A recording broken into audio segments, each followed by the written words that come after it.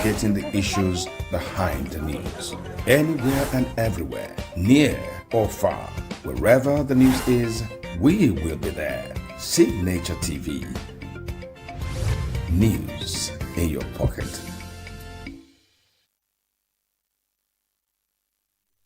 A specified number of pupils were reportedly abducted on Tuesday from a primary school in Oha, ENUGU local government area of ENUGU State. According to eyewitness accounts, the suspected abductors, said to be dressed in military-style uniforms, arrived at a school in a Hilux vehicle painted in military colors. Witnesses alleged that the assailants fired several shots into the air before whisking the pupils away to an unknown destination. Incident reportedly triggered panic across Oha and neighboring communities, forcing pupils and students in primary and secondary schools to abandon classes and return home. Academic activities were also said to have been disrupted at the ENUGU State Polytechnic as fear spread throughout the area. As of the time of filing this report, authorities had yet to issue an official statement on the incident, while the exact number of pupils taken away is yet to be ascertained. The ENUGU State government has inaugurated a 31-member multi-sectoral Safe Schools Steering Committee to strengthen security in schools and protect learners and educators across the state. Inauguration is in line with the federal government mandate for the restoration of safety in schools, following several cases of kidnap and abduction of pupils and students from schools in various parts of the country. Inaugurating the committee, chaired by the State Commissioner for Education, the Secretary to the State Government, Professor Chidebere Onya, represented Governor Peter Mba, charged the committee to be proactive in addressing security concerns within schools across the state. Onya urged the committee to produce quarterly reports that will enable the government to track progress and prevent unforeseen security incidents rather than merely reacting to them. He directed the committee to convene its first technical meeting with relevant civil society organizations and stakeholders as part of efforts to build a comprehensive and inclusive safety framework and create the needed awareness. In terms of reference, one, this is very important, provide strategic guidance and policy direction for the implementation of Safe Schools program and initiatives in ENUGU State. Two, develop and coordinate a statewide security network, effectively integrating the collaboration of state security agencies, local government mayors, and traditional rulers to ensure security of school infrastructure and amenities. Take notes. I want us to include our one chairman to this group as proxy for all the mayors. Three, ensure effective coordination and collaboration among relevant ministries, departments and agencies, security institutions, emergency management agencies, and development partners on matters relating to school safety. 4, oversee the implementation of safe school programs and implementations aimed at protecting learners, teachers, and educational infrastructure in schools across the state. 5, promote the development and implementation of school safety plans and other preventive measures to address security risks and emergencies affecting schools. On behalf of the committee, the Permanent Secretary, Minister of Education, Kechi Ewo, who represented the Commissioner for Education, assured the state government of the committee's commitments to promoting safety and security for learners, teachers, and educational facilities. Honorable Commissioner, who is the chairman, expresses his sincere regards and appreciation to the government for finding this committee worthy to serve. This committee will try as much as it can to discharge its duties as expected in line with the terms of reference. The terms of reference will serve as a guide. And in the discharge of this duty, the committee will bring out their wealth of experience and then again put in all it takes and then put in the seriousness it deserves to ensure that this assignment is delivered within the timeline. So on behalf of the committee once more, I say thank you for finding us worthy to serve, and the objective, which is centered around ensuring safety for our learners and teachers, will not be undermined. The committee will attach passion in whatever they are doing, because our learners are the tomorrows we expect, and of course tomorrow is here. Part of its mandate, the committee will conduct risk assessments and security audits in schools across the ENUGU state, and is expected to complete the exercise within 2 months from the date of its inauguration. A former Minister of Power, Professor Bath Naji, has declared his support for the re-election bid of ENUGU State Governor Peter Mba, describing his performance in office as exceptional. Naji, who spoke to Government House correspondents after meeting with the governor, said he was unavoidably absent at the recent ENUGU East Senatorial District rally, where Governor Mba and President Bola Tinubu were endorsed for re-election ahead of the 2027 general elections. The former minister praised Governor Mba's strides in security, infrastructure development, health care and economic transformation, which he said were solid foundations for sustainable growth and development of the state. For people to come back to Nigeria instead of the Japa syndrome of running away. That the two will be security, and the second is about healthcare, high quality healthcare, and the development here of the international hospital that will ensure, that has all the equipment, the sort of equipment that people run to go to elsewhere to get, to make use of, is something that is quite novel for Nigeria. Not to talk of all the infrastructure, the roads that are standard that are being built in the whole state, and so on and so forth. So it is to encourage him and support him so that by the next term, we should be able to see a lot more. That improvements in health care and security would help curb medical tourism and brain drain while attracting more investment to Enugu State. Naji encouraged stakeholders to continue offering constructive advice and support to help consolidate ongoing development efforts in the state, but also expressing support for the re-election of President Bola Tinubu. The whole idea is for all of us to join together to be able to support the governor for the next term. When you look at the people, people go to try to run for office. It's okay to run for office, but you have to look at the future. What are we really trying to gain? If we're doing well, then the thing is to encourage the governor and his government to do more for the people. And in any case, the other thing is that key stakeholders in the state should be able to come and be part of advising for better. House of Representatives has summoned key security chiefs and top government officials to appear before lawmakers and provide details of funds released to security agencies over the past 6 months amid worsening insecurity across the country.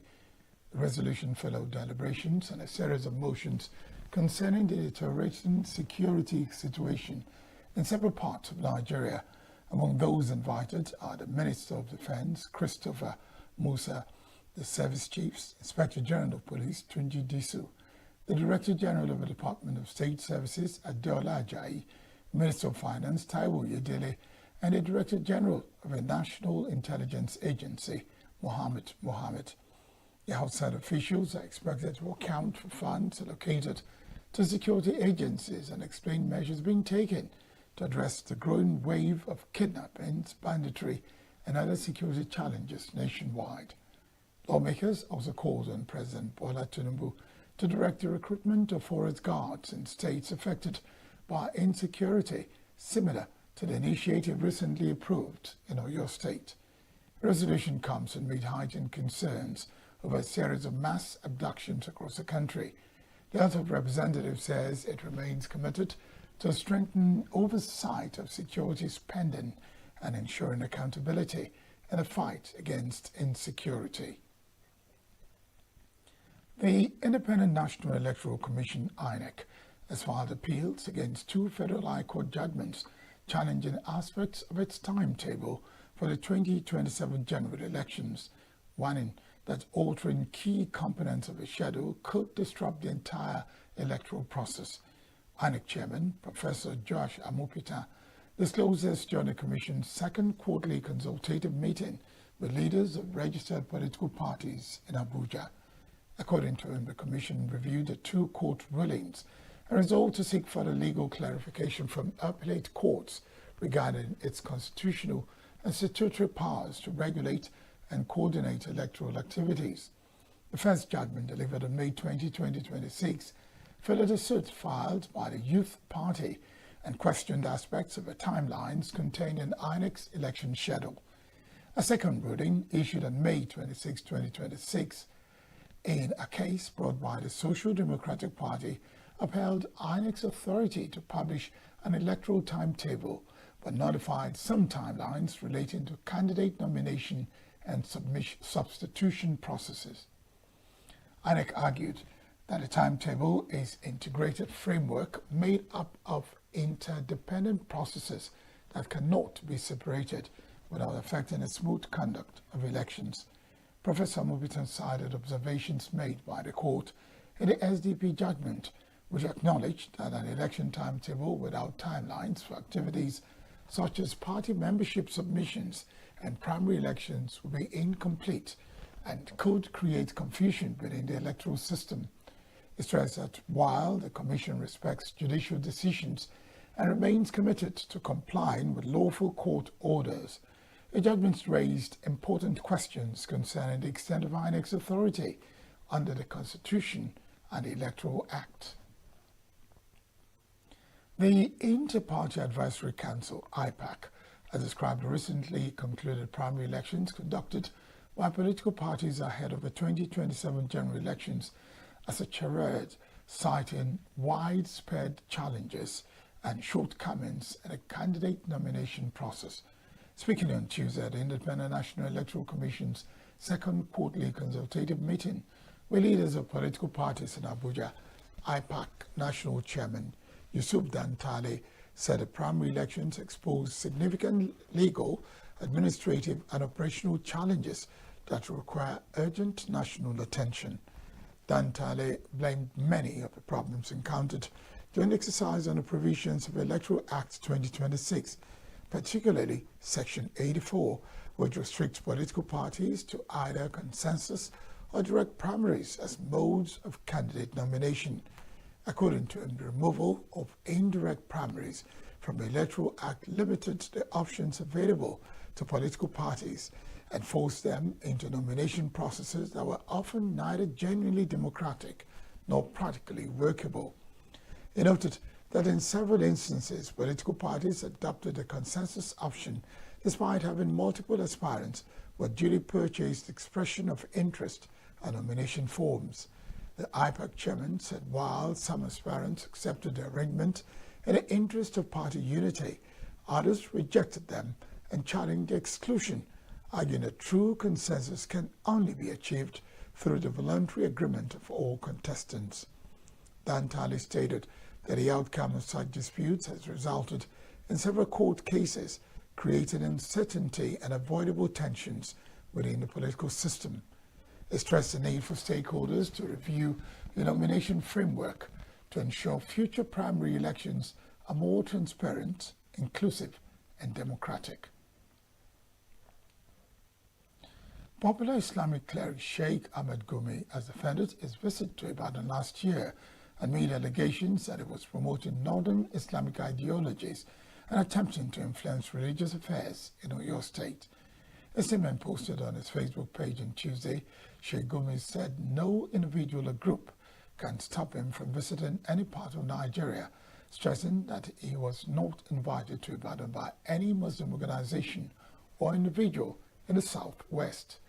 According to the cleric, he attended the event as a representative of a coalition of Northern Muslim ulama and not on behalf of any local group. He said that the recent criticisms of his visit reflect what he described as growing Islamic phobia influencing politics in the southwest. Gumi's comments come days after controversy surrounding the abduction of students and teachers in Orire local government area for your state. One of the victims, community high school principal Rachel Alamo, administrates reports that the kidnappers demanded the implementation of Sharia law in Oyo State as a condition for their release. Speaking in a video from captivity, Alamo said the abductors were instead demanding the release of some of their associates being held by Nigerian authorities, contrary to reports that they sought the introduction of Sharia law or a 1 billion naira ransom. The Muslim rights concern, Murik, also rejected the alleged Sharia demand, describing the report as false and aimed at tarnishing the image of Islam.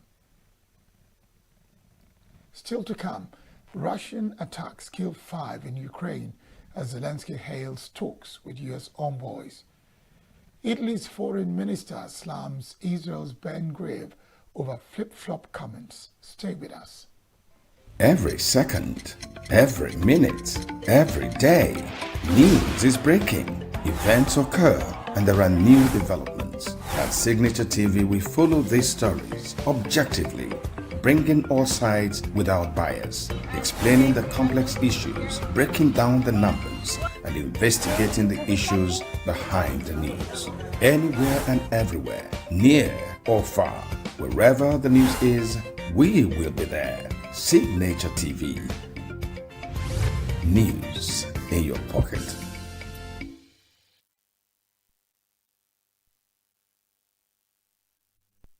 And 2 other civilians have been killed in fresh Russian strikes on Ukraine's northeastern Kharkiv region as fighting between the two countries continues despite renewed diplomatic efforts to end the conflict. Ukrainian authorities say overnight missile attacks on the town of Chukhiv in the Kharkiv region claimed the lives of 3 people, including a pregnant woman, and injured 6 others. Attacks also caused significant damage to residential buildings and commercial properties, according to regional prosecutors. In the city of Kharkiv, at least 16 people were wounded in a separate drone strike. Local officials said children were among those injured, while images released by authorities showed burning structures and damaged vehicles. Elsewhere, in eastern Ukraine, officials reported that 2 people were killed in the Donetsk region in attacks on the towns of Bilozeske and Druskivka. 11 others were injured in strikes on Slovanskia and Sladovenka. The latest attacks come amid escalating military operations by both sides. Ukraine has intensified long-range drone strikes targeting Russian oil infrastructure. Russia continues to launch large-scale missile and drone attacks across Ukrainian territory. Meanwhile, Ukraine President Volodymyr Zelensky says diplomatic efforts to end the war remain active despite global attention shifting to developments in the Middle East.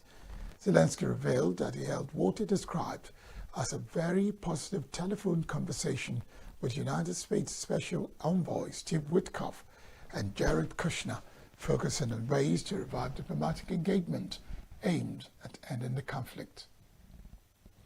Italy's Foreign Minister Antonio Tajani has condemned remarks made by Israel's National Security Minister Itamar Ben-Gvir, describing them as unacceptable amid growing diplomatic tensions over the treatment of activists detained while attempting to reach Gaza.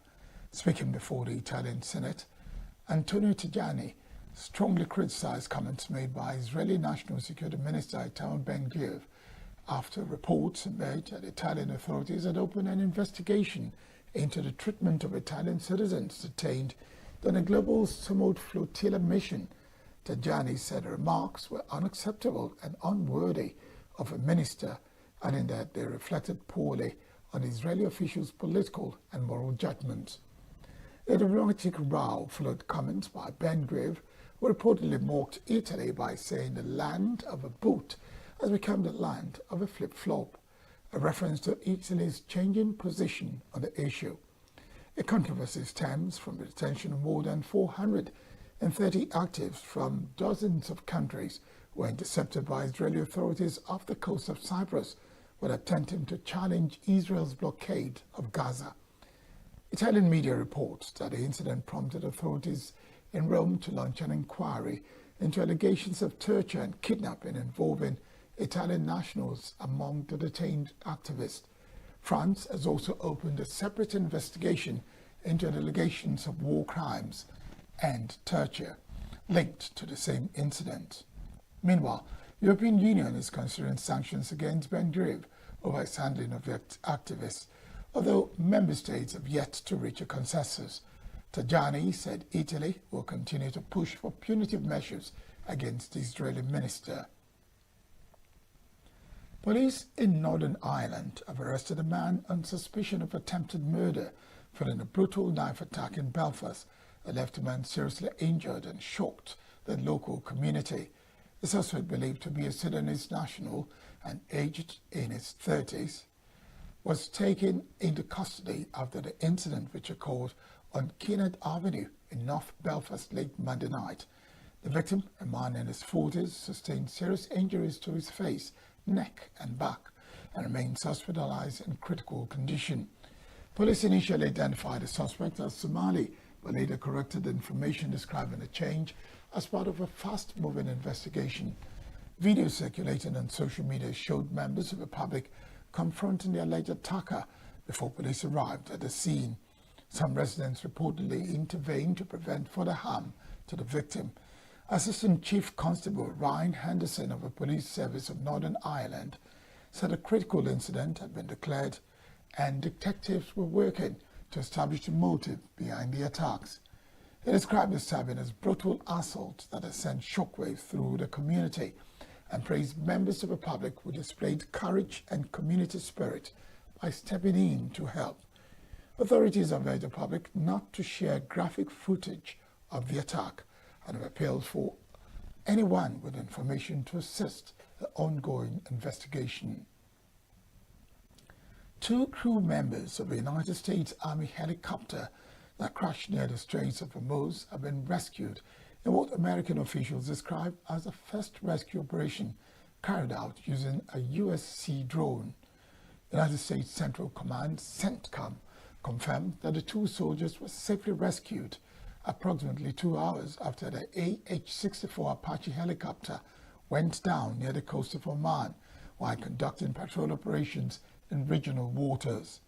The military said the crew members were recovered at about 7:33 p.m. Eastern Time on Monday and are currently in stable condition. According to CENTCOM, the rescue mission was led by the U.S. Naval Forces Central Command and the 82nd Airborne Division, with support from Air Force and Navy units, including the U.S. 5th Fleet's Task Force 59. American officials said that the rescue was carried out by an uncrewed surface vessel operated by Task Force 59, marking the first known use of such technology by U.S. forces in a real-life security operation. The exact cause of the helicopter crash remains unclear. Authorities have not determined whether the aircraft suffered a mechanical failure, experienced technical difficulties, or was brought down by hostile fire. An investigation into the incident is currently underway. Sports now. Iran's Football Federation has accused the United States of preventing Iranian supporters from attending the national team's matches at the 2026 FIFA World Cup after a reported withdrawal of its allocated ticket quota. In a statement released on Tuesday, the Football Federation of Islamic Republic of Iran, FFIRI, claimed that the U.S. authorities had revoked tickets allocated to the federation for Iran's 3 World Cup group stage matches scheduled to be played in the United States. The Federation described the move as an attempt to obstruct the presence of Iranian supporters at the tournament and said it comes just days before the start of the World Cup. According to FFIRI, FIFA regulations provide participating federations with 8% of available tickets for each match to distribute to the supporters through official channels. Federation said it had already begun selling tickets to fans for Iran's group stage fixtures against New Zealand, Belgium and Egypt after receiving its allocation, with many supporters already making travel and accommodation arrangements. However, it claimed that the ticket allocation was unexpectedly withdrawn, leaving the Federation unable to provide tickets to its supporters. Iranian football body described the decision as contrary to the spirit of international sporting competitions and the principle of equal treatment among participating nations, called on FIFA and tournament organizers to uphold neutrality, fairness, and establish regulations to ensure Iranian fans can attend the team's matches. That's the news. I am Barry Kumar Ado. Thank you very much for watching.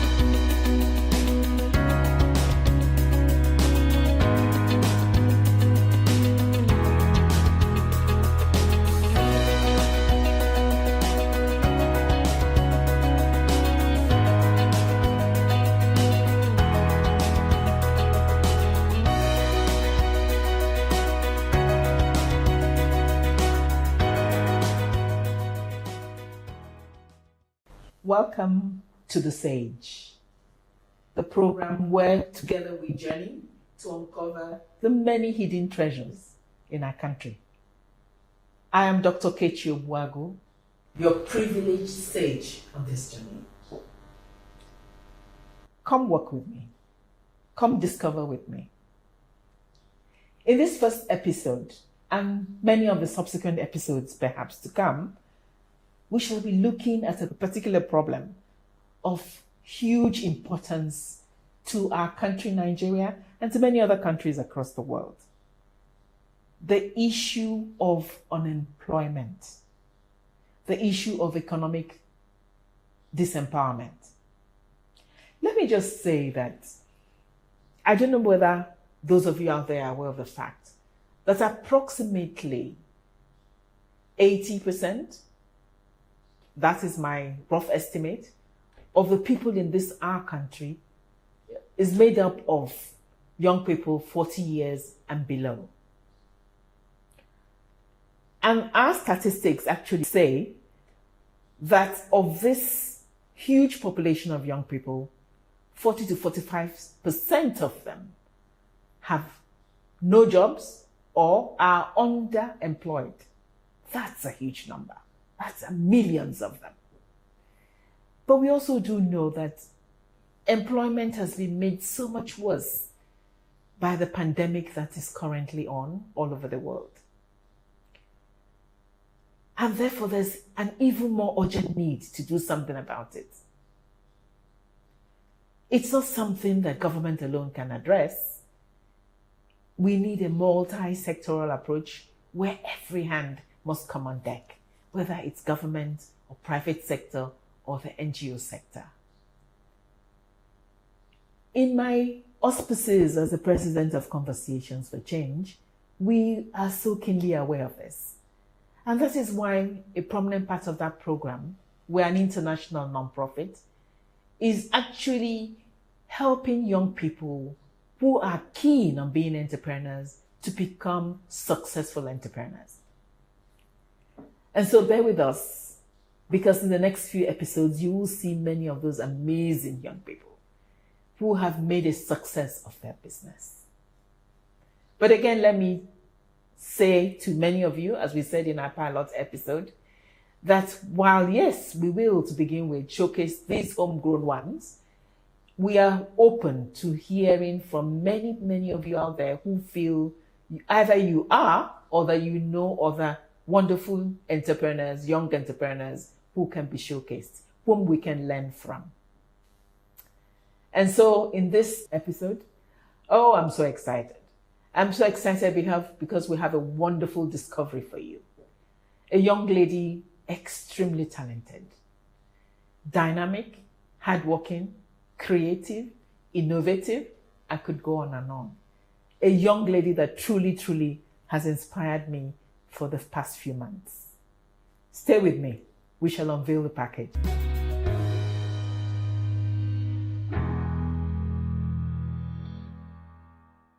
Welcome back to The Sage. I am Dr. Kechi Obuago, your privileged sage on this journey of adventure.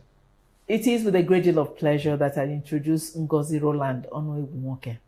Thank you so much, ma'am. Welcome to the show. And before I hand over to you and ask you to tell us a little bit about yourself, let me say something more, one more thing about Ngozi. You see, I never get tired of talking about Ngozi.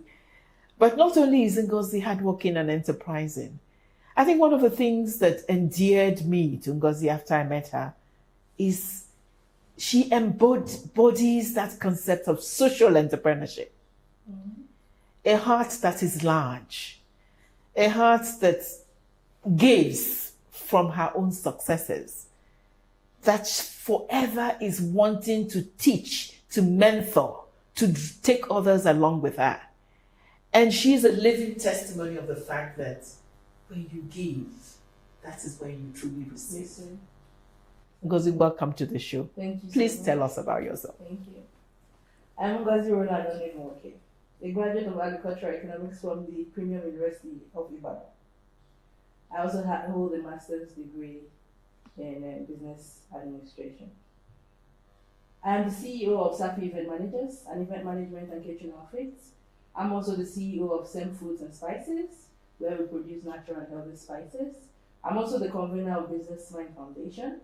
Wow. A foundation that brings entrepreneurs and intending entrepreneurs together to help create visibility for their business, to also see how we can create partnership and encourage intending entrepreneurs to start up. And it's been a wonderful journey. It's been awesome, and I'm happy to be here today. Oh, thank you so much. Thank you for being with us and agreeing to share. Ngozi, tell us a little about your business. What inspired you? How did you venture into this? Just like a lot of young people, I would say unemployment pushed me into converting my passion, which is cooking, of course, into a business. That was how the event management and catering outfits came into play. But like the catering industry that we know, it's saturated.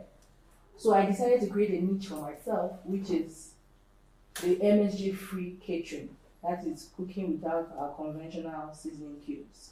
And of course, I can't cook for the whole world. So I started thinking of how can I make these available to people who I can't reach out to. And that's when I decided to create the natural spices. Of course, I may not be able to cook for you, but I can send my spice to you irrespective of your location.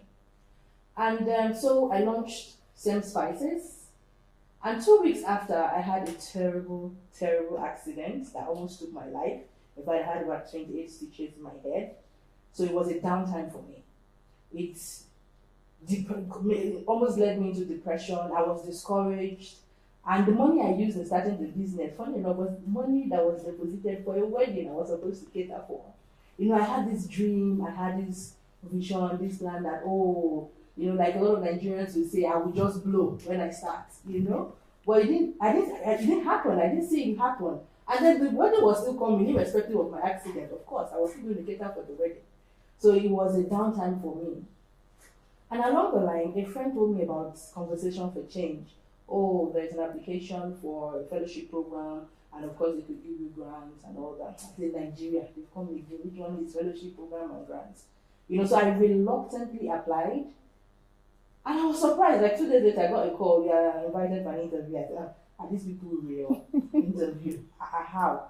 Because I remember I didn't even upload some of my documents. I was like, okay, let me just go and see for myself what's happening.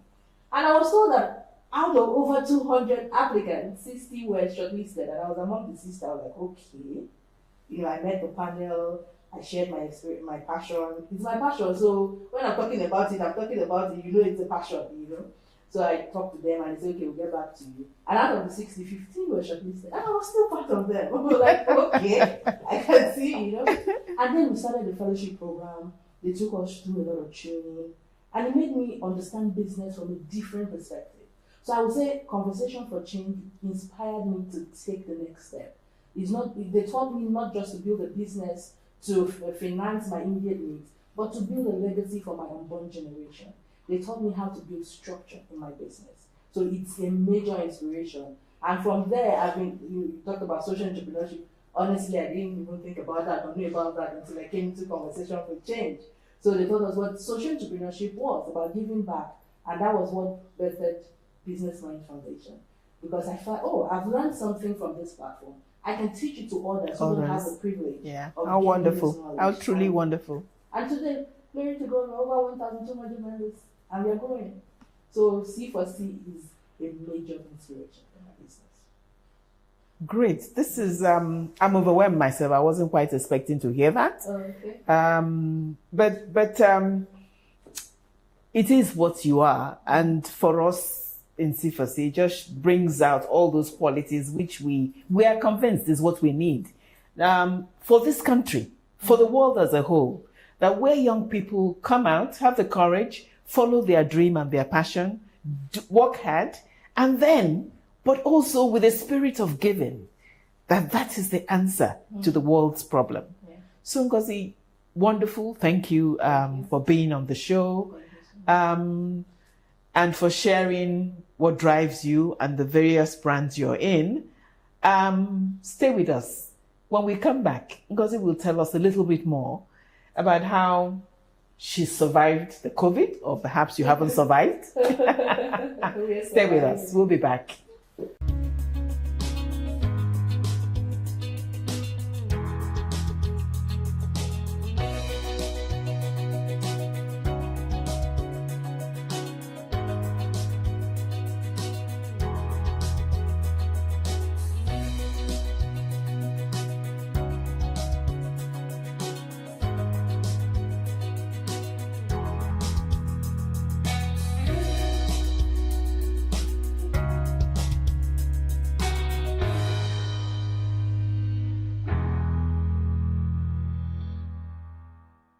Thank you, viewers, for continuing to remain with us. As for me, I can never stop enjoying talking to you. So we had a wonderful story, but let me ask you for a little bit more in terms of details. How did your 3 branches grow? What is the structure? And so on. What were the challenges? What did you find as the milestones?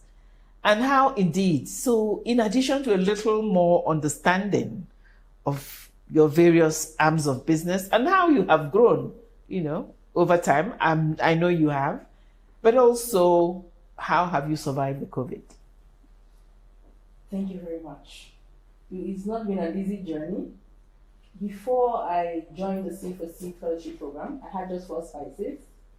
And to the glory of God, today we have over 20. We have new products as well. Wow. We have our teas, we have our granulas, then we have our date powder.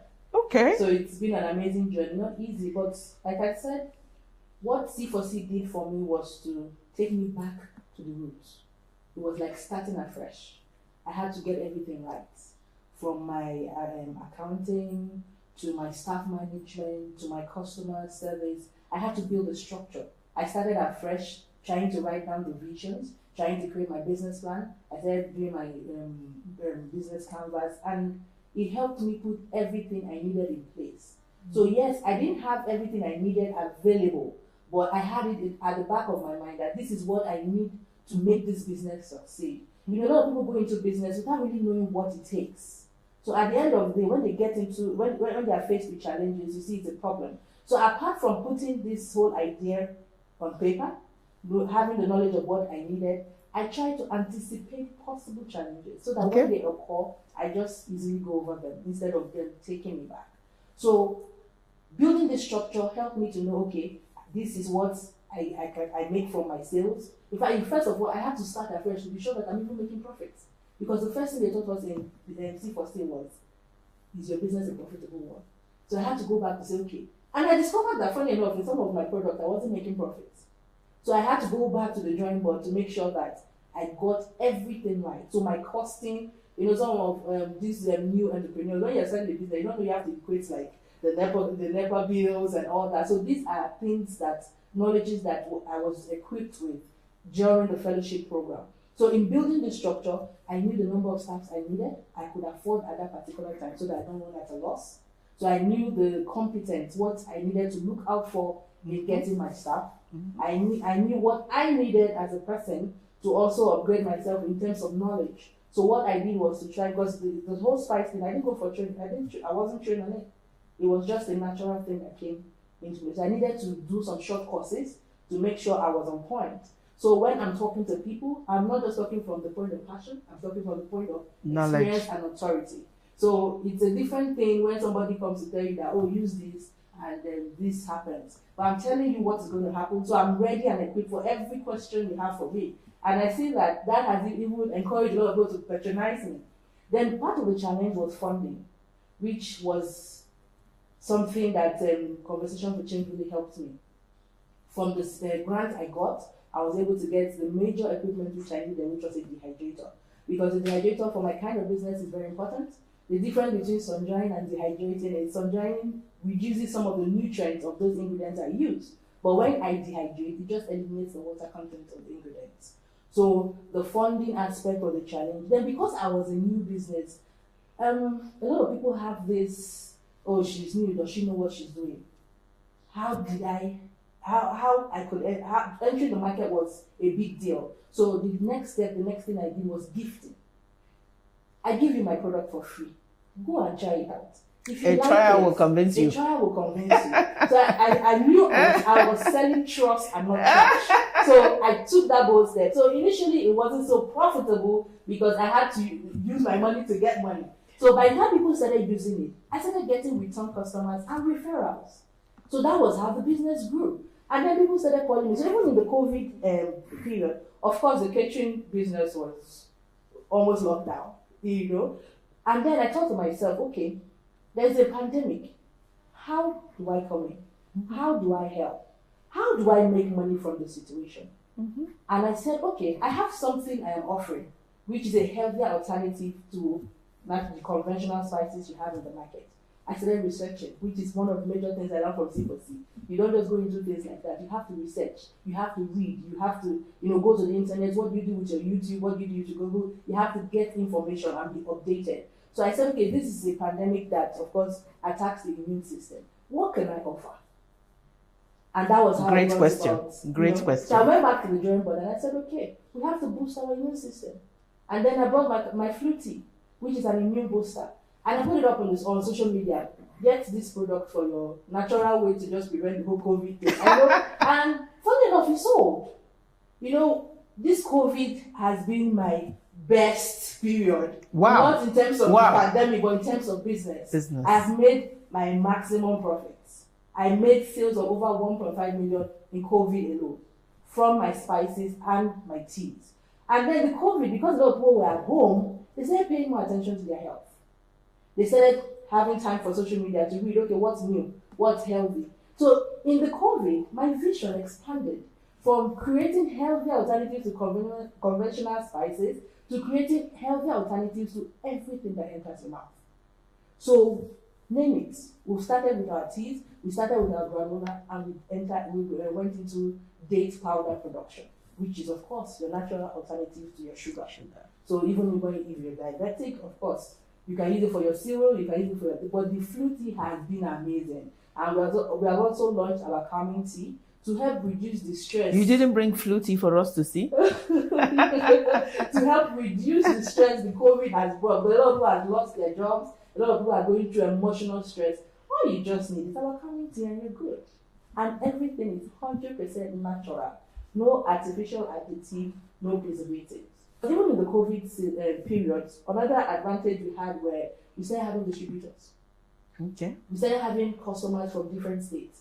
So So what we did was look for the logistic companies that were allowed to move during the pandemic, and people started registering to be distributors. So it made it easily available for my clients, for my customers, to have it at their tips whenever they need it. So right now we are in over 12 states and it's growing. Even in Abuja, we have distributors in Abuja as it is, you know. So it's like my promise to my customers, I'm bringing this product closer to you.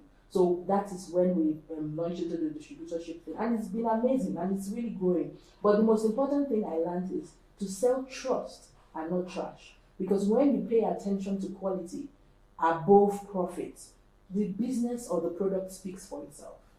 I love that. To sell trust and not trash. That should be a motto for every business in this country, indeed in the world. When you provide quality to your clients, to your customers, that is the sure road to sustainable success and probably true success. Oh, yes. I love that. I love that. Let's take a break, but stay with us because we still have some wonderful things to discuss with Ngozi.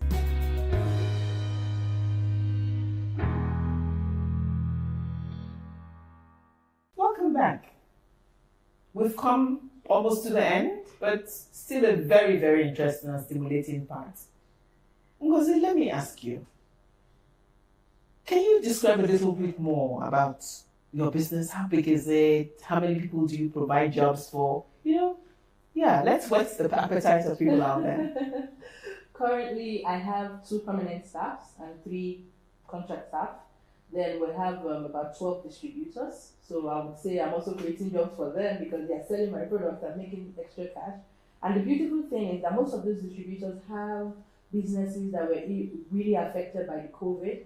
So the spice business for them is an alternative income for them. And since it's growing, in fact, I have some of them order for as much as 150 packs of these spices, like twice in a week or monthly and all that as the order comes. So it's been a really productive pack for alternative for them, productive what I call it Enterprise, always productivity, well. yeah. Yes, and apart from that, I do what I call unbranded wholesale. So you might be using some spice that tastes like mine. It's also mine, but it's not my brand. So I produce for In those bulk. who, yes, in bulk. Okay, So they okay. rebrand and repackage in their name. My kitchen would like to hear that. Okay, so I also encourage people that want to go into the spice production business, but you don't want to use my brand name, so I can produce for you and then you work with your brand. So it's like also expand. For me, it's increasing production and sale, of course. Okay. But, so don't be surprised when you try out some spice and you're like, oh, it tastes like some spices. It's actually some spices. Yeah. Are there investment opportunities? Oh yes, we have actually started. I have a product here. This is a spiced crayfish. I know a lot of people are like, which one is spiced crayfish again? You know, like I said, we're creating healthy alternatives to your conventional spices, but we're also being creative. Spiced crayfish basically is a combination of lots of protein you can cook with. And like this one, you can see it's cheap crayfish. This actually is a product for an investor. So when we invest in our business, what we do is we create a unique spice for you. Okay. So it's like you selling your product with our brand name because we are already known for what we do. So it's, I wouldn't say franchising basically, but for the investor, like this particular spice, the chi stands for Chinyere. Chinyere, Dr. Chinyere, she's in the US. So, but she saw our product, she liked what we did and said, okay, she wants to buy into this. I said, okay, I'll create a unique spice for you. So all the account details for this spice are kept separately from the business account. So we keep tabs of what is happening. So she gives us a percentage and then gets her money back. Wow, that's a great incentive. Yeah. That shows a real business acumen. Thank you so much. Yeah. And to all the potential investors out there, where you don't want to work, but you want to make money, think about Ngozi's business. Ngozi, thank you so much. Thank you so It's been great having you on the show. But can you, a last word to our viewers, what would you say to other young people out there? Entrepreneurship is not an easy journey, but for me as a person, giving up doesn't exist. It does not exist in my dictionary. Whatever the challenge is, you can overcome it. But first, build a structure. Your brain is not for storage, it's for thinking. So when you think, it's important to write down, because what you don't write down, you're quick to forget. So if you have that business idea, write it down. Write the vision down. Write everything it will take to succeed. And then, as you go along at the journey, you can tick. Write everything you need. Do your business plan. It doesn't have to be a complicated document, but it's a guide for you, because every step you take, you can go back and see, what am I doing? Am I derailing from the plan? And with so much passion, you can achieve anything. Why I always ask people, what you do, are you passionate about it? Because when every other thing fails, passion becomes that drive that keeps you going. So keep at it. Giving up is not an excuse at all. Absolutely. Giving up is not an option. Yeah. I don't think we could possibly end on a better note than that. Giving up should never be an option. Ngozi is wonderful, Ngozi is special, but there are many, many Ngozis out there. And so I echo her words. And if we truly create enough mass of young people who genuinely take on entrepreneurship and make a success of it, we will reduce the unemployment rates significantly in our country. Thank you all so much. We shall continue to bring to you wonderful young people like Ngozi. There are many more lined up for our show. There are many more out there. Please do write in if you would like to be part of the show and feature. We've had a great time. I hope you have had too. Once again, I'm Dr. Kechi Obuagu, your privileged guide on this journey. I thank you. Till the next time.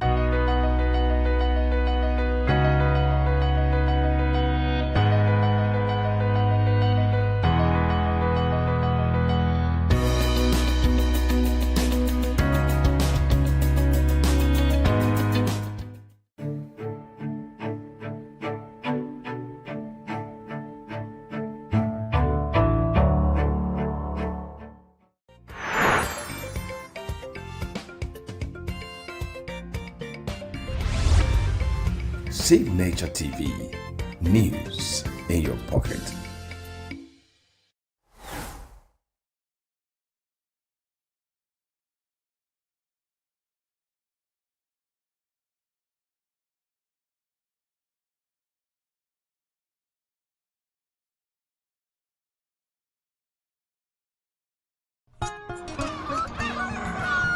New every morning on Signature TV, we open the day for you with needed energy, information, and required vibes to shape your day. From sizzling snippets of stories in various areas of life to intriguing conversations with net worth guests. When you have people who have no track record becoming your leaders, you have a problem. There's no outstanding gratuity when Obi took over from me. I left in all the accounts of Anambra State 13.8 billion for him. Your day cannot be complete without Signature Morning on weekdays and Signature New Day on weekends. There is no better way to start your day except Signature Morning and Signature New Day every day on Signature TV.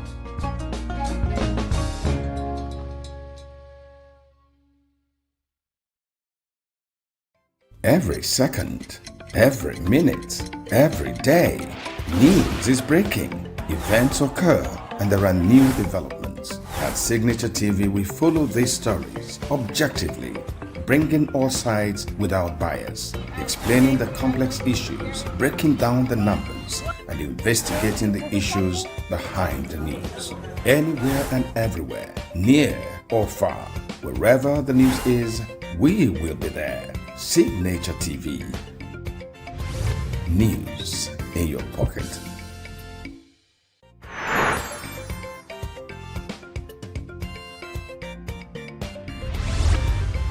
Signature TV. News in your pocket.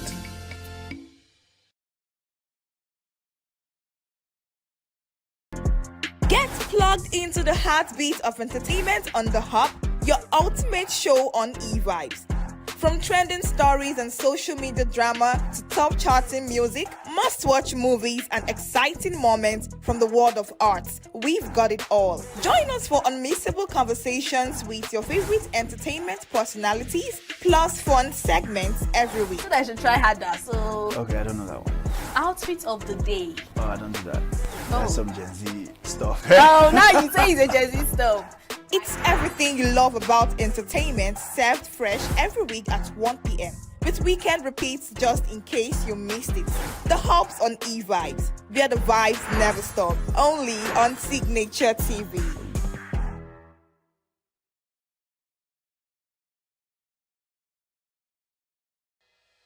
Health is more than a diagnosis. It's your lifestyle, your choices, and your future. Join us on Inside Health, your weekly deep dive into the stories, science, and solutions shaping your well-being. From expert interviews to real-life journeys of healing and hope, we cover it all. One of the complications of cancer management or treatment is they have some of them, at one point in time, you see them having anemia.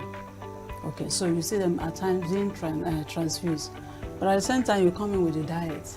Nutrition, mental health, innovations in medicine, fitness, and everyday wellness. Whether you're managing a condition, staying informed, or just living your best life, Inside Health is your trusted guide. I'm Chigichi Agorom, and I'll be with you every week on Inside Health, only on Signature TV. The 250-page book is a reflection on the life, ideals, and political journey of Peter Obi, the Labour Party 2023 presidential candidate, whose campaign sparked what many described as a generational shift in Nigerian politics. Peter Obi, who was a special guest, told the audience that the battle for a better Nigeria was far from over. He stated that any country where those in government are richer than those in business can only be produced in poverty. Peter Obi called on Nigerians to remain steadfast in their sacrifice, urging them to continue the fight against incompetent leadership and entrenched criminality in public institutions. Any country, those in government are richer than those in business, is producing poverty. Nigerians are in refugee camp in their own country. Nigerians are refugees in Chad. Nigerians are refugees in Cameroon. And we are not at war. The only reason is that we don't have a government. Who cares for it? People are being killed daily. Nobody goes to say to them, we're sorry. Nobody visits them. Nobody cares. All you get in Nigeria is that some people are rich so they can afford to celebrate. We're not going to where we're going to do celebration, close streets, do this and everything. And that is what we want to dismantle. So that it will be good for everybody. I'm only thanking you people for your commitment, staying on, and assuring you people that if we work together, we will dismantle them. Acting National Chairman of Labour Party, Senator Nenadi Usman, reviewed the book, described it as a roadmap of resistance and reform. She noted that the book captures not just Peter Obi's political vision, but also the turbulence of the 2023 elections and the rebirth of hope through the strength of the obedience movement. According to her, the movement now stands as a symbol of civil courage and a new political consciousness in Nigeria. The 250-page book we are celebrating today does not only examine His Excellency Peter Obi's public service, but it invites us to consider the bigger picture, the inevitability of a new Nigeria.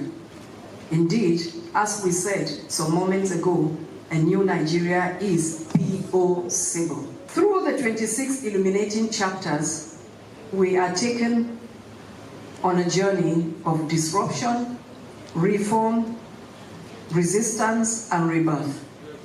From the echoes of the 1999's democratic rebirth to the turbulence of the 2023 general elections, the book explores not just the man, but the obedient movement, which has become an emblem of youth political awakening and civic courage in Nigeria. Also speaking at the lunch, renowned academic and public affairs analyst Professor Sam Amadi described Nigeria as a failing contradiction plagued by ethnic, religious, and economic dysfunction. He stressed that the solution lies in a ballot box revolution, a peaceful and decisive rejection of the false system and values that have long governed the nation's institutions. Nigeria's survival depends and derives from a successful revolution defined by two basic ideas. The first is the idea of democratic citizenship, and the second is the idea of democratic developmentalism.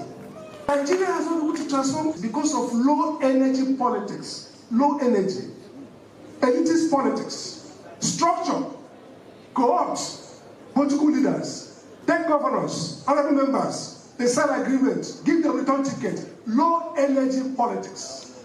We need a high energy politics that focuses on the people, that goes to the grassroots, that mobilizes people, that is strong on messaging, that is revolutionary, in that is driven by a passion for change and transformation. The book launch was more than just a literary event. It was a bold reaffirmation of a movement that continues to challenge the status quo, as calls for accountability, transparency, and structural change echoes across the country. Obi, the political change agent, may well become both a historical record and a rallying cry for the next chapter in Nigeria's democratic journey. In Abuja, I am Chimize Izadima for Signature TV.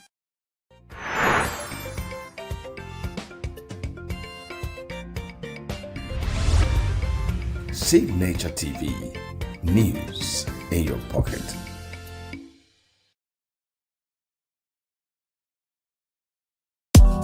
Tired of the snow? Tired of the bad TV signals? Nigeria has gone digital. Introducing Free TV, the national platform for every Nigerian. Get 100 plus channels immediately. Sports, news, and entertainment in your native language with clear picture quality. Whether you're in the city or the village, our satellite signal reaches every corner of 36 states from day one. No monthly subscription, just a compatible decoder and you are set. It's a national asset built for you. Take the show on the road, download the Free TV app and stream your favorite channels anywhere. Starting this May, scan to download the app or call 0700 388 7277. Free TV, digital TV for free. Brought to you by NBC. Every second, every minute, every day, news is breaking. Events occur and there are new developments. At Signature TV, we follow these stories objectively, bringing all sides without bias, explaining the complex issues, breaking down the numbers, and investigating the issues behind the news. Anywhere and everywhere, near or far, wherever the news is, we will be there. Signature TV. News in your pocket. We are local. International communities observing why the main market is in chaos. People We are national. Those in support of this motion as amended say aye. Aye. We have taken the vote by default. We are international. Israeli airstrikes. Donald Trump left us the worst unemployment.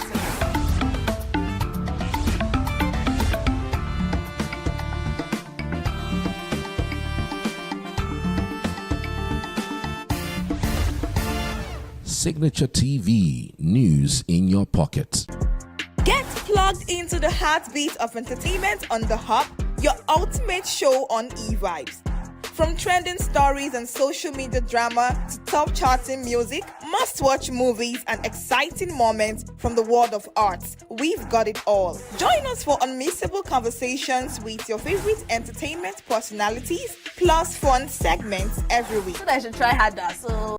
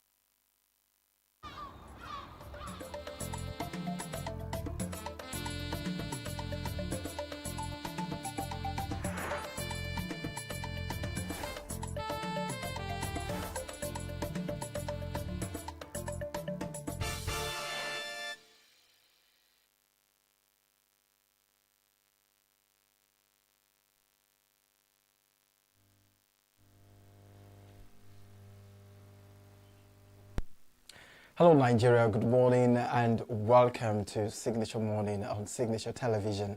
My name is Christopher Lele. This is going to be another morning where we take a look at some of the stories making the round on the national dailies and also have conversations regarding, topical issues affecting us as a people and as a nation.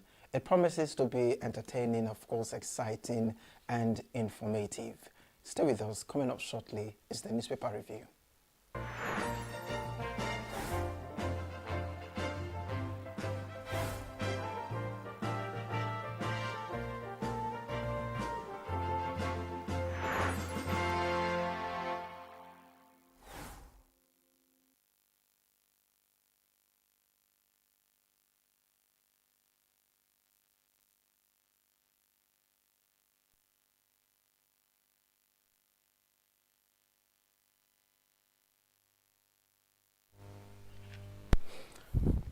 All right, so let's take a look at what is happening, what the newspapers are saying this morning. We're starting off with the Guardian newspaper. On the Guardian newspaper, there are stories that, I don't know how to put it, but this very one, Senate to consider single term for president, governors after 2027 polls. After 2027 polls, Senate to consider single term for president, governors. And away from that, court rulings threaten 2027 election timetable, INEC wants. Court rulings threaten 2027 election timetable, INEC wants. You can find that on page 6 of the Guardian newspaper. IMF backs Nigeria's reform progress, warns poverty, food insecurity may worsen. Households from stove to smoke, okay? From stove to smoke. Households ration swap to charcoal as cooking gas records 67% spike. That is on page 6 of the Guardian newspaper. Away from the Guardian newspaper, let's take a look at the Punch newspaper. The major story here says post-primary chaos worsens as INEC fixes candidate submission deadline.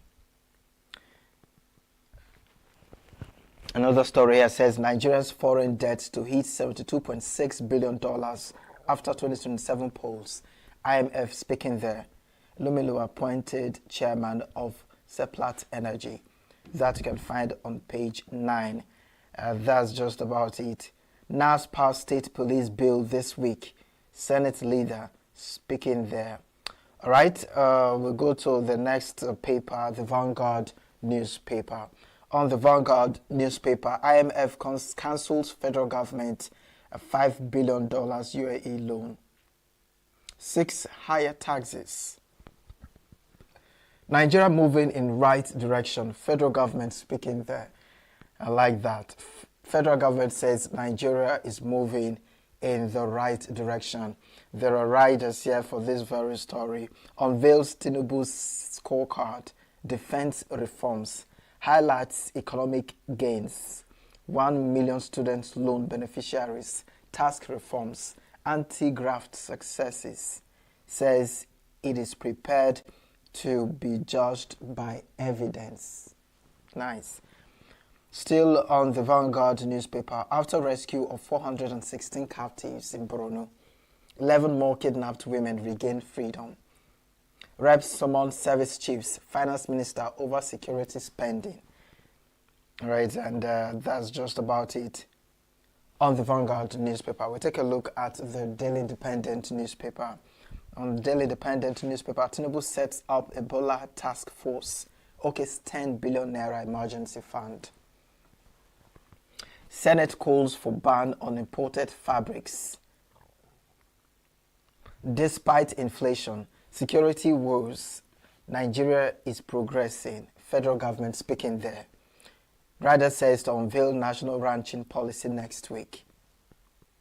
Reps ask Tinubu to crush bandits, end school abductions. That you can find on page 29. TCN shifts power sector, blame away from, I take that again, TCN shifts power sector blame away from transmission network. You can find that on page 7.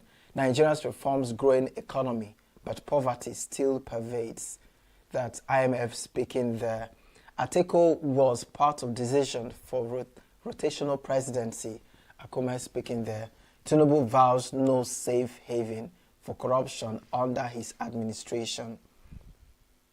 The writer here says inaugurates key economic infra projects in Ado-Ekiti. That you find on page 6 of the Daily Independent newspaper. Tony Illumino appointed chairman of Seplet Energy. All right, away from that, Nigerian Tribune. On the Nigerian Tribune, under my watch, 1,859 families have accessed 128 billion naira for housing. I take that again, under my watch, 1,859 families have accessed 128 billion naira for housing. Tinubu speaking there. INEC fully recognizes Wike-backed PDP National Working Committee. INEC fully recognizes Wike-backed PDP NWC. You can find that on page 14. Okay. And on the Daily Sun newspaper, we take a look at the Daily Sun newspaper. Federal government admits challenges but insists Tinubu reforms working. Lists achievements. Tinubu has plunged Nigeria into 200 trillion naira debts. Peter Obi speaking there. Labour demands immediate renegotiation of minimum wage. IGP deploys DIGs, others to rescue Oyo pupils, teachers unhurt. Rider says orders clamp down of unregistered concealed vehicle number plates. All right, those are the stories this morning on the national dailies. And this is where we invite our oracle, the mouthpiece of the gods, and of course the eyes of the society. No other person but Maduka Chris. Good morning and welcome to Signature Morning. Chris, how are you? Very fine, thank you. Nice to have you this morning. It's good to be here again.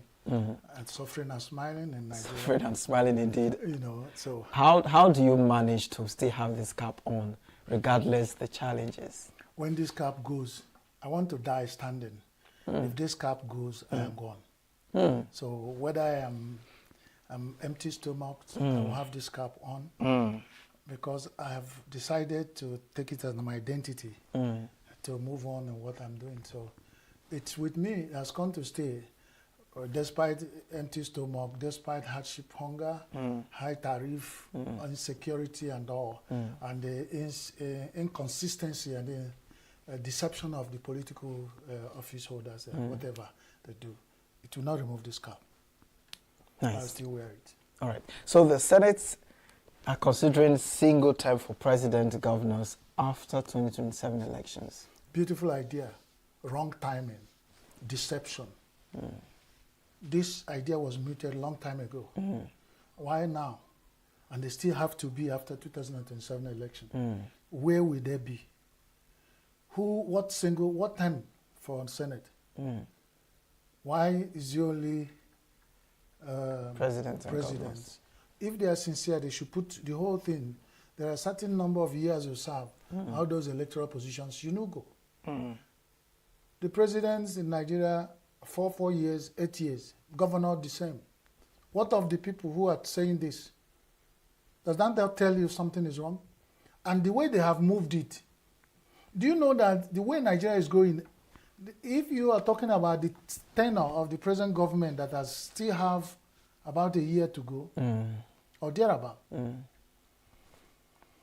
it's like billions of years when people think about it. And that's where, when they say after 2027 election, a new government will come, they will take time to consolidate and tell us how they, I don't know what they will tell us this time, because if they come back, if they manage to come back, and if, it's only if, they will now give reasons why they've gone for politicking and campaigning, and that, so they need to consolidate. They take almost first quarter or half of the first year before they start making some sensible statements and all. Within that, they finish, because what it means, if you come back, if they give you chance to come back, you finish your 8-year tenure, and you now decide under your tenure who will come to do one single term. It's, if you want to separate fight, you best start and avoid anybody pushing. Because once somebody pushes, it becomes difficult to separate fight, Chris. And the sincerity in every decision, somebody must use his situation and context to make convincing decisions so people will know you are sincere. You don't push, when I finish my tenure, then I can now institute one term and go. It sounds, why not did you not start it? One time, I think during Good Lord Jonathan, they mooted the idea of, let's start having 6 years. And it was beautiful. And they said rotational, in 6 geopolitical zones of Nigeria, let them produce every tenure, one governor, one president for 6 years. So somebody gets in there, you know when he's starting, and you know when he's ending. He has 6 years to show Nigeria and write his name on the map, on the marble. Instead of all this politicking and talking and saying so many. The newspapers are gog. I look at them, there's nothing here to review. What do we find is Excellency President Bola Ahmed Tinubu GCFR paid announcement. All the newspapers are having their way. You know, it's bazaar for them. So the Abuja commissioning of a road that is not up to 5 million will use the newspaper advert of over 10 million to produce. We are not getting anywhere. What is it? And this is us, the same country where this is all campaign. Because what we are saying, live by example.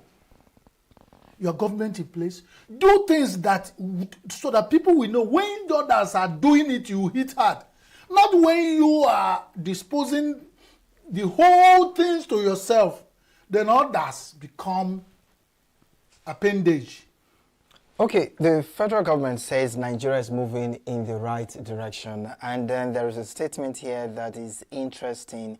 It says it is prepared to be judged by evidence. The evidence are clear. We are judging them. These, the newspaper highlight for Wood Road is going to commission is one of them. Okay. Lagos, whatever, Western Highway, what they call it, is one of them. The one we read last week that is going to be a highway from Lagos to Maiduguri is one of them, with billions mapped out. So many things that they have to show. Everywhere is the road is well everywhere is safe. You can walk around. The light is there. Can travel by bus and everything. Houses are affordable, and then people are safe. School children go to school. They feed them in school, and they are safe. Parents can sleep with their eyes closed when their children are in school. University education is flowing. This government is doing fantastically well. They are obvious. So you know what I'm saying? We are in Nigeria. Even if you are blind, you will still hear. Unless you are both deaf, dumb, and blind. But people, you still have hand, you can feel. So if this government is doing this extraordinarily well, which the president is telling us, we don't need the newspaper, closed up all the newspaper in Nigeria to highlight it. We will feel it. We will see it and touch it. That is all I feel. So there's a way you will take what you are doing to a point, it becomes political. So let it not be this campaign for second tenure. Because if this government is doing very well, as they have shown and the president has told us, we as ordinary people, we feel it. It's we that will even be asking him for third tenure. Right. Yeah. So, but if it's their word that we are doing extraordinarily well, the economy is doing fine, they will get the people laundering the image to tell us all these development organizations that we don't know whether they are for us or against us. We tell us we are growing, but then hardship still. So what growth? You say somebody is growing, but is still stunted. So is it not confusion? How are they going to turn the West to look good? If Nigeria is doing well, Christy will know, and I will know. Of course. There's no need to put any words in anybody's mouth. The newspaper headline is what you are reviewing, and what the president said is what I'm reviewing. If president is so sure, let him drop the presidential yacht. Let him drop the presidential jet. Let him drop the air colored, the car, the most expensive car. Drive in the street. Let's line the street and wave and set up president. That's how some people do to check their popularity. If it's that popular, let them move with 129 convoy in a single president. When Nigerians can buy fuel at 2,000 naira almost, at 1 liter. Let all the senators and federal House of Reps and not even the House of Assemblies and governors go on sacrifice, and we see their leanness of their government. Not when you have bogus, massive expenses and we are empty stomach. You come and tell us we're doing well. You are doing well for yourself. Because we can't doubt that they are doing well for themselves. We are not doing well as 240 million Nigerians. If that is what us to say, let them not put words in our mouth, because there's no need to push this further. We are hungry. Yourself, our children can't go to school. We can't pay for house rent. We can't pay for light and carrier and communication. In a Nigeria that is blessed with so much facilities. Let nobody push anybody to anywhere. The government is doing well, and the president is what we are expecting to say. What you expecting to say before. Of course. Even the people working do not have the courage to say what the president is saying, because they know. They can feel safe in their comfort to tell us how well they are doing. Come to the street. Tell people how well you are doing. Gauge their feeling. Go back. Let them stop deceiving the president. We hope the people will listen and go and tell president, there is hunger. There is high level of insecurity. Of course, president will know that already, because that may be the only result, the only report he gets right. Because no matter how they cover the president for that, he will be seeing it. But for hunger in our stomach and the worms mowing away, hunger mowing away in our stomach, and people are trying to be resilient and keep quiet, it will pay back someday. So now is the time. So whoever loves this government will tell them to their face how well they are doing and how bad they are doing, so that they will take the decision by themselves. It's not me. Okay, so let's look at what the rep said. The rep summoned the service chiefs over security and spending, of course, the security situation in the country. And in some of the papers, one of the stories I saw online, they were asking him to resign if he cannot bring about the safety of the people in Nigeria, like security-wise. And some people said, one of the comments I saw from that story was, does the Senate, the reps have to even say it? In a country where things are moving under your watch and things are not working, are you not supposed to resign, number one? And where is the president to actually relieve you, since the president is not feeling the impact of your role? This is not a way of demeaning the responsibilities, the different work of these people. They may be trying from their end, but people are not feeling the effort so far. That's what I'm telling you. Who in Nigeria, since our 60-something years of independence, and the number of years we have run democracy, has resigned because of non-performance. It's not in house. In fact, if you get in a political position in Nigeria, it's all everybody is praying for, turn by turn. When it's your turn, Emiloko, you are there, and somebody is telling you to resign. When they see Nigeria as a cake, where you go cut as much as you can, when you are belly food, you can now dispose to your acolyte and acquaintances, and then you leave the scene and go somewhere and rest. A person is talking about resigning. The people who are recommending resignation have all failed. If we want to be sincere, so if you are asking, show example with yourself. How many people are the Senate, due to the fact that whatever laws they've moved is not implemented, have said, I resign. I can't do this. Go back to your constituency and tell your constituency, you know, there are some issues in constituency when people are trying to pull back their non-performing, they will go to any level to manipulate not to be pulled back. You know, with signatories, you collect number of signatories, you can pull back your rep. Most Nigerians have forgotten that. So the rep and the National Assembly will sit down and be recommending who will resign. How many of them are performing? What are they? What is on their table? About these issues in Nigeria, they talk every day. And they actually record it and show people that they are doing their own work. You must do yours before you look. You don't have to carry a log of wood in your eyes and you're looking for speck in your neighbor's eye. The Bible says it's the highest level of hypocrisy. No political leader in Nigeria has ever resigned for non-performance. And the people of Nigeria have accepted the culture of non-performance as, because they go along to divide Nigeria along political, religious, and ethnic lines. So whoever is there is like, oh, our people, our own person has got into that center to cut to the cake. Whether he cuts and gives them, they don't care. They need cut because they answers their name. Even if the person is not performing, they will keep quiet. So when we are talking about Nigeria, there's no objectivity. When you talk, it's because it's not your person. And Nigeria is dying gradually. Gradually. If Nigeria is the cake, everybody is cutting your part. I don't know what is left of the cake or what even is left of Nigeria, because when they finish cutting the cake, they begin to cut to the table. I don't know whether the four legs of the table of Nigeria still stand. Maybe one leg is gone, and before another person will come, cut the other leg. Because if he doesn't see anything to cut, we'll start cutting even the ground where the table is standing. And we are collapsing gradually, and nobody is caring.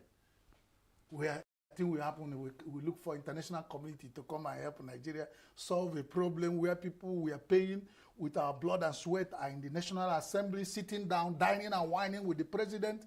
When the Constitution creates check and balances, one level of government that's supposed to balance the other one will go to dining and whining and be begging for handouts. At the end of it all, power begin to corrupt absolutely, and they become government of disposition, not government of the people again. We are not at home. Maybe that's only thing on this thing you guys gave me to be doing, of coming to look at our problem every day, and it's weighing down on me because every day is Nigerian problem that I wake up with and talk about it, and it's heavy. You hardly get to hear one good news every day coming out of Nigeria. And since the last 2 years, I started doing this. And it's not good for my psyche. This country is not heading the right direction, no matter how people want to look at it. Because the people who is their turn to dispose things will tell you, don't worry, we are moving. But we that know there's level of, success ratio. You give time for, and when that time passes, it shows you that you hardly get any result. Such time of 3 years of this government in power, with the reforms, everything they rolled out, people have high hopes. It's beginning to wear us now because hopes on empty stomach, and it's getting tighter. The one of the greatest thing that is working against the reform the government has put in place is that the people working in the government are not sacrificing. It's like it's only us that is paid, that is meant, monopoly of the Nigerian citizens, the masses, to sacrifice for Nigeria to be good. And the people who are leading us, if you lead by example, people will follow by example. Nice one, nice one. So let's check. This should be our last conversation. Post-primary chaos worsens as INEC fixes candidate submission deadline. And another story here says INEC recognizes the Wike, let me take that again, Wike-backed PDP NWC. If somebody say that Chris is a wicked man, and probably others have not seen you, and they've heard, they are waiting to see Chris to show who he really is. And when Chris shows up, he shows utterly a wicked person. That's what they call by impression. If people say INEC is biased before even the election, and people say no, and every action of INEC every day is not going the other way, otherwise to prove them that as unbiased umpire. They will tighten up deadline for, they know who they are tightening up the deadline, and then they are recognizing Wike faction. These are things they want everybody. There are certain things you do out of the way for once to show people that I am here to work for you, not for certain group of people. If they have not recognized Wike faction, it will look like what we are taught at the primary level of communication when you went to the first class in news gathering class.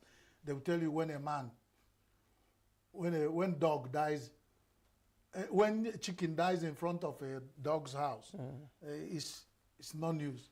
But when you find dog dying in front of chicken house or something like that, it's become news. So if the INEC has done something that will become news, we will be talking about it. That INEC recognize Wike's faction for so many Nigerians is no news. To me, reviewing it is not news because they are doing the normal thing. If they go out of the way and look at the opposition and think about doing something to favor them for once, the political party, people will say, yeah, they are showing some signs of that they are working for everybody. That's about that. You hear? There's something you added to it. Let me quickly add that before we round up. There's the second question you added to that, where you asked about this INEC thing. Fixes deadline for candidate submission. Yes, fixing deadline for candidate submission. When I just wish that the opposition parties will meet up with the deadline that INEC has given them, because anybody who they've promised that they're going to burn you with fire and take his morning, afternoon, and evening bath with inflammable fuel. So let them do their best, because necessity is mother of invention. When the land is not good, it becomes to the advantage of certain people who are in control. That's the Igbo translation. So if the kind of rule we are getting from the umpire body is making the oppositions to do what is not right, to meet up, to model up things, instead of doing well-organized primaries, they do pick names and call it consensus, and then when they finish submitting, then in their own backsides, they're having issues, So it is the environment making the opposition to work, because the opposition's not getting up well. We start having pressure from within about that the primaries are not handled well. So the opposition will laughing. I mean, the central party who really want them to be in crisis will laughing. They've set the trap for them and they're falling into it. If they've given the parties enough time, without having muffled them through the court of law, this, by now they would have finished organizing good primaries and have good results to present. By now they won't have internal political crisis of we did our primary, we organized, didn't work, But that's by the way.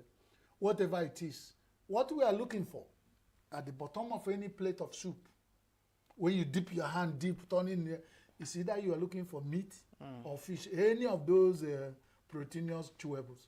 That's what happened. So let the opposition, even the ruling party, let everybody meet up with INEC guideline, because INEC has become both the judge and jury.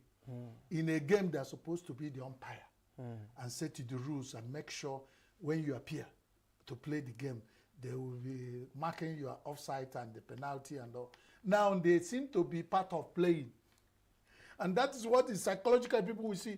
INEC seem to be competing in Nigeria political structure of 2027. And I'm saying it loud. INEC has not shown Nigeria that they are unbiased umpire, staying away. When you finish, you come out, I set the rule and we play the game. They seem to be part of the game structure itself, the league. They seem to, I don't know whether INEC has any party, political party in Nigeria called INEC Political Democratic Party. When we call it INEC DC or INEC PC or INEC Apuga, I don't know. They have to prove it to Nigeria. Thank you, Chris. All right, that's this one is something. The fire. So that's it. Thank you for another opportunity to be here. You can see how Nigerian Wahala is pressing me down, and Chris is having a good day. God bless you for having been with us this morning. God bless you wherever you have joined us to watch. God bless you since you've always been part of Signature TV growth to this level. God bless me too. God bless Chris, my brother. God bless you. But remember that God blessings are meant for those who deserve to be blessed. All right, then. We'll be taking a short break to come back and have some of our sessions. Stay with us.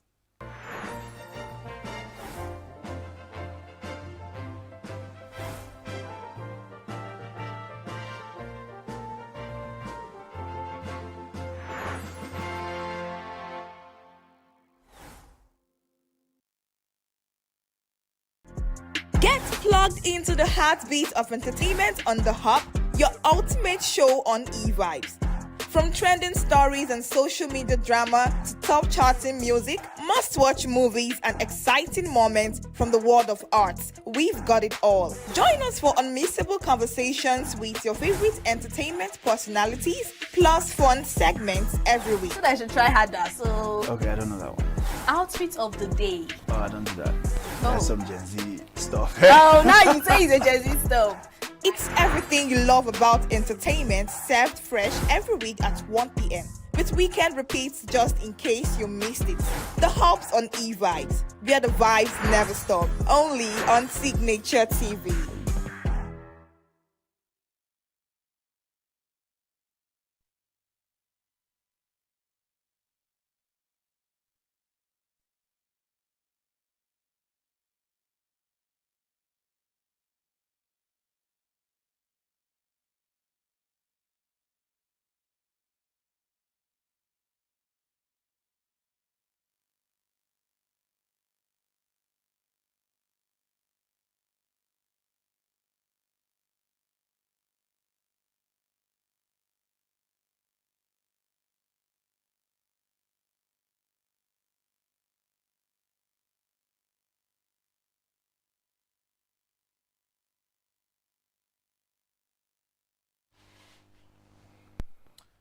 All right, we'll go back to one of the conversations we had, regarding Nigeria. We'll still be talking about Nigeria because, of course, this is our great country. And, of course, the politics, the democracy, the constitution, these are the areas we shall be looking at. But we'll be having a watch, where we discuss analyzing Nigeria's democratic processes from the constitutional perspective. And we had a legal practitioner that helped us to understand the Constitution, how it affects election, how it affects Nigerians' rights, and also how it affects the living, the well-being of the nation. Please take a watch. Hello, Nigeria. Welcome back. It's going to be an amazing time right now because we shall be discussing something very important. We'll be looking at the topic, analyzing Nigeria's democratic processes from the constitutional perspective. And we have a constitutional lawyer that will be doing justice to that. Yes, talking about this lawyer, this man is expressive. Get ready for an amazing time. That's Owabezi ENUGU. He is a constitutional lawyer and legal practitioner that will be doing justice to this very conversation. Good morning and welcome to Signature Morning. Good morning, my brother. Nice to have you with us this morning. Thank you. And good morning, our viewers also. Now, has the Constitution, has it really strengthened or weakened democracy? The Constitution was made to strengthen democracy. But whether it has strengthened Nigerian democracy, if I'm asked that question, I may not exactly say yes. The reason is that it's not that the contents of the Constitution, it's not that the spirit and letters of the Constitution made Nigerian democracy to be weak, but it's simply because of the refusal of Nigerians to implement the provisions of the Nigerian Constitution 1999 to the letter. Remember, I didn't use the word failed. I didn't use the word neglected. I didn't say Nigerians, I said Nigerians refused. I choose my words. Refused to implement the provisions of the Constitution to the letter. If it is so done, if it's implemented to the letter, I bet you that Nigeria will become one of the best democracies in the world. So in this case, what can we say are the major challenges, affecting the constitutional process of the democracy? The major challenges affecting the Nigerian constitution, the constitutional democracy of this country is simply, like I did say, that we have a constitution that has delved into every facet of the Nigerian society.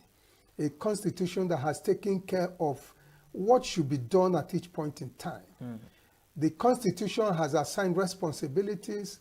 The Constitution has given duties. The Constitution has taken care of everything. But the Constitution cannot speak on its own. That Constitution was written in a book. Have you ever seen where a book speaks? A book can never speak. A paper can never talk. The print in a tabloid cannot speak, unless probably you are talking of the computer or the phone, where a gadget can. But as far as it's a written thing, it can't speak, it can't act on its own. It is human beings that will implement what is written in that book. So if we refuse to implement what is written in the Constitution, nobody should hold Nigerian Constitution responsible for any lapse in the Nigerian democratic process. The Constitution should not be held responsible. It shouldn't be blamed for any inconsistency of Nigerians, for any failure of Nigerians, for any refusal of Nigerians to do what the Constitution has said they should do. Nigerian Constitution is one of the best, and it's one of the most voluminous in the world.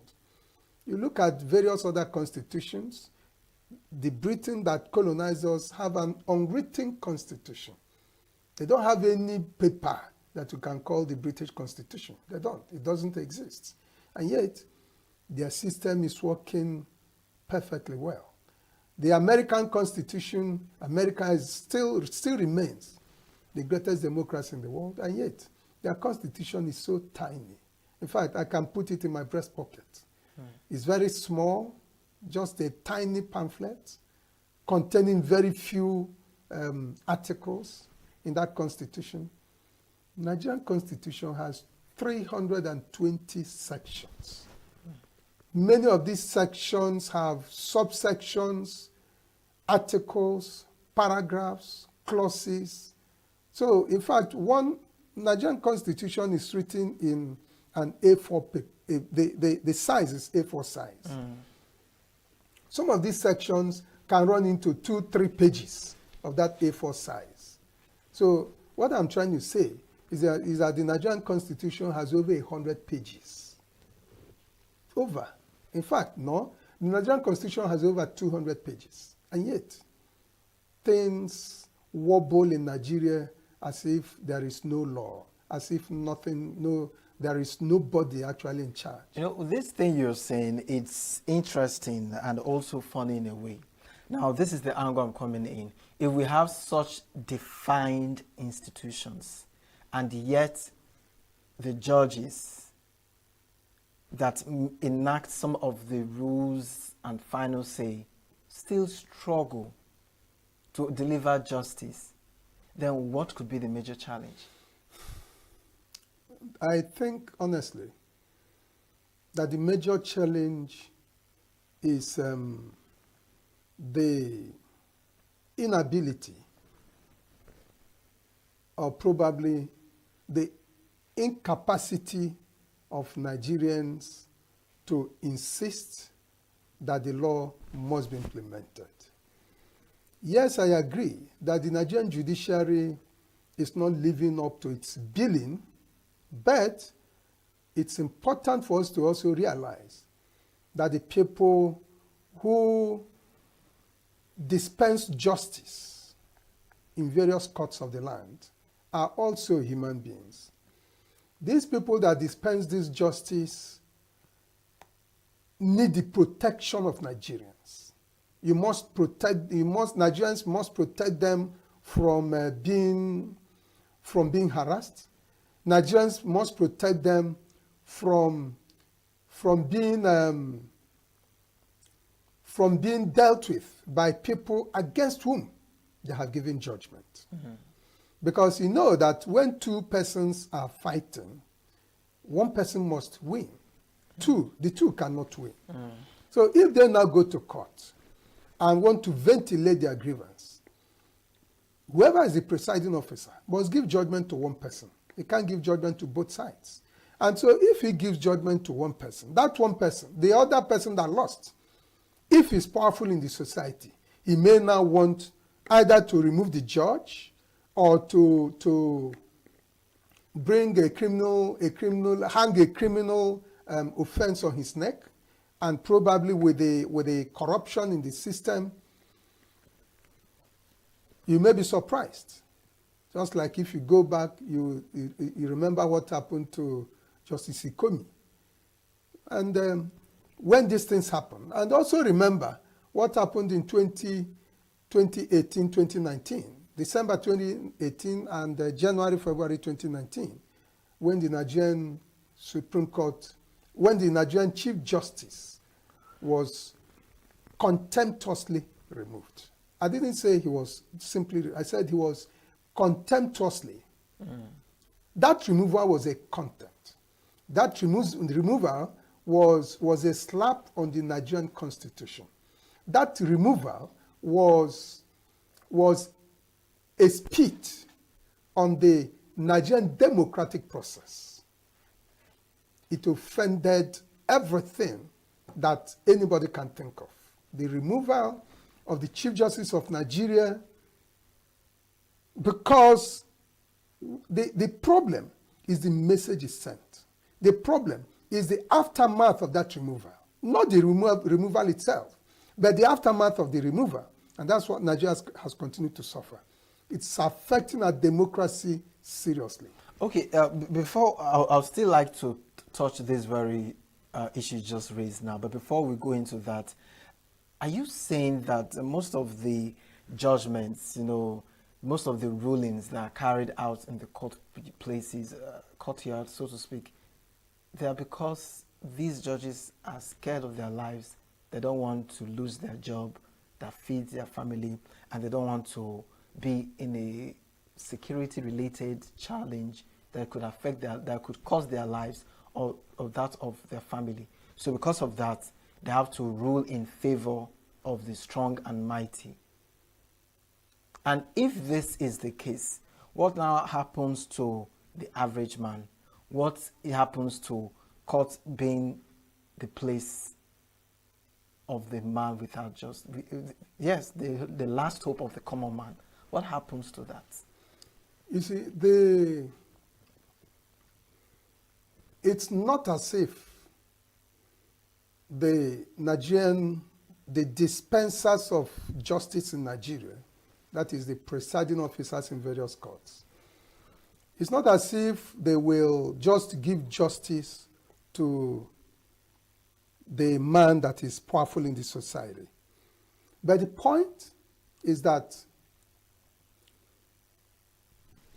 sometimes it becomes a factor. Sometimes they are influenced by it, especially when they look at the position of the person, the kind of influence the person wields, what the person has done in the past, to even in such situations and in other things, you may begin to say, if I deliver justice, if I give judgment against this man, not justice, because justice and judgment are not the same. If I give judgment against this man, am I going to still live? Is my family still going to be there? And a whole lot of things. Of course, you will also not remove the factor of corruption, bribery. It's in the entire, it's in all facets of the Nigerian system. But the point is that that person who is dispensing that justice, that presiding officer, is also a human being. He also has a family that he must take care of. He has a wife, he has children, and he will not want to lose them. Many judges will still insist on dispensing even-handed justice without fear and without favor. And that is why it is important for Nigerians to protect, even if they do not protect anybody else, they should protect the people who are in the judicature. They should protect the various presiding officers. They should protect members of the customary court. They should protect the magistrates, the judges of the High Court, the justices of the Court of Appeal, the justices of the Supreme Court. They must ensure that it is the duty of Nigerians to ensure that no judge is harassed by anybody, no matter how highly placed. If I begin to analyze the effect of the removal of the CJN in 2018-2019, you will see that it is at the core, at the very foundation, the root of the destruction, the current, well, let me not say the destruction, but it is at the core of what is going on in the Nigerian democracy today, why a lot of things are going very, very wrong. Okay, so I wanted to ask another question, but since you brought this up, let's just go into it. Now, when the CJN was removed, right, what was done? I'm talking about from the judiciary system, where there are no groups, you know, that will stand, that stood out for it, that would have been like, you know, the correctional eraser. If you don't come from rights groups that would have stood and said, no, this is wrong, it's not constitutional, this is how it's supposed to be. If we didn't have any voice of such, what then is the hope of the Constitution being implemented when it can be violated? You see, yes, it will not be right to say that to accept, or well, to say that there are no right groups. Certainly, it can be said. There are many of them in Nigeria. Number one is the Nigerian Bar Association. The Nigerian Bar Association is at the heart of the protection of the Nigerian judiciary. No judge will protect himself. No judge, no presiding officer of a court will fight for himself, either in the media or in court. It is the duty of the government, the executive, to fight for the judges. It's also the duty of that group of persons whose primary constituency is the bar, that is the Nigerian Bar Association, to insist on the protection of the person and the reputation of every judge, every magistrate, every member of the customary courts, every justice of the Court of Appeal or Supreme Court. when this took place, the CJN was unceremoniously removed. The Nigerian Bar Association did nothing. There were some persons that insisted on doing something from the bar, but of course, what they did was so little that it very easily pales into insignificance. So, why? First and foremost, because the president of the NBA was incapacitated. He was incapacitated because the federal government, sensing what the bar was going to do, what the Nigerian Bar Association was going to do, hung a criminal charge on the neck of the president of the Nigerian Bar Association. I am not canvassing and do not intend to canvass that he was free of that criminal allegation. I'm not saying he was free. But of course, that also tells Nigerians and members of the bar that it is very important that if they are going to elect anybody to lead them, they should elect somebody who is free of any dent in his criminal history. You don't elect anybody who will easily fall prey to the wishes of the executive because he is fearing criminal prosecution. So you elect people who are clean. You elect people who are courageous, not just being clean. The president of the Nigerian Bar Association should be a courageous fellow. The president of the Nigerian Medical Association should be a courageous person. You need courage for you to lead people in any sphere, in any form, just like the governor of ENUGU State. You need courage. He is courageous, and that's why he's doing a lot of things in the state. So if you must be the president of the Nigerian Bar Association, you need to be a courageous person. And let me even tell you, assuming we had a virile bar, a very courageous bar, a bar that is bold, a lot of things that are going wrong in Nigeria will not continue. I remember, in fact, one of the things that even made law a must for me when I was seeking to go into the university was the courage I saw in members of the bar. The fact that members of the Nigerian Bar Association were leading most things, most demonstrations. They were I wouldn't say instruction or order, but it was difficult for you to do anything that the bar will not agree with, and such a thing will stand. There were two formidable organizations at that time, the Nigerian Bar Association and the Nigerian Labour Congress. Anytime any of these two groups moved, or both groups move, then they must, whatever they're insisting on, must be done. But today, everything has changed. In fact, the bar hardly talks now. When they talk, they will just be seen as dogs that bark and will never bite. The same thing with the Nigerian Labour Congress. Look at the poverty that has stricken members of the civil service in Nigeria, the members of the Nigerian Labour Congress, because the NLC is no longer what it used to be. NLC can no longer insist and get a good salary structure for members of the Nigerian Labour Congress, for workers of this country. You see, I've always said that it's not possible for angels to come down from heaven to do anything for us here in Nigeria. It's also not possible for our erstwhile colonial masters to come back here and set things forthright. It is Nigerians and no other person but Nigerians.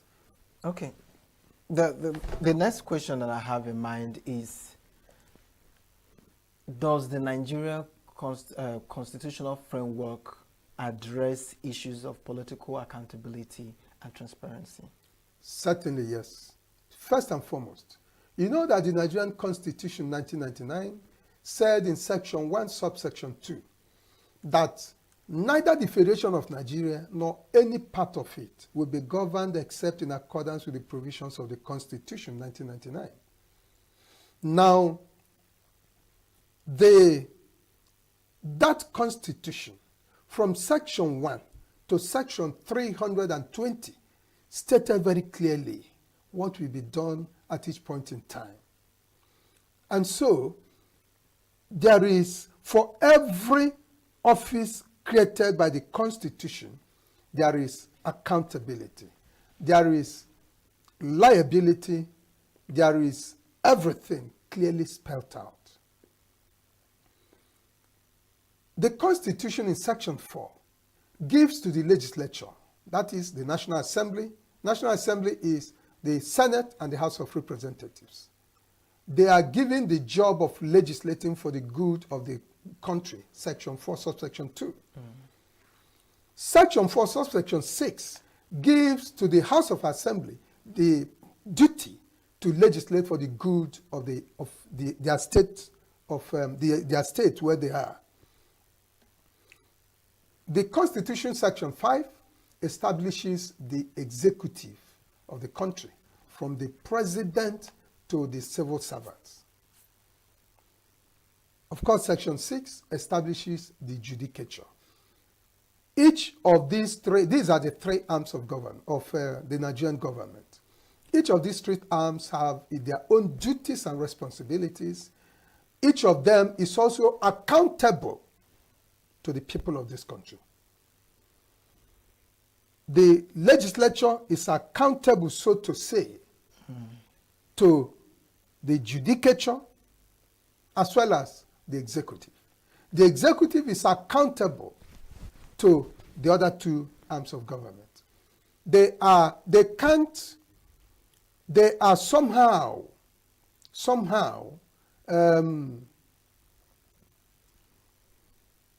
none of them can operate independent of the other.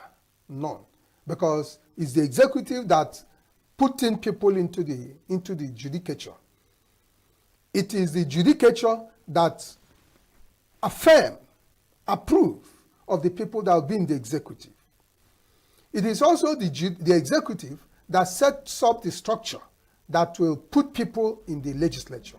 So you see that it's not possible for any of the arms to operate independent of any of the other two.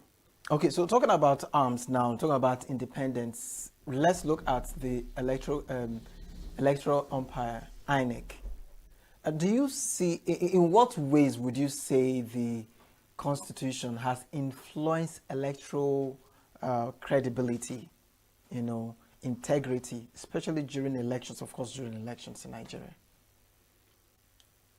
In Nigeria, the Constitution of this country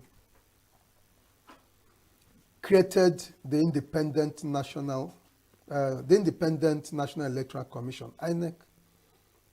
That's by Section 315, subsection 1, I think. It created INEC and also created other governmental bodies, like a whole lot of them. The NJC, the Police Service Commission, the Nigerian Security Council, the this, the that.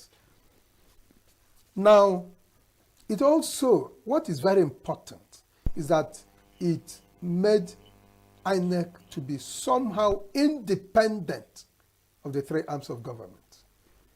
Not only did it add independence to its name, it also, by definition, by the functions and duties of that INEC, as is clearly spelled out in the third schedule to the Constitution, also tried to make INEC to be independent so that they can function without interference from the three arms of government.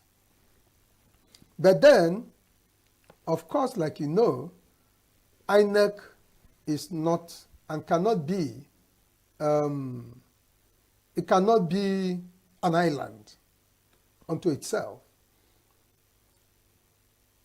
It is not INEC that will appoint chairman of INEC. It is not INEC that will bring in people that will be commissioners, federal commissioners of INEC. There's somebody whom the Constitution has charged with that responsibility, and that is the president of the country. All right. Yeah. So let's just wrap it on that. So that's why I said that INEC cannot be an island unto itself. Yeah. But then the Constitution, from the onset, wanted INEC to be independent and to operate independent of interference from any of the three arms of government. Okay, but then again, if we are still looking at the Constitution, are there any loopholes you think the Constitution has so far that you think would be a challenge, in the nearest future? I remember clearly you made mention of the US, the Britain, how, all of the points put together in the Constitution is more like a pocket fill, but ours, we have over 200 pages, and it's one of the finest, well-crafted constitutions. But then again, do you think there are still loopholes? Because we still have women agitating that they don't really see themselves on the table with the men. What more do you think can be looked into in this constitution we're talking about? I think that if Nigerians want if Nigerians actually want Nigeria to wake up from sleep, not slumber, Nigeria is in a deep sleep. If Nigerians want Nigeria to wake up from that sleep, if you look at the Constitution, in 1999, it had 68 items on the exclusive legislative list. That is the first schedule part one of the second schedule to the Constitution. Today, that Constitution no longer has up to 68 items because railway has been removed and prisons has been removed. Electricity also. Any state can now generate electricity and market it. So the implication really is that the exclusive legislative list has reduced, but it's important to reduce it further. Nigerians need to get back to the constitutional framework they had in the First Republic, 1960, Order and Council Constitution, or probably even the 1963 Republican Constitution. Nigerians need to get back to that era when the constituent parts of Nigeria were in charge of making money and spending it and paying a paltry percentage of whatever they have made to the Federation for the running of the federal government. That's the place Nigerians need to get back to. Some people call it true federation. Some people call it devolution of powers. But I've practiced law for 35 years. And I've also had experience in Nigeria. I cannot see Nigeria move forward with the system we have today.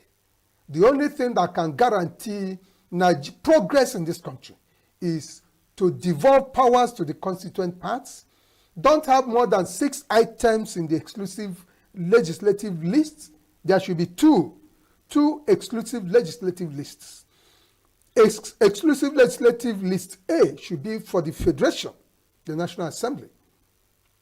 There should be a second exclusive legislative list for either the various states, or you can group the states into regions.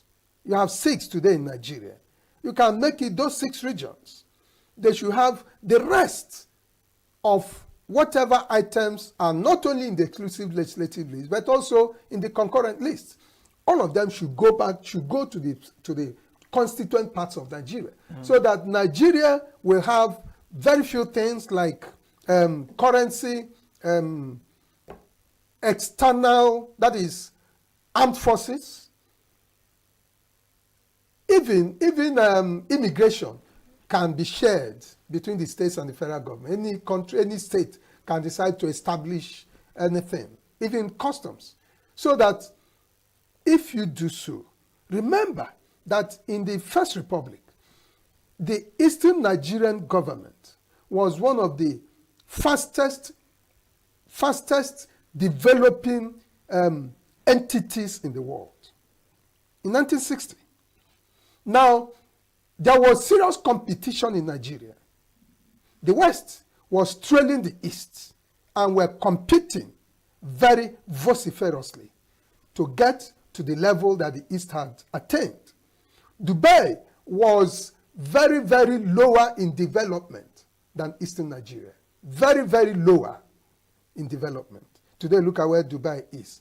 If we had continued with it without 1960 constitutional arrangement, I tell you that the Eastern Nigerian government, Eastern Nigeria as an entity, would have been one of the most developed and one of the most developed places in the world today. Okay. And look at where we are. I don't know. Well, I don't know to even say that we are existing.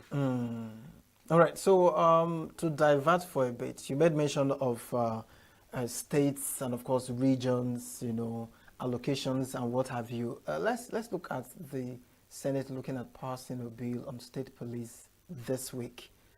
What is your take on that? With your years in practicing legal practice, 35 years, passing this bill, do you think this is the right time and the best shot for Nigeria?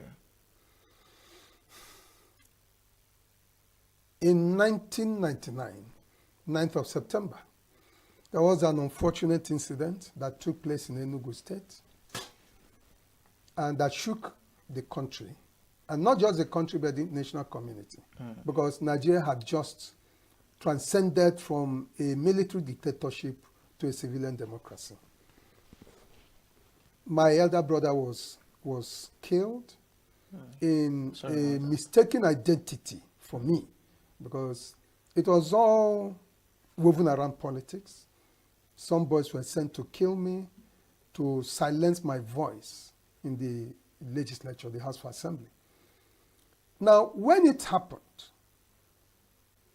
some Nigerians were talking about state police.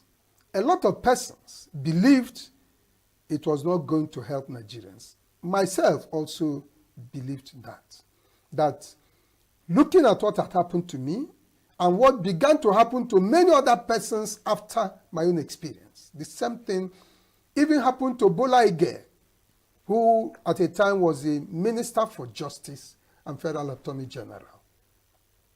Now, because of all that, and all these things emanated from political hoodwink, people that were not satisfied with what other persons were doing. They felt that the best way to silence those persons was to remove them from the face of the earth. But then, looking at what is going on now, right from the days of Buhari in 2015, and even shortly before 2015, especially, in fact, forget about what happened before 2015, it all began in 2015, when a herdsman will come and kill somebody in his farm, and nobody will talk to him. If you go to the police to report the herdsman, the police will tell you, you better go and make sure that nothing happens to that herdsman. If there's any harm that comes to him, all your village will be wiped out. All your entire village will be arrested. You also remember what happened recently, that a man was in his farming. A herdsman came to that place and wanted to kill him. He was lucky. He overpowered the man, and the man was defending himself. The herdsman that came to kill him died. The matter went to court. At the end of the day, even the Supreme Court said the man that was defending himself should be hung. The man was condemned to death. The entire world said no, because they saw injustice. The thing that is at the foundation is the police. the army, who is in charge. So that whatever happens about security in Nigeria is dependent upon the idiosyncrasies of the man who has been placed at Aso Rock by Section 130 of the Constitution, which said that the man is the head of state, he is the chief executive officer of the country, he is the commander-in-chief. Remember again, I've said in this forum that the president is the chief executive officer, is the chief security officer of Nigeria. He is the chief security officer of all the states, Mr. President. So the police cannot act except Mr. President or the man he appointed, the Inspector General of Police, says act. The Constitution said that if a governor gives an instruction to the Commissioner of Police, go and protect so and so people, there's an intelligence report that something will happen there. Go and do something about it. The Commissioner of Police can tell the Mr. Governor to get instruction from the President or the Inspector General of Police before he can implement what you have said. That was why people were killed at Nimbo. I think 30-something persons. Now, how can you operate like that? Section 215 of the Constitution. How can you operate like that? That's why people are now saying, no, we no longer accept it. Because if the states had state police from the first day of Buhari's regime, the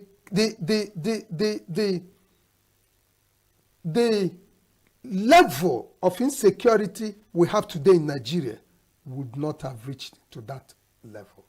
It wouldn't have. And you see, Nigerian security operatives are being overwhelmed. If we do not do anything now, we may be wringing our teeth and be saying, had we known. It's very important. Time is no longer on our side. The issue of whether we should have a state police, whether we should establish state police in Nigeria is no longer under any question at all. What should be under question is how urgent do we do that? We need to do it very fast because the time is ticking. And I don't want to be a prophet of doom, but Nigerians should be very fast at establishing it.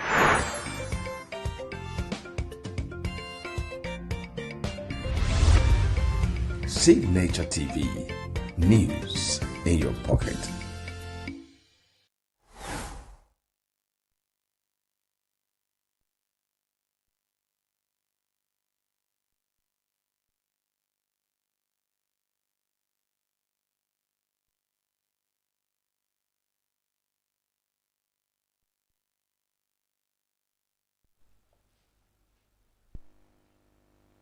Welcome back. Of course, this is another segment where we get to hear from people regarding important conversations going on. The previous conversation was a popular demand. I hope you enjoyed that one. And right now, we have with us in the studio Ike Ude Chime. He is a broadcaster and also a cultural enthusiast and a promoter. He is going to help us understand the conversation, culture diplomacy, diaspora engagements, and homeland development. That's what we're looking at today. And the first question that comes to mind, by the way, I welcome you. I like your attire. You're giving the culture tribe. Thank you very much. The vibe is cool. Nice to have you. My pleasure. All right. So the culture is very important. It is our identity. But looking at how the whole Gen Z thing, civilization, advancement, innovations, is gradually creeping in. Would you still say Nigeria still is expressing their culture in their day-to-day activities, even to the outside world?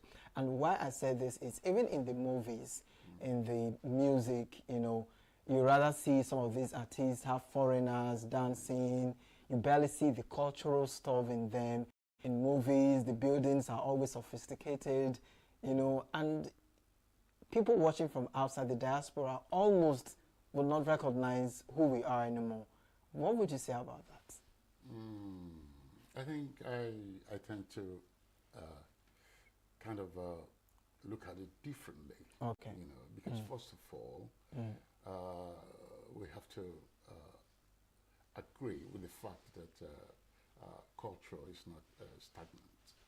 You know, it's in flux, always in flux. Right. There are influences here and there. You know, when you talk about culture, it's about everything about one's life or the life of a community, the way they think, their philosophy of life, their beliefs, you know, the food they eat, and their language too, you know. So all these things, they kind of, you know, change with time, you know.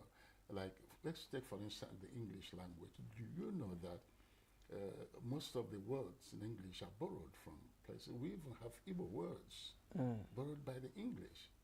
Yes, for instance, you know, the word okra.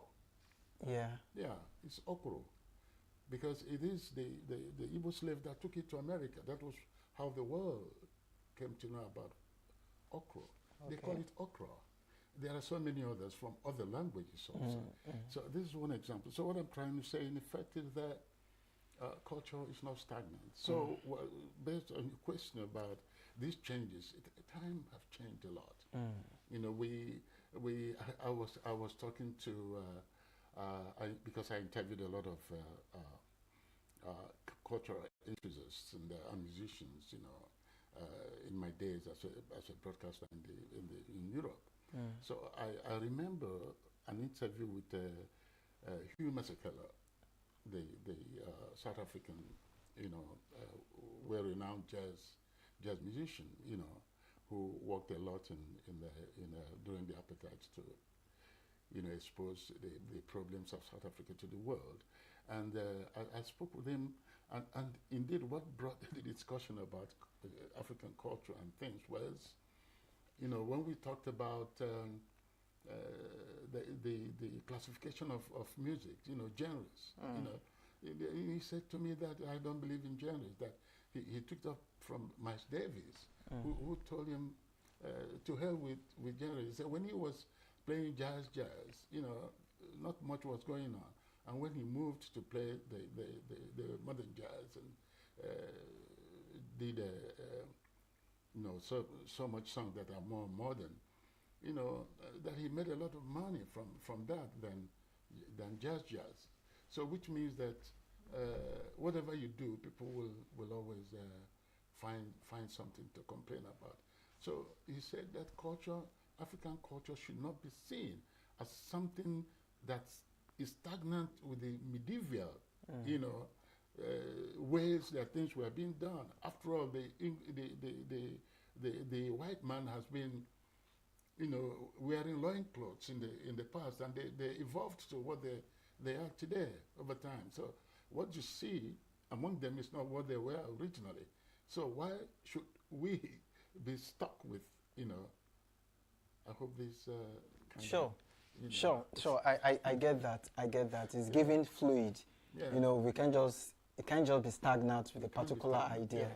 Take for instance the Nigerian music, the Afrobeat. Yeah. You can see the kind of blend it's taken. You know, somebody sings in pidgin and adds Yoruba and Igbo and English, and everything is just going like that. That's the in thing now. The dynamics. That's the dynamics, and it doesn't matter. And if you go anywhere in the world, I'm a witness. I've been hanging out with with a lot of Europeans, you know, and I've traveled you know, around Europe a lot. So you come to a place, you start hearing typical Afrobeat songs, and you see young people, boys and girls, Europeans, singing along with it, you know. So we have created an entirely new culture through this process of, you know, cultural, what do you call it, advancement, you know, that is going away from the old, you know, style to creating new style. Talking about new style, let's talk about the diaspora. Still on culture. How important is the cultural identity you know, in place of maintaining strong connections, you know, between diasporas, communities, and their homeland? Yeah, I think this is something that comes natural with every African in the diaspora. You know, of course, there could be some people who might not, you know, agree with this or want to identify, because some people naturally have identity crisis. But majority of Africans in the diaspora, they want to be Africans. That's all they want to be. You know, they dress African, you know, whenever it's possible. Like during the summer, you know, you see people change immediately. They change to their African attires, you know, proudly, you know, with the beads, with the bracelets, you know, the fabrics, the different fabrics, attires, walking boldly, and people admire them, you know. So this is the thing, because they miss home and they use every opportunity to you know, get connected with home by their attitude, by their actions. So every community has got their own organizations, and they have their activities, they have their festivals. During summer, they organize picnics, you know, they play drum, they dance, the children pick up from there, you know, to know who they are. How they feel of what they are. Yes, exactly. So it's like, you know, for instance, I've worked in the area of social integration and then diversity, you know, using both sports and media and cultural activities, music and broadcasting and so on. So it just mixed up. I use all these tools to work in this area. So I have practical experience about how the Africans feel, how they will want to express their feelings. For instance, I started a program on radio to train foreigners in Finland to make radio programs in their languages. Oh, yes, that's cool. Yeah, and then the Ministry of Education and Culture, they were so excited about this concept when I sent the proposal to them. Proposal for it. They were like, wow, this is good, because my argument was that this will help a lot of people, because there are older people like refugees, old men and women who left their home. You know, people who work in the farms and take care of camels and you know, and cows and all that, and they found themselves in a flat. You know, it's like a prison. They don't, you know, the life they are used to. Somebody in his 80s, 70s, 60s, they can't see it anymore. The grandchildren run around and come home and speak strange languages, you know. Yeah. So they are kind of totally, you know, disenfranchised, you know, totally socially removed from the society. So my idea was that train some of their people, let's say Somalians, for instance, a Somali-speaking person, train the person to make programs, talk about home, bring back those nostalgic things, play their music, you know, and you find these people smiling because they feel like this is their thing. Yeah. And then again, the other part was that all the other government efforts to help, like social services and all that, go to those offices, interview them, you know, and then explain these things to the people so that they will know how to take care of things. That was a very brilliant proposal you came up with there. Yeah, and it lasted for almost 10 years. Wow. Yeah. Wow, that's great. Yeah, so the Africans, they will want to like go far away from home, from at home. Yeah. Let's talk about identity crisis. You made mention of that earlier on, and also it is important, you know, that we also talk about that. Looking at how Nigeria is right now, the abductions, the killings, and the different things happening. In as much as people would say they are proud of being a Nigerian or Africa, but with the image that they are receiving in the diaspora, how would you, can you still blame someone that doesn't want to associate themselves with being in Nigeria?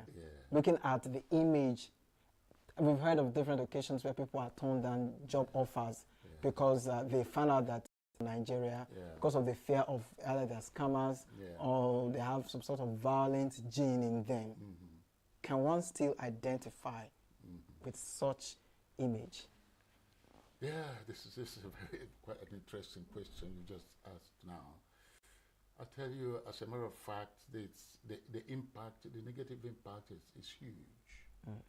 It's huge, but it takes, you have just to be brave and have a good argument to, deal with it, because people confront you with it. You know, the Europeans are very tricky. You know, like they will sound friendly and chip in all those kind of, questions and facts. That will shame you. Just ordinarily. For instance, you are sitting in a bar, for instance, and a guy just comes, "Hey, how are you?" And he draws a chair and says, "Where are you from?" And you say, "Nigeria." "Oh, Nigeria is quite a huge country, largest population in Africa." And you will not thinking he's driving well. So he's coming gradually. Yeah. And usually when that starts, when somebody, confronts me like that, I know that, okay, I'll wait for him to drop it. So I'm already like wiring myself on how to deal with it, So it's shameful, it is, but it's not something that will make someone like, you look at the good sides, but like you said, Riley, there are lots of other people who cannot take it, who will always talk negative things about. Indeed, they buy into that narrative and help to spread it themselves, And then again, there are some other people who, through direct personal experience, if you talk about Nigeria, they tell you nowhere. Let me give you an instance. I know this young Yoruba chap, This guy had a very horrible experience. He's been working hard because, it's not easy there. It's like you work, you go through a lot of things, Indeed, when I look at young people nowadays, because in my days, those days, it wasn't easy to even get a job. It's either you are a student or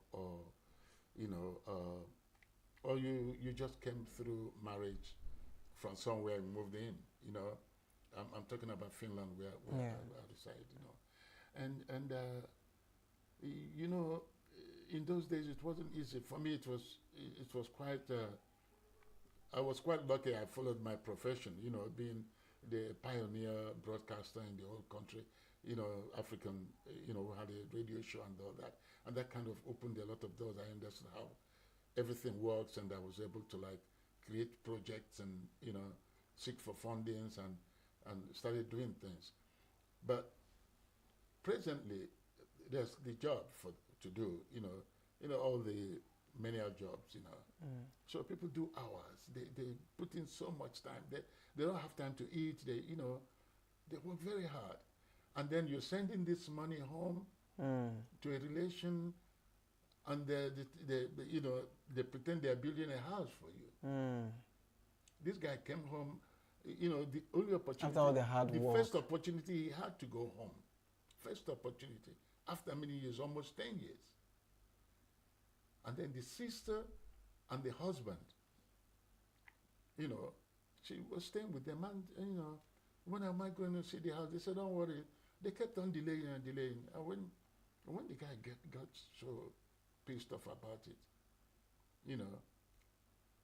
they used, this native means to put him down. He became very sick. He has to run back. He has to run back to Europe. And he swore he will never set his foot on the when you talk about Nigeria to him, it's like you're poisoning him, And I remember I tried a couple of times to, kind of advise him and kind of tell him. I even told him to go to some therapy on this issue, but it's there in his head. He cannot take it away. So it comes in different forms, It's either somebody in your family or a friend hurts you, or you become a victim of kidnap and manage to survive it. You know, all these kind of things make people not want to, think about Nigeria at all. You know, so I don't know about other countries. They might also have their own issues, but I'm talking about Nigeria because that's. Let's look at the roles that Nigerian embassies and some cultural institutions can play to promote cultural diplomacy abroad. Okay. Yeah. Well, then again, I'll have to say that when it comes to that, Nigeria is zero. Yeah. They've not even been able to take care of basic things like visa, passport renewal, and even visa for the children, or passport for the children, those that are not, that are mixed, or mixed heritage. It's always been a problem. When you think about cultural, I don't even know if they still have cultural attaches, So when I do things, when I organize big African events, I do contact African embassies, from different African countries, including North Africa and the rest, and they always respond. Sometimes they send their people with they take it. Take it seriously. Yeah, to exhibit what they have and talk about their countries. But Nigeria doesn't. I don't know if they have a cultural attaché at all. When I started my radio program way back in the late 80s in Finland, I contacted the embassy to see if I could get some materials. I couldn't. Do you know, this is quite interesting. The French embassy sent me a package without asking, because they knew I was, presenting a program that promotes Africa. And in those days, world music was the in thing. You have all these great artists like Baba Mal, people like Bob Marley, Hughes Masekela, Bob Marley, and the rest of them. It was the in thing. So, you know what the French did? They prepared a pamphlet, a booklet with the French world music artists. And who are these artists? Most of them are Africans. Most of them are Asians. But they are French because they reside in France. It's either they are permanently residing in France, or they have French nationality. They were promoting them seriously. They were sending me their CDs and all that, because they know that any finances that comes from there gets back to France. But in our own case, we didn't even have any such structure. But to come in there, do you think the challenge is about the people that are placed in these capacities don't even know their responsibilities?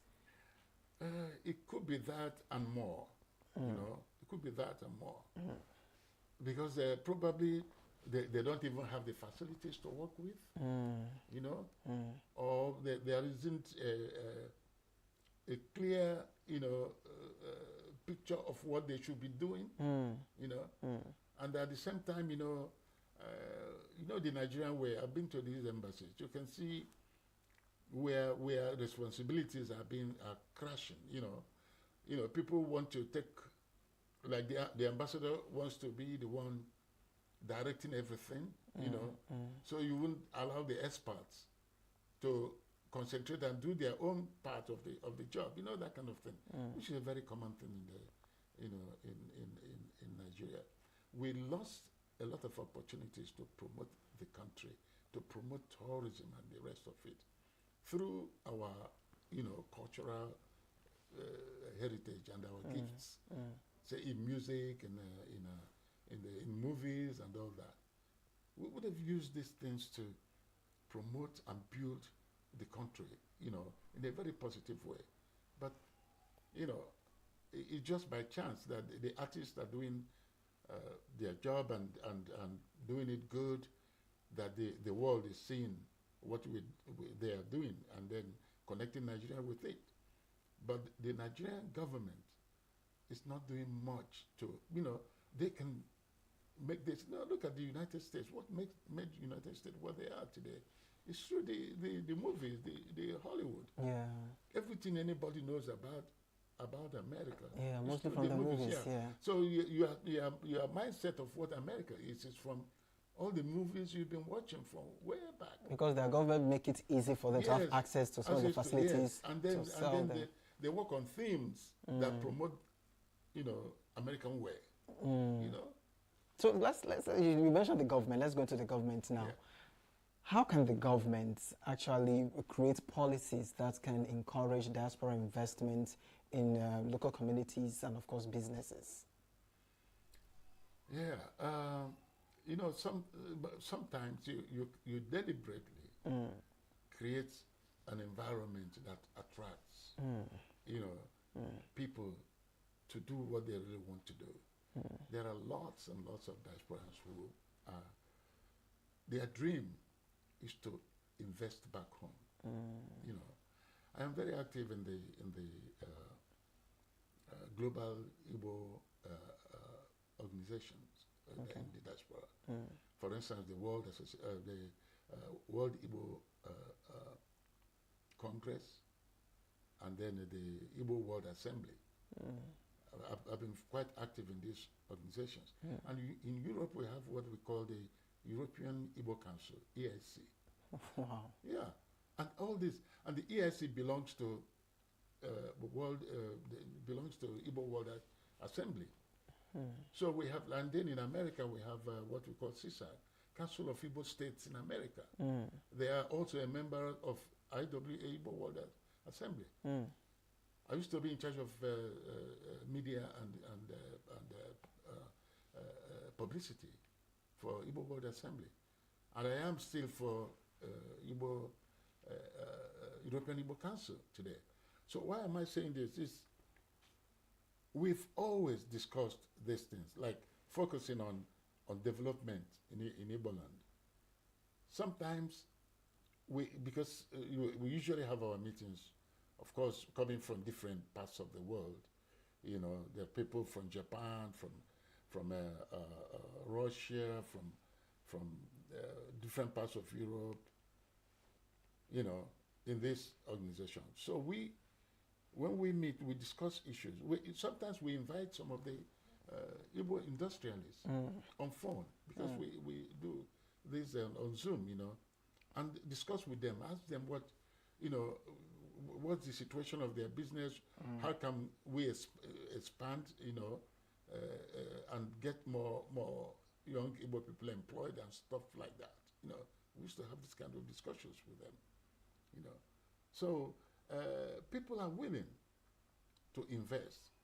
We even set up what we call the Southeast South-South Investment Forum in Europe. We've had it 3 times now. First was in the UK, the other one was in the Netherlands, and then the other one was in Germany, and we're still planning to have more. So what do we do with this? Is promoting businesses in the Southeast and South-South, getting businesses from different European countries to attend this event, and then bringing in entrepreneurs from Nigeria to attend, so that they can meet and discuss and be able to find out if there's a possibility of partnering for business. So in that sense, it is the people that are working hard on it. What is the role of the government? The incentives are not there, because they should be the ones pushing for diasporans to bring back businesses. Because that's by creating, an environment that will make it easier for them to do that. Yeah, it's one of the questions I also wanted to ask you. What do you think could be the major challenges, preventing Nigerian diaspora from investing, in homeland businesses? Major challenges. One can first of all talk about the issue of insecurity, because that is the biggest problem. If some people, even though people still, the situation notwithstanding, they're still struggling, trying to invest, even with all this insecurity and so on and so forth. But I bet you if there isn't insecurity in the country, the rush, it will be like magic overnight. You see lots and lots of diasporans coming home to invest. So that is one thing that is, and which is a very major setback.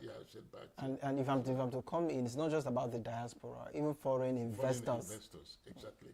And then again, the possibility of getting loans, that is raising capital. That's another thing.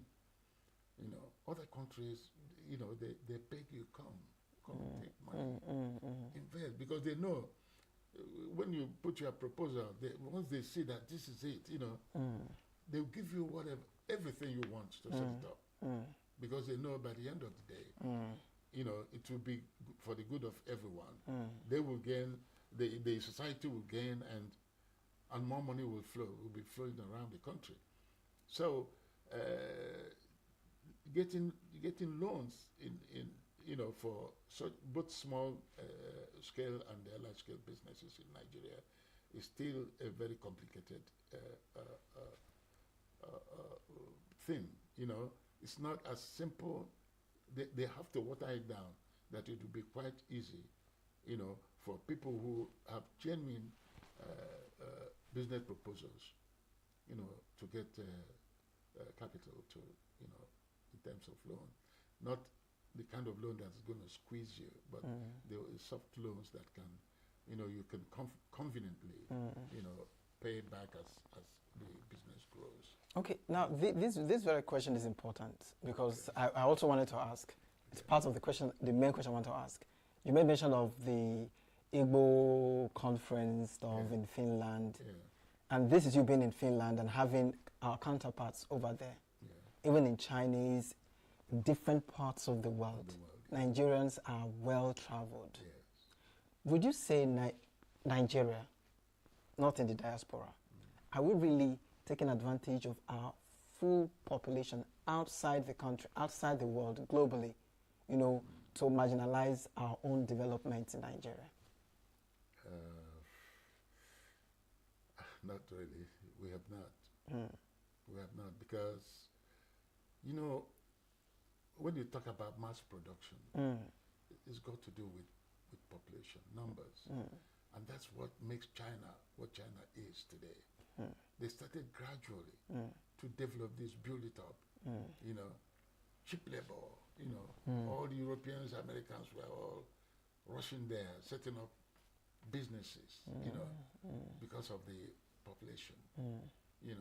Like if you're in textile, you have this big hall, and you find young girls sitting down and taking care of little things or the other. That way well paid. And well paid, and that way you're building. Because it will be more expensive to do that in the US or in America. So that way you get labor, cheap labor, but at the same time, mass production. Yeah, mass production, and it's not that you are using those people, because that payment you're giving them is enough for them. But because of the population, so Nigeria is not taking advantage of its population because we are not industrialized. There's so much money going into all kinds of things, going into people's pocket, rather than investing them in, or give incentives for industrialization. Because there are individuals who have ideas, who want to build industries. But then the government doesn't, our system makes difficult for people to do that because they don't, when they budget money, they don't budget enough for that purpose, you know. For instance, you know, in Europe, in Finland, for instance, ministries, let's say the Ministry of Industry, for instance, within their budget area, there are money stashed out for innovative, you know, projects by individuals or groups or companies. And this money is huge. So what they do is that they form a kind of a committee that will look into the needs of the country and then prepare a kind of a budget line for funding for anybody who will design a good project that will meet up with that demand. Right. So people will start applying, and they give out this money, and from there see new things. And so it is with every other ministry. While it is enriching some people, it's also solving the problem. Solving the problem. People are even getting employed in the process. In the process, you know. But then there are conditions you have to. It's being monitored very well. You have to give you a report. Let me give you an instance. I did something in culture, for instance, and the fund was coming from a foundation that is called they build the Kone Foundation. The Kone is a company that builds elevators and so many other, you know, big industrial, you know, equipment. So they have this fund for culture, you know, either research in culture or cultural activity or whatever. I applied to do a project which I call the Water Music Project, Nkwammiri in brackets. And what is the idea? To use the water music to promote the environmental need to preserve water. And I got money for that. Oh, that's cool. Yeah. That's cool. Before we go, because of time, still talking about cultural diplomacy, right? And the diaspora connecting to their homeland. Let's talk about election. This is, of course, election is just around the corner and everywhere is tensed, politics and what have you. I spoke with a friend that is currently based in the UK. He complained the previous time. He was like, the elections they've been having, they would have loved to cast their votes, even in the diaspora. But these are what they are denied. And then the government can also look into that direction. With your years living outside the country, I wouldn't ask if you ever voted. I know you never did because there was no platform. Yeah, there wasn't. Even if you had your choice, you had people you wish you could vote for, you couldn't. And you feel, I believe somehow you felt disenfranchised and a part of you felt like you were not part of the process. You're not a Nigerian for that period. Exactly. How can this be solved? What is your message? That's a very painful thing because, you know, can you imagine my doing a promo for the Indonesian election? Yeah, you know, for diasporan Indonesians to vote. I was doing a promo for that. Wow. Yeah, that's how seriously, you know, bad it feels, you know. Because when I look at it, I say, okay, look at all the Asian countries, Thailand, whatever. Whenever the election is there, we are running promos for. Because I was working, producing a community radio program. So my target are those minorities, you know. Okay. So it's so sad that up till now, nobody is even talking about it. Can you imagine millions of Nigerians that have been denied the right to vote? You know, not that it's complicated, it's so easy. All you need to do is just open the platform online and people just go there, sign in and vote and decide where they want to, you know, who they want. Simple thing like that. You know, it's not going to happen yet, since it has not happened up to this time. I wonder when it's going to be. But a follow-up question to that. Sorry to cut in. I was just trying to rush this time to make sure we talk about that. Do you think even those in the diaspora can trust the system, even if they want to cast their vote? Looking at what the whole Beavers challenges, irregularities, glitching, and what have you, even if there were to be a platform for the diaspora to cast their vote, can Nigerians, homeland, and in the diaspora believe the system to really give out the right figures? As a matter of fact, our hopes was dashed when that glitch thing happened, because that election, was it 2023, was, we were so excited about it outside. We said, wow, if this is going to work, the next step would be like diaspora vote, if it's going to work, because that's exactly what the diasporans needed, that kind of platform. But the way it was handled, it dashed everybody's hope, because we felt like, okay, if this can happen within, the country itself, if they cannot handle it, how about if within a global system where for Nigerians living all in different continents?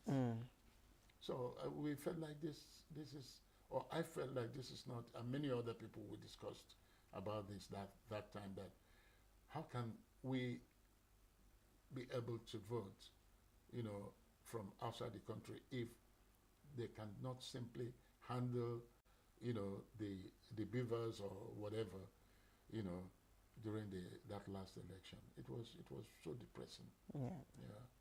Well, let's hope that someday, because I'm always thinking positive, even though I know that things are not working the way they should. But I hope someday, we'll be able to get it right. All right, I hope someday we'll be able to get it right. Thank you so much. It's been an amazing time with you. It's a pleasure. Nice having you on the show this morning. Thank you. Very much. Thank you. All right, so this is how far we go on this very part of the program this morning. Of course, it's been an amazing time, and our guest has done justice to this conversation. He's a veteran broadcaster and also a culture enthusiast and promoter. His name is Ike Udechime. We looked at culture, diplomacy, diaspora engagements, and homeland development. Thank you for being part of the program. We'll go straight to our Abuja studios. Every second, every minute, every day, news is breaking. Events occur and there are new developments. At Signature TV, we follow these stories objectively, bringing all sides without bias, explaining the complex issues, breaking down the numbers, and investigating the issues behind the news. Anywhere and everywhere, near or far, wherever the news is, we will be there. Signature TV. News in your pocket.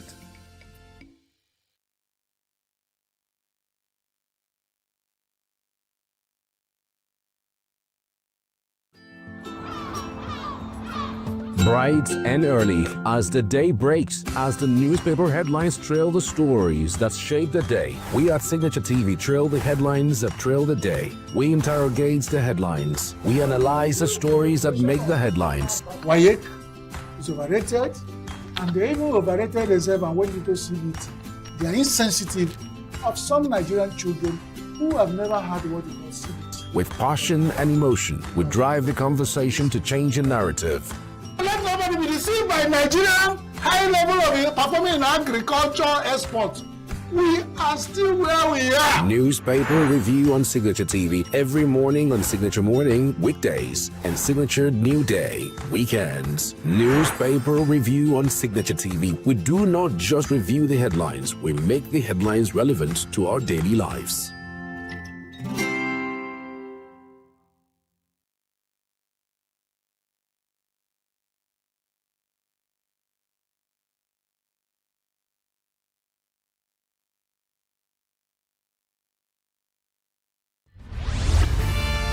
We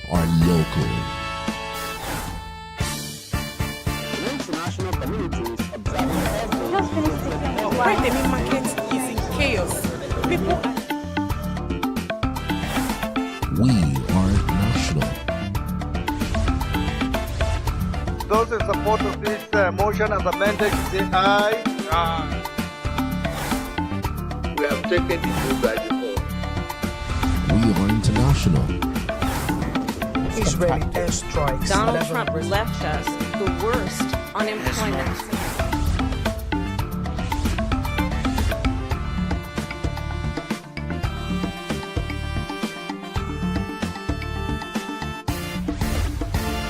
Signature TV, news in your pocket. Get plugged into the heartbeat of entertainment on The Hub, your ultimate show on eVibes. From trending stories and social media drama to top charting music, must-watch movies and exciting moments from the world of arts, we've got it all. Join us for unmissable conversations with your favorite entertainment personalities, plus fun segments every week. So I should try harder. So Okay, I don't know that one. outfit of the day. Oh, I don't do that. That's some Gen Z stuff. Oh, now you say it's a Gen Z stuff. It's everything you love about entertainment, served fresh every week at 1 p.m. with weekend repeats just in case you missed it. The Hub's on eVibes, where the vibes never stop. Only on Signature TV.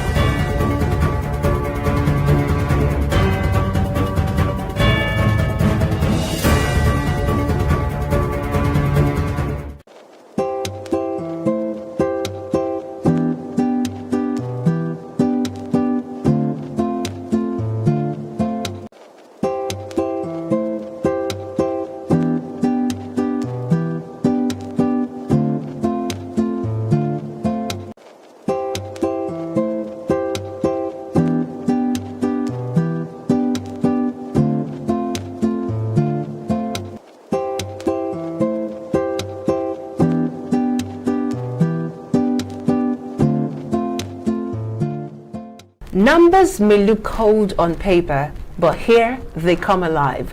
Welcome to Counting the Numbers on Signature TV, your weekly dive into the stories, people and trends in our economy. I am Thompsonime Natis. Standing on top of the numbers today is the real estate business. Real estate is one of the most talked about businesses in Nigeria, but it can sometimes feel like it's only for the wealthy or the big players. Yet many experts say anyone can start small if they understand the building blocks of the business. Today we break it down. What really is the real estate business? How can Nigerians take part in it, not just as tenants or buyers, but as investors and business owners?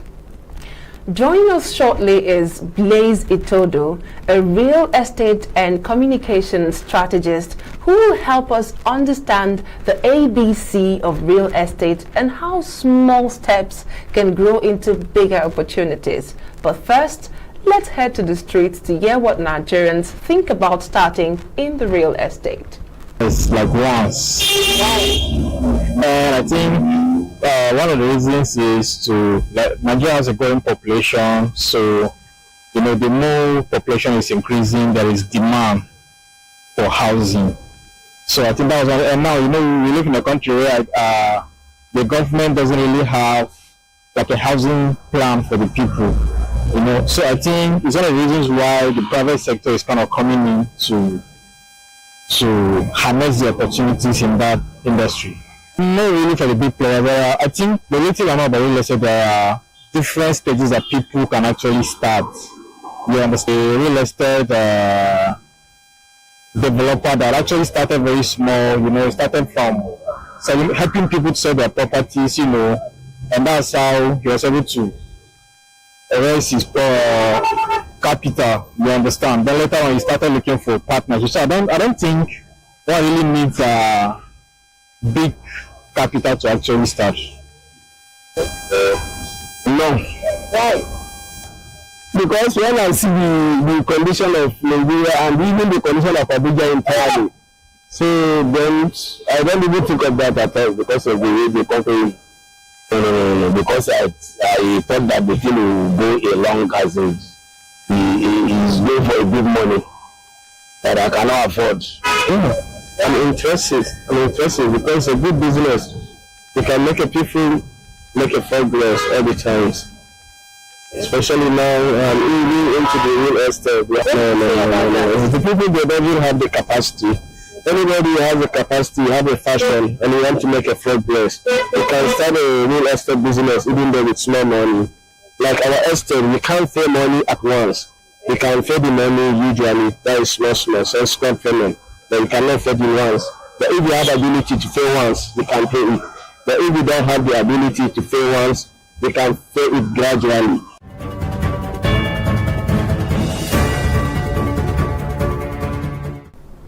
The views are diverse. Some Nigerians believe real estate is strictly a big money venture, while others insist there are small entry points that can make a difference. Let's take the conversation deeper with our guest.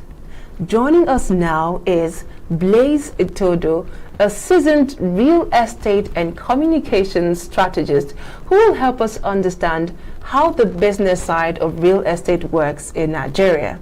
Welcome to the program, Blaise. It's so great to have you here. Thank you very much. It's nice to be here. Let's start simple.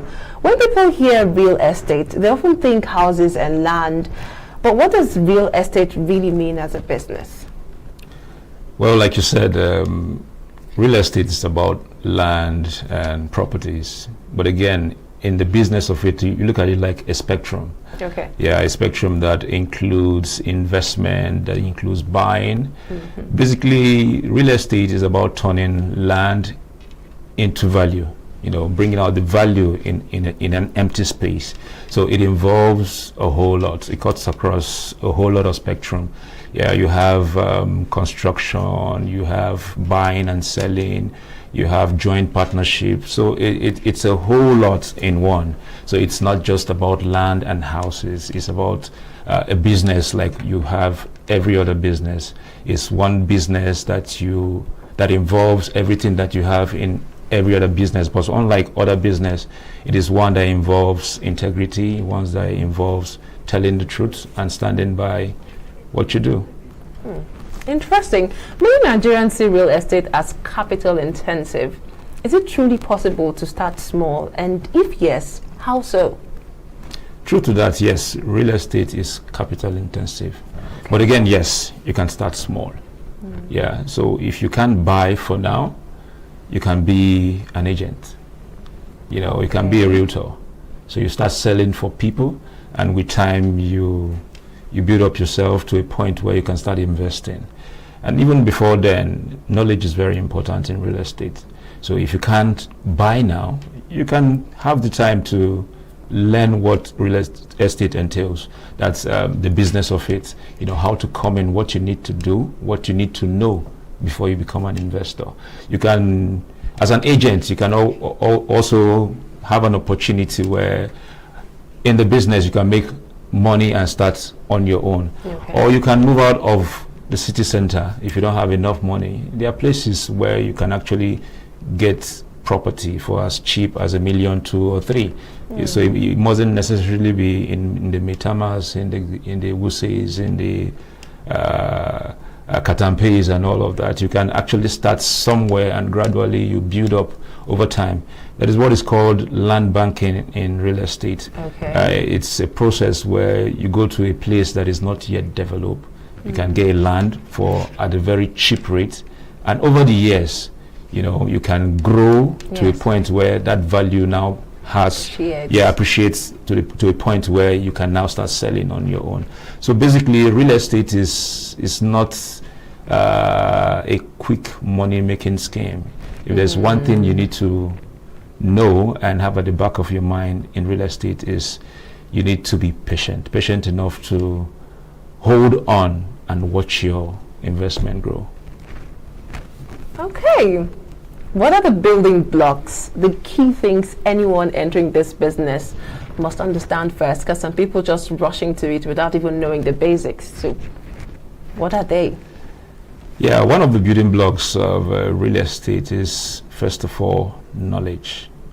Yeah, you need to have the knowledge of the business itself. You see, many people are actually carried away by the money part. You know, if you think real estate, just say, man, this is an opportunity to make money. Yes, it's an opportunity to make money, but first off, you need to learn what is involved. You need to seek that knowledge. You need to look for ways to understand how it operates. Secondly, you need to do due diligence, and that involves you asking the right questions, doing the right thing. Like if you want to acquire a property, first off, you need to do your due diligence in checking if the property is legit. How do you do that? If it's in Abuja, you go to Najis, and there's a procedure for that where you go and verify if the land in question is actually up for sale or is actually on ground. Because we've had cases where people buy land and you go there and it was just a concocted paper that people put together and sell to other people in the name of real estate. So you need to actually do your due diligence, and you need to learn to work with people that are professionals in the field. So if you want to go into real estate, you need a lawyer to guide you. Okay. You know, so you know the terms and conditions of the some of the contracts that you'll be going into. Because it's one thing for you to have the money and want to buy things and something. It's another thing to have like a binding document that will guide you in going into it. Another thing is location. You need to understand how location works. There are places where you would have the same size of land, but with a higher value. Take for instance, in our Guzape property, we're selling the 5-bedroom terrace in Guzape, and we have the same design, almost the same design in Life Camp, but the prices differ. Why? Because Guzape is of a higher value than Life Camp. So you need to understand that as well. As an investor, if you invest in a place, you should invest in a place where the value on your property is guaranteed to increase over time. So your due diligence, like I said earlier, would actually help you from losing your investment. It's just like you not having security and walk into a volatile area. So your due diligence is actually your security in going into it. And like I said earlier, you need to be patient. You need to have all of the patience in the world, because oftentimes it might not come when you're expecting. You know, there are many people. People just see people in real estate and they just feel, you know, they started yesterday and they are here today. Yeah. Some people, it took them years to get to where they are today.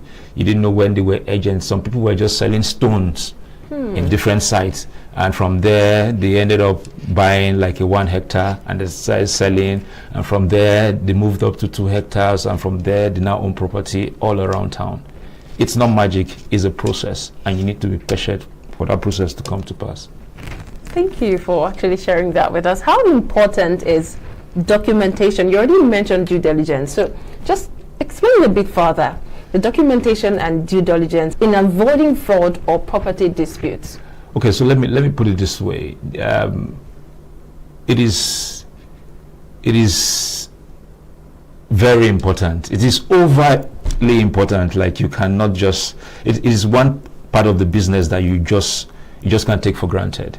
Because what happens is, let's take for instance, you have a land, and I say, okay, Tom Sinima is my friend, and she said, I have a land somewhere in Mitama, and let me just go and buy after all. She's my friend, I trust her and all of that.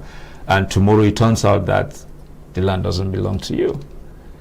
If I don't do due diligence, if I don't check, you know, if the land is actually legit and available on ground, and that transaction goes on, if we go to the courts, you might end up winning me, even though you've actually deceived me and took my money. Because I mean, there were no proper due diligence done in doing that business. So most times people just do it for the sake of, okay, I know this person, so let me just go ahead and do it. But oftentimes it doesn't turn out well. So that's why due diligence is very, very important. If you must buy a land, depending on where the land is, if it's in Abuja, like I said earlier, you go to Najis and do your due diligence. There's a procedure for that where you can come, you give them the documents of the said land, and they will help you verify who the real owner is. You know, and other things that you need to do is to, even if anybody comes up with a land for sale, you need to ask if that person have the authority to sell. Take, for instance, some people would, well, you always say nest of kin does not have joy, and oftentimes it's true. Some people will just go and steal their father's document, or probably a family land, and maybe the document is with them. Because the document is with them, they can fraudulently get somebody and sell it to the person, but that's wrong. You know, they need to have that permission to sell. You know, you need to actually confirm if that person offering you that property actually has the permission to sell. Because if that person doesn't have the permission to sell, like I said earlier, you end up losing your money, because if you sell to that person and the person ends up running away with your money, the real owner of the land can come back and claim back his land, because he never in any way offered that land for sale. So you, the investor, you, the buyer in this case, would have to confirm if that person actually has an authority to sell. So that's part of the due diligence you need to do as well. So once you have this understanding, it helps, it guides your investment, it protects your investment. So you are sure that the investment you are going into won't be a loss, because you've actually, you know, done your due diligence to ensure that your investment is safe. Okay, so beyond buying and selling land, what other opportunities exist in the real estate value chain? The real estate value chain is a whole lot of spectrum. Yeah, there's a whole lot that's involved. Even if you're not buying land or selling land, there's a whole lot you can do. You can go into property management. Okay. Yeah, so you can set up a structure where you help people, because there are some people that have properties, but they don't have the time to manage it. So you can set up a structure, a business that helps people manage their business. You can go into Airbnb. Yeah, so if you have a property, you don't want to rent it, but you want to do business, you can go into Airbnb, where you have apartments, you know, for short lets for people to rent over time. You can make money from that. You can go into construction. So you can be you can set up a construction company, so you provide construction services for real estate developers. You can be a developer yourself. You mustn't own land, but you're a developer. So you can go into joint ventures with people that own land. You have the money, they have the land. So you come together and you do the business together, and everybody benefits. You bring the money, they bring the land. And you have a sharing formula for that. You can go into block industry. Wow. Yeah, it's still in the value chain. You can supply cement, you can supply stones, you can supply sand. You know, you can be an agent where you just help people find properties around town. So it's a broad spectrum. It's a whole lot. These are just a few. These are just few I'm listing. There are even much more. Like if you come into the business, there's much more. Without you actually bringing out your money to say you are buying a land to build and start the business, you can come in between. There are so many businesses in between that you can do and make profit. So you're starting to say that real estate has like a wide range of opportunities for people if they actually tap into it. Yes, a very, very wide range of opportunities for people. Yes. Okay. Finally, what practical advice would you give young Nigerians or small investors who want to start today but feel discouraged? Okay, one, I would say start from where you are. That means, what do you have to go into real estate business? And oftentimes, it's not just money. Yes, I know it's a myth in real estate that real estate is all about money, big money. Exactly. But the truth is, yes, it's about big money, but beyond the big money, there are other things that you would need, you know, to go into the business. Like I said earlier, you need the knowledge, which is very, very key, very, very important. So even if you have the money, you need the knowledge. So first off, you need the knowledge. So once you gain the knowledge, then you can find ways to go. How can that knowledge be acquired? Yeah, by seeking the knowledge, by reading, by studying, by going to school, there's so many ways, by getting a mentor, you know, to guide you, to bring you in and help you. I actually got here through a mentor. It wasn't magic. Like, yeah, somebody actually held my hand and brought me in. You know, so it wasn't like I'm very good at this and I woke up one day and I have all of this knowledge about real estate. No, you know, in as much as I went out to seek knowledge, somebody actually helped me on a one-on-one to guide me to say, do this, don't do this, go here, don't go here. Okay. You know, and all of that. So you need somebody that has done it over the years to actually guide you, you know, and help you to grow in it. And like I said earlier, really people feel because they have money they can just go ahead and do anything. Due diligence is very important. Do your due diligence all the time.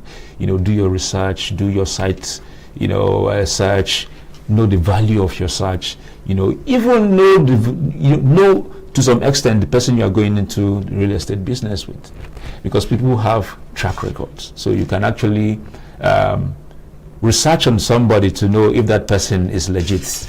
You can do all of that. You know, oftentimes we just say, I know this guy and he was introduced to me by XYZ, but you don't know any other thing beyond that. And that might be dangerous because in as much as it's a thriving business and all, there are still crooks in the business. Yeah, it's a very dicey, you know, environment that if you're not careful, you can lose everything. Like, yeah, so it's that important. Secondly, you need to be honest. Integrity matters in real estate. Okay. People don't see that. They just feel like it's business now. It's business. Just find your way out and just tell the client what he needs to hear or what she needs to hear. But importantly, your word should be your bound if you really want to excel in real estate, because people need to understand and know you for who you are. Like if you say A, you should mean A, not you say A and you're doing B. For instance, there are many people that are selling lands that probably are not theirs. You know, there are many people that are selling land that they've not finished paying, maybe from the person they bought from. They are still owing the original owner, and they are selling, they are not paying. So there's so many things. Some people are collecting money and the land is not on ground. You know, so that's a whole lot of a part of dishonesty that people are still doing right in the business. You know, some people are defrauding people by telling them lies, you know, about properties. You know, maybe the property is not, you know, they don't have the mandate for the property, but they can just go all out and just lie to the person, and, you know, just to make sure the person parts with his or her money.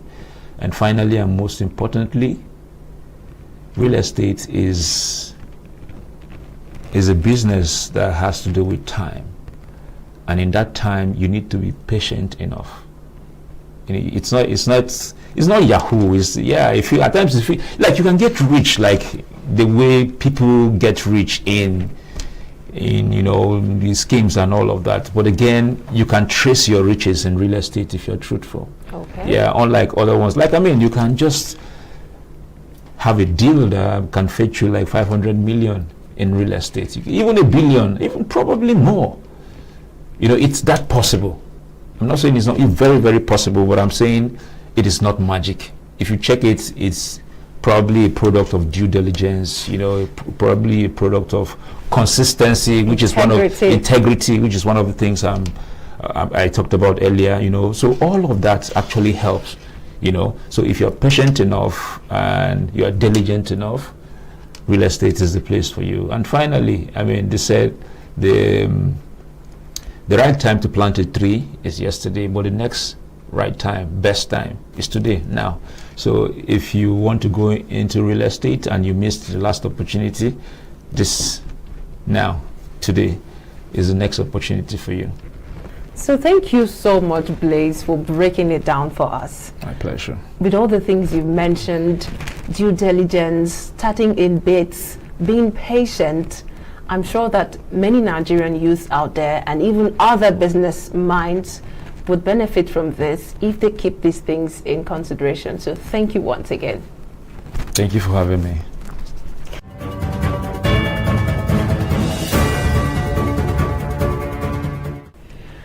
That was Blaze Itodo shedding light on the real estate business. The key takeaway, you really don't have to start big. You can start small and make the most out of it. Now, let's take a quick look on some real estate business realities in Nigeria.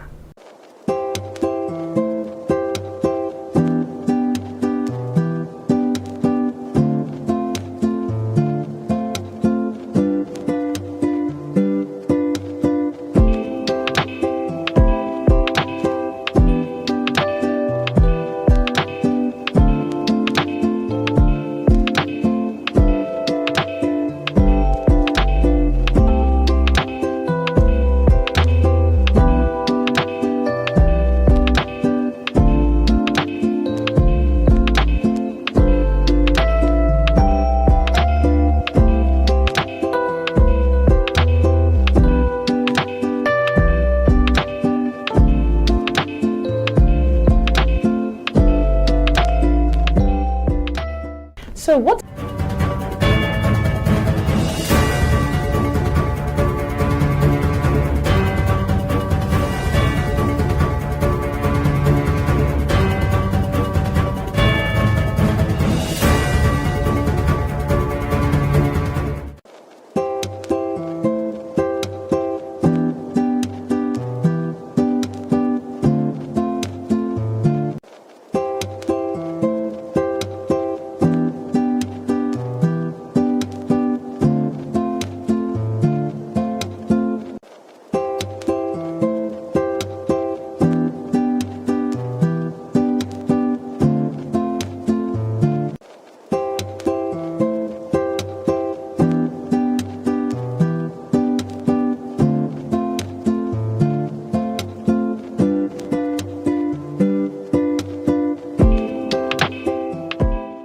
To create shelter is to build for man and society. A roof over the head has preoccupied man from ancient times till the present. Buildings and the skill for their construction have advanced from caves, thatched and moored to high-rise structures by engineers. These advances in the skills and structures have also brought challenges which make modern buildings to betray the safety and comfort which buildings should provide. The walls of many modern houses crumble, killing those inside instead of giving them safety. Comfort is sacrificed. From October 1974 to May 2025, Nigeria has recorded 653 incidents of building collapse, claiming 1,616 lives. Lagos State alone carries the heaviest burden, accounting for over 55% of these disasters. One city bearing more than half of a nation's pain. This is not fate. This is failure. In November 2021, Lagos was shaken when a 21-story luxury high-rise in Ikoyi collapsed, killing 45 people. In 2014, the Synagogue Church of All Nations guest house fell, taking 116 lives, including international visitors. And these are only the widely reported cases. According to the Building Collapse Prevention Guild, Nigeria sees dozens of collapses every single year. In 2022, there were 62 nationwide, with 20 in Lagos. In 2023, the country recorded 52 collapses, 17 of them in Lagos. In 2024, 47 cases spread across 14 states, and again, Lagos topped the list with 13 incidents. That means, on average, Nigeria suffers a building collapse every 7 to 9 days. Behind each statistic are real people. Children doing homework, market women resting after a long day, families are asleep, caught in seconds of chaos. But why do these buildings keep falling? Experts trace the causes to 4 major factors. 1. 40% linked to substandard materials. 2. 25% from poor workmanship and unqualified builders. 3. 20% from lack of proper supervision. 4. The rest are natural causes like flooding, soil failures, or heavy storms. In Lagos, over 1,000 buildings have already been marked as unsafe. Yet many are still occupied because families cannot afford alternatives in a housing market where rents keep climbing. So walls with cracks remain lived in, ceilings that leak remain slept under, and danger becomes normal. Behind every collapse is not only a faulty wall but a faulty system. Nigeria introduced its National Building Code in 2006, but enforcement remains weak. Out of hundreds of investigated cases, only a handful reach prosecution. The numbers tell the story. Over 650 collapses in 50 years, but less than 10% have led to real accountability. Developers cut corners, investors look away, and citizens pay the price. The results? From Lagos to Kano, from Abuja to Port Harcourt, buildings rise tall on paper but fall short in reality. It does not have to remain this way. Other nations have shown that collapse can be prevented. In Rwanda, stricter enforcement of building codes have drastically reduced structural failures. In India, after reforms in 2013, collapse fatalities dropped by nearly 40% within 5 years. Here in Nigeria, the Building Collapse Prevention Guild is training artisans and advocating for safer construction. Young architects are experimenting with compressed earth blocks and locally sourced materials, building affordable houses that can withstand the test of time. If scaled up, this initiative could save hundreds of lives every year and restore confidence in the safety of our homes. When a building collapses, it is not only cement and steel that fall, it is human lives, human dreams, and human futures. The numbers are stark. 653 collapses in 50 years. 1,616 deaths recorded. Dozens of cases every year. Lagos carrying more than half of the nation's toll. The numbers speak, but will we listen? Until we build with honesty, enforce with courage, and value human life above profit, the dust of fallen walls will continue to rise, marking not just broken buildings but broken promises.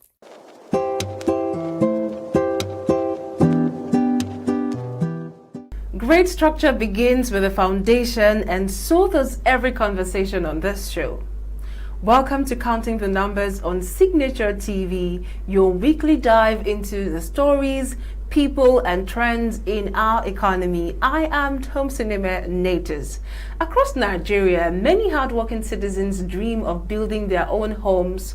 But with the rising cost of cement, iron rods, and labor, some cut corners, hoping to save money. Unfortunately, that shortcut can come at a devastating cost. Building collapse, loss of life, and wasted investment. So, what's the real cost of cheap construction? And is it possible to build safely even on a tight budget? Joining us shortly is architect Chukwudi Ifedinezi, who will help us understand the importance of building smart. But first, let's take it to the streets to hear what Nigerians have to say about building costs and cutting corners. This is at the end of the day. But the building will not use to last. So the best thing, why not do the right thing at the right time and save yourself the stress and save the community at large, even the people that will be inside.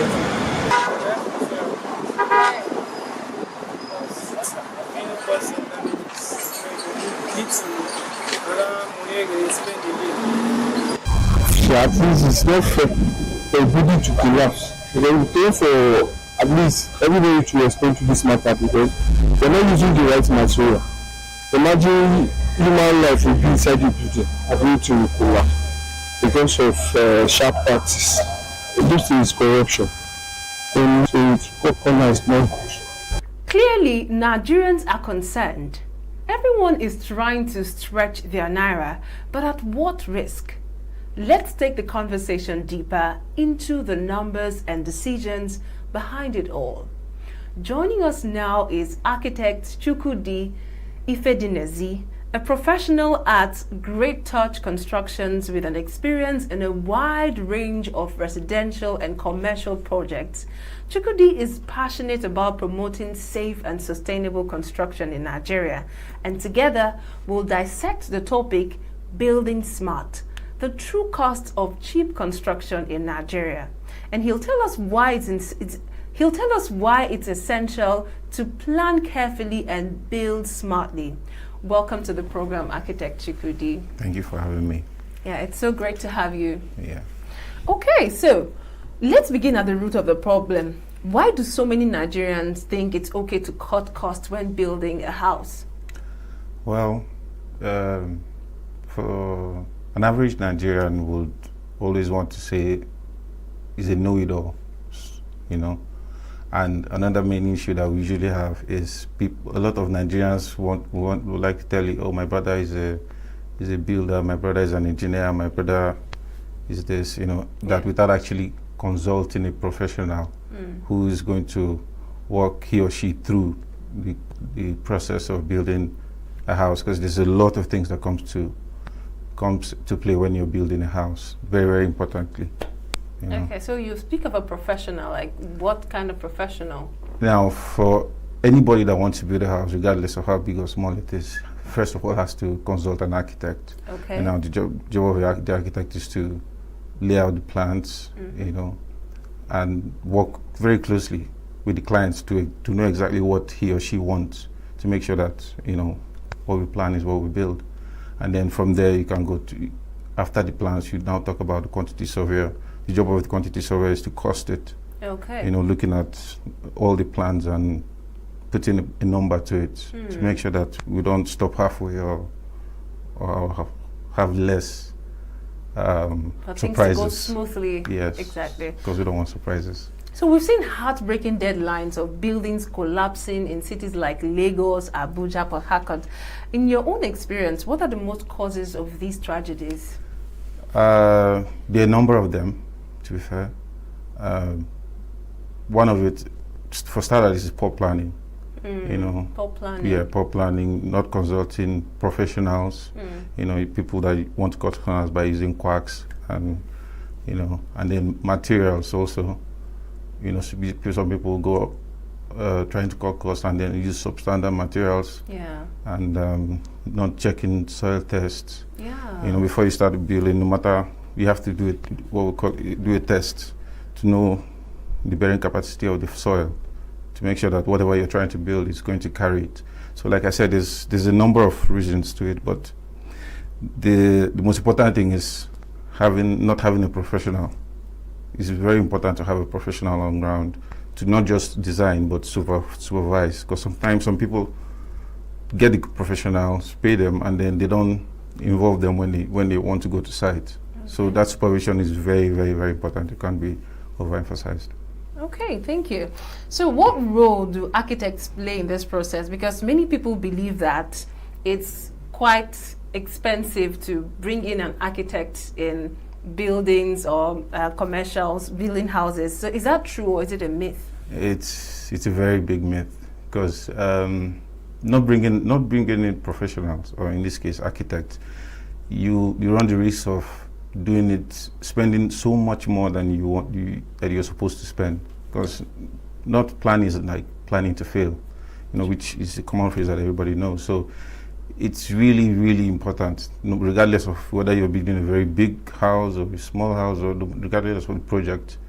The planning it's everything. It's very important. It cannot be overstated. But are architects expensive? No, they're not expensive if you don't use them. I don't know how to put it. Like, not using them is more expensive than using them. Yes, yes, because you're going to. If you start without an architect, you're going to be changing and changing and changing. And then when you're changing and changing and changing, you already built the structure, so you have to break down and then change. And so all of these things that you're doing now is going to cost you so much more than doing it without an architect, you understand? So you just have to design it. You just have to put it on paper and see what it looks like. Do it 3D if you don't understand plans. You do it 3D and see what it's going to look like in real life before going to sites. You know, it's really, really important. You know, another thing is some people have this my dream house kind of idea, and sometimes they don't quite match it with their budget. How do architects actually come in to help people with budgets like that, to make them realize that what you're picturing and what you have at hand, maybe the finances you have, might not be a good match? Well, if you have a dream to build a very big house that you cannot afford, the job of the architect is to advise you. Okay. You know, using experience and, like I said, working closely with quantity surveyor to cost it and spell it all out, because cutting corners always backfires. It's not a maybe, it's definitely going to backfire, because you're going to spend more, or in the end it might even collapse, you know, which we don't want none of that. So the job of the architect is to walk you through it, and if your money is not going to get you that exact dream house, you can work around it using design to do something that looks like it, but then So something that will not break your bank account. Oh, interesting. Okay. Yeah. So if somebody has about 10 to 15 million naira, can they build a safe 3-bedroom house without cutting corners? There are a few factors that come to play. Location is one of them. You know, it depends on where you want to build it. And then the short answer is actually no. 10 to 15 million cannot build A standard 3-bedroom. Currently in Nigeria? Yes, that's the short answer. Okay. Because you're going to have to work, roofing for instance, now is an average 3-bedroom, to roof an average 3-bedroom, the regular type of roof that we use in Nigeria it's going to cost you about 3.5 to 4 million just to roof the house. Currently.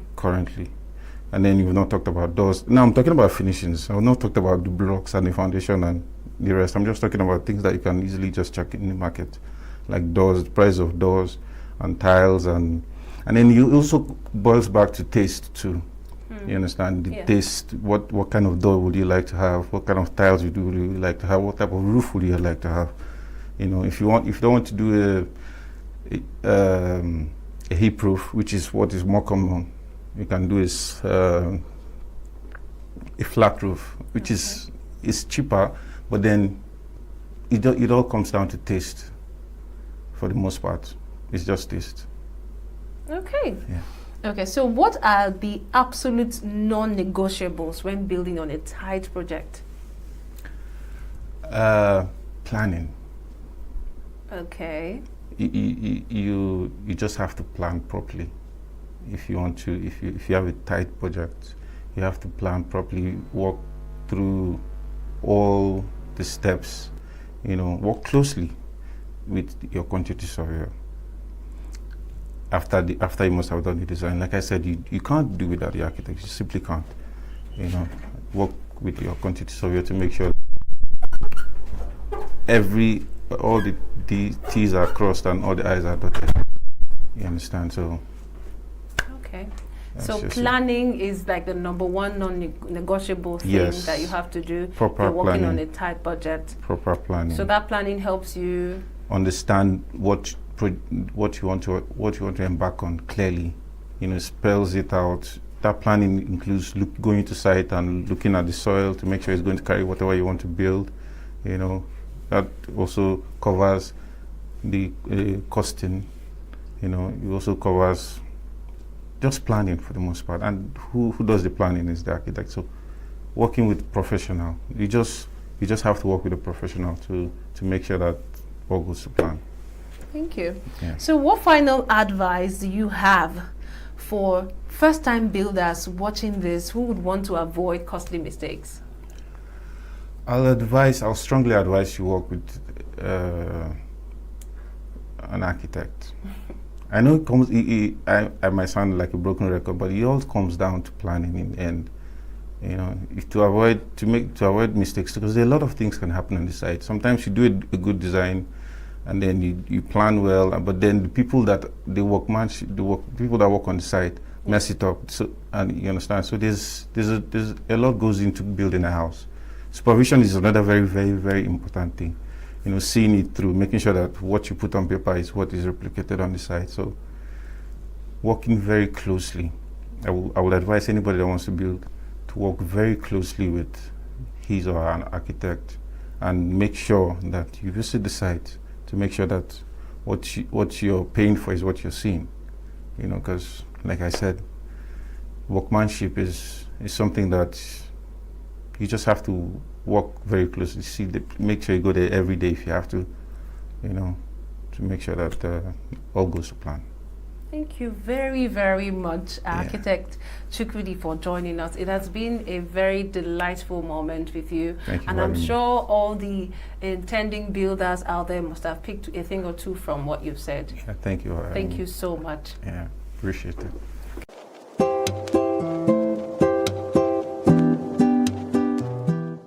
A huge thank you to Architect Chukwudi Ifedinezi for those powerful insights. Indeed, saving money should never cost you your life or your home. Building smart means planning ahead, using the right professionals, and not compromising on structural integrity. Now, let's take a quick look at some building realities in Nigeria.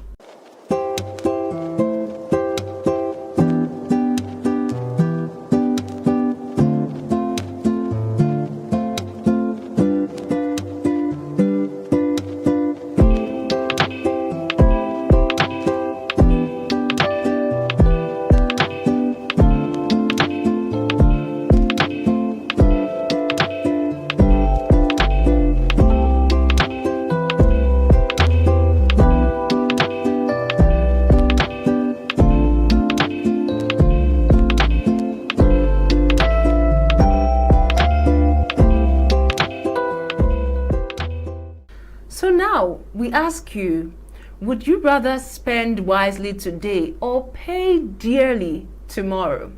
The numbers speak for themselves, and so do the stories. Connect with us across social media at Signature TV and use the hashtag Counting the Numbers to join the conversation.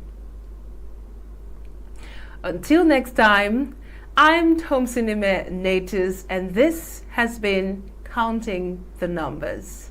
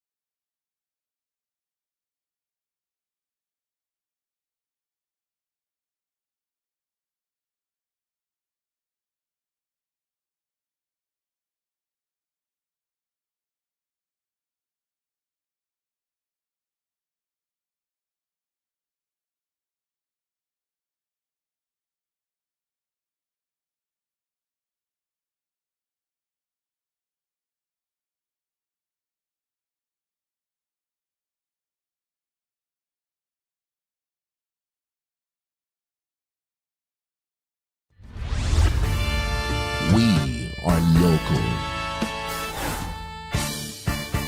International communities observing Why the main market is in chaos. People are... We are national. Those in support of this motion as amended, say aye. Aye. We have taken it to the report. We are international. Israeli airstrikes. Donald Trump left us the worst unemployment.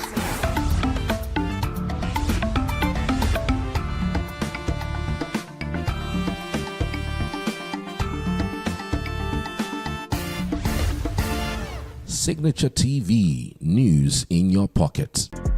Get plugged into the heartbeat of entertainment on The Hub, your ultimate show on e-vibes. From trending stories and social media drama to top charting music, must-watch movies and exciting moments from the world of arts, we've got it all. Join us for unmissable conversations with your favorite entertainment personalities, plus fun segments every week. So I should try harder. So Okay, I don't know that one. outfit of the day. Oh, I don't do that.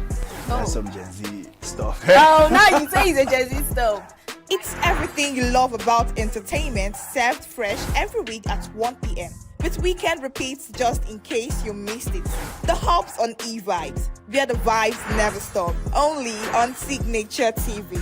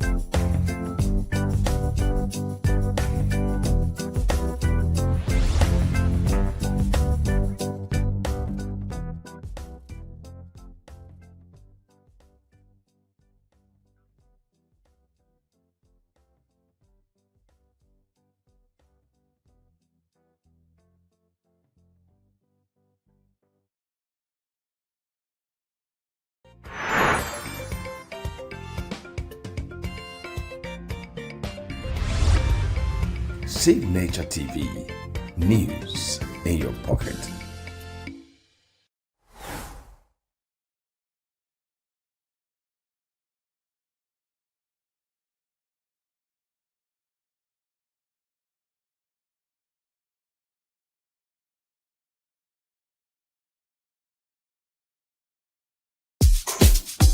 You don't tire for this picture. Oh yeah, make you follow Unorodo. Nigeria don't go digital with free TV. Over 100 channels they wait you. Sport, news, and better entertainment for your own language. No matter where you dey, whether for city or whether for village, the satellite signal they reach every corner of Nigeria from day one. No monthly payment again. Once you get Ogbonge free to air decoder, you don't win. This one now our own national asset. Even from your phone, you feel watch out.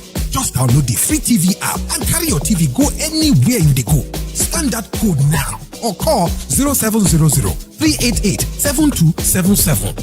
Free TV, digital TV for free. Brought to you by MBC.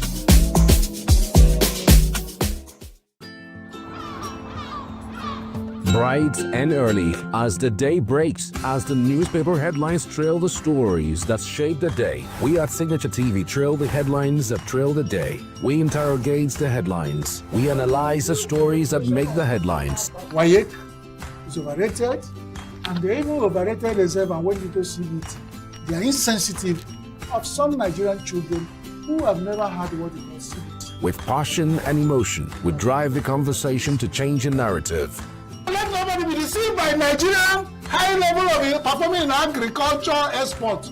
we are still where we are. Newspaper review on Signature TV every morning on Signature Morning, weekdays, and Signature New Day, weekends. Newspaper review on Signature TV. We do not just review the headlines, we make the headlines relevant to our daily lives.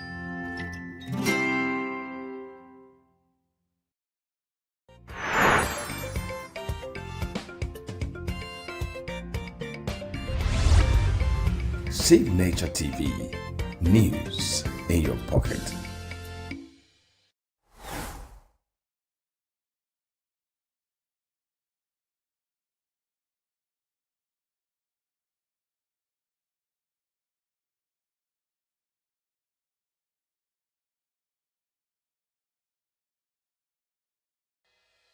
Health is more than a diagnosis. It's your lifestyle, your choices, and your future.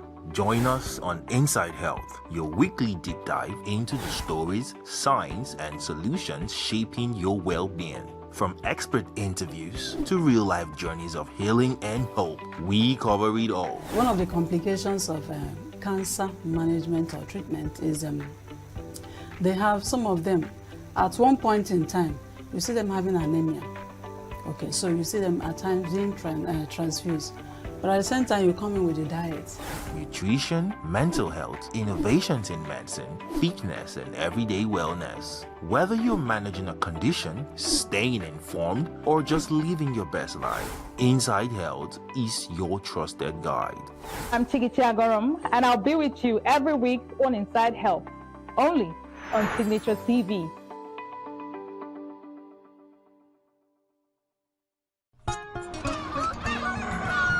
New every morning on Signature TV, we open the day for you with needed energy, information, and required vibes to shape your day. From sizzling snippets of stories in various areas of life to intriguing conversations with net worth guests. When you have people who have no track record becoming your leaders, you have a problem.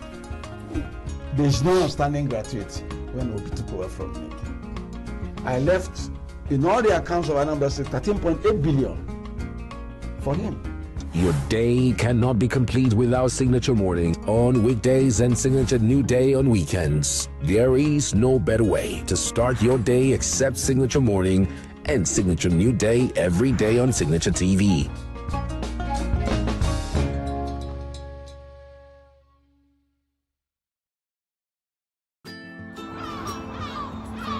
Bright and early as the day breaks, as the newspaper headlines trail the stories that shape the day. We at Signature TV trail the headlines that trail the day. We interrogate the headlines. We analyze the stories that make the headlines. Wyatt is overrated, and they even overrated themselves, and when you go see it, they are insensitive of some Nigerian children who have never had what it was CBT. With passion and emotion, we drive the conversation to change a narrative.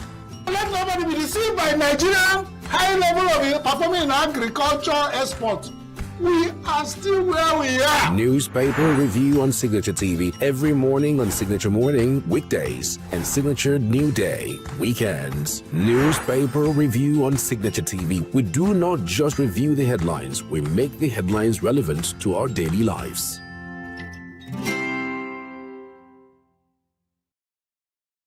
Every second, every minute, every day, news is breaking, events occur, and there are new developments. At Signature TV, we follow these stories objectively, bringing all sides without bias, explaining the complex issues, breaking down the numbers, and investigating the issues behind the news. Anywhere and everywhere, near or far, wherever the news is, we will be there. Signature TV. News in your pocket. Health is more than a diagnosis. It's your lifestyle, your choices, and your future.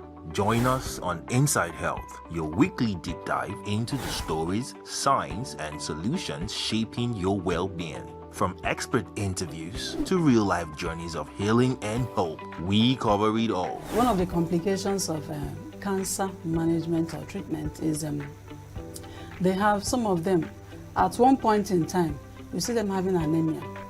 Okay, so you see them at times being transfused. But at the same time, you come in with a diet. Nutrition, mental health, innovations in medicine, fitness, and everyday wellness. Whether you're managing a condition, staying informed, or just living your best life, Inside Health is your trusted guide. I'm Chigichi Agorum, and I'll be with you every week on Inside Health, only on Signature TV.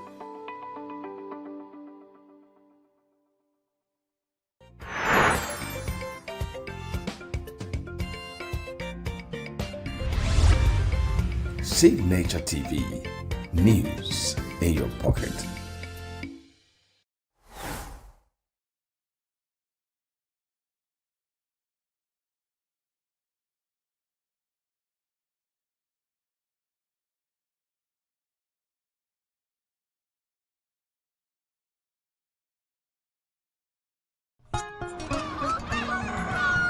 New every morning on Signature TV, we open the day for you with needed energy, information, and required vibes to shape your day. From sizzling snippets of stories in various areas of life to intriguing conversations with net worth guests. When you have people who have no track record becoming your leaders, you have a problem. There's no outstanding gratuity when Obi took over from me. I left in all the accounts of Anambra State 13.8 billion for him. Your day cannot be complete without Signature Morning on weekdays and Signature New Day on weekends. There is no better way to start your day except Signature Morning and Signature New Day every day on Signature TV.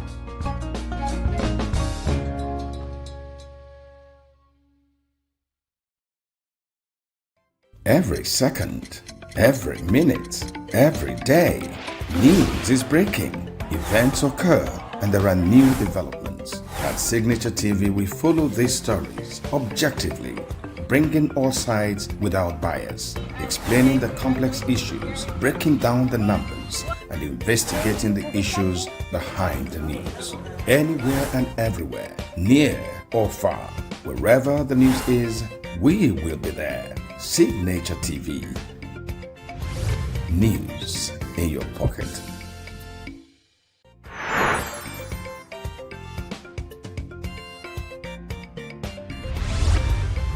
Signature TV.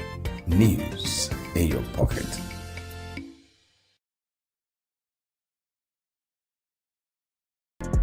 Get plugged into the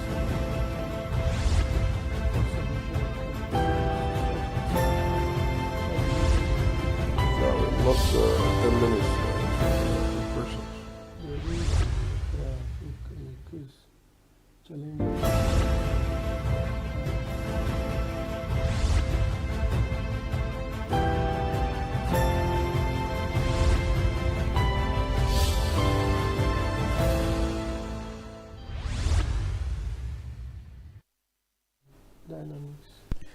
This is Signature Television Unscripted. My name is Mike Obani. We are going to examine crucial developments in our country in the last 1 week. And we are going to talk about the primaries of the ruling All Progressives Congress, the primaries to elect candidates for the National Assembly, the governorship, and the state houses of assembly. How did it go? There have been lots of complaints arising from the primaries. Some politicians feel that they were shortchanged, that the system didn't go, the exercise didn't go well. There were lots and lots of manipulations and rigging that saw them out of being defeated in the election. And the question is, if the ruling All Progressive Congress cannot organize free and fair primaries, what will happen to the general elections in 2027? Is it the kind of thing we are going to see? Are we going to see a free, fair election or a rigged election? Then we come to the issue of the book or the autobiography written by the former head of state, General Yakubu Gowon. He just launched his autobiography, My Service of Duty and Allegiance. And a lot of people who attended that book unveiling praised him for unifying the country and also for introducing the 3 R's: reconciliation, reconstruction, and rehabilitation. That we ask ourselves, so many years after the end of the war, has there been, have we seen the reconciliation? Have we seen the reconstruction and the rehabilitation? Then we are happy that the court the other day extended the time, or rather knocked off some INEC guidelines regarding the conduct of the election, and one important one has to do with the time lag, for the different political parties to submit members, their membership list to INEC. In fact, by going by the INEC guideline, it ended on 10th of May, but the court has now said no. This is contrary to the provision of the Constitution and the Electoral Act, and extended the submission of a membership list to September, and that gives room for, so we are going to look at the implication of, this court ruling, and with me in the studio to do justice to these topics and more is on my immediate right, Mr. Martin and Mr. Ani. You are welcome to the program. Thank you, Chief Ubani. Thank you, Dr. Okeje. You're welcome to the program. It's nice having you, and to our listeners, viewers, we say, stay with us, and we're going to serve you well. So, what do you make out of let's start from the book launch. Okay. Go on's book launch. Well, okay. So what do you make out of the book? Well, I have not had much insight into the book because it was just launched, I think, 2 days ago. Yeah. Yeah, the book was launched 2 days ago, but just like every other book, it's his own thinking, it's his own understanding, and he's entitled to script whatever he felt that transpired, within 1967 and during the war and all that. So, but the key thing that I gleaned out of the book was when he mentioned that it was Ojukwu that caused the war. But I recall vividly that that was what they had as Aburi Accord. So then, well, if Ojukwu and Gowon had gone to Ghana in Aburi and then agreed to do a particular thing, and then by the time as we were told, Buhari, what is his name, Gowon came back, I realized that he didn't do a good bargaining, and that the agreement he signed on to wouldn't favor him, and then started going against the agreement. So you can't say it was Ojukwu's, Ojukwu disobeyed. No. So that's actually what I see. But like I stated earlier, he's entitled to whatever he felt, and then to the extent he has gone to reconcile Nigerians with his Nigerian prayer, that's one thing we have known him for. So after the war, he turned born again, according to him. We don't know who is born again and who is not, except the Lord himself knows who he is. So he has been praying around. I think with that prayer team that has been going around, I think he has made some impact to heal the wounds of the war. But with regards to what transpired in Ghana, after Ghana and all that, I don't think it's squarely on Ojukwu. You can't put the blame entirely on Ojukwu. It takes two to tango. So the Nigerian government must have done something also to have triggered the war. Yeah, the killings, the backtracking and all that. So that's just what I want. So I congratulate him on his Yeah, just like so many officials of government have congratulated him, the President of the Federal Republic of Nigeria, Bola Ahmed Tinubu, congratulated him, the vice president, and all that, Doctor. You know, looking at the book, I don't know whether you've read the book. I'm sure you've heard about the book. Even if you have not read it, you've heard about the book. But one issue I want us to look at is the issue Gowon was praised for the 3 hours, for introducing the 3 hours, you know, after the end of the war. And here we are. Do you think that those 3 hours, reconstruction, rehabilitation, and you know, were carried through, you know, after the war? Any reconstruction, you know, one can talk about in the war-affected areas, especially the southeast where we are today. Any rehabilitation? Is the unity there? You know, a lot of people said God will unify the country. Is the unity there? You know, is it possible that he succeeded? Because after the war, he was head of state. He was head of state. The war ended in 1970. He was overthrown in 1985, July 29, 1985. So he has 85 rather. Is it? 75. Yeah, 75. Right. That's 75. Yeah. So he had 7 years after the end of the war. You know, did he implement those policies that he initiated after the Civil War?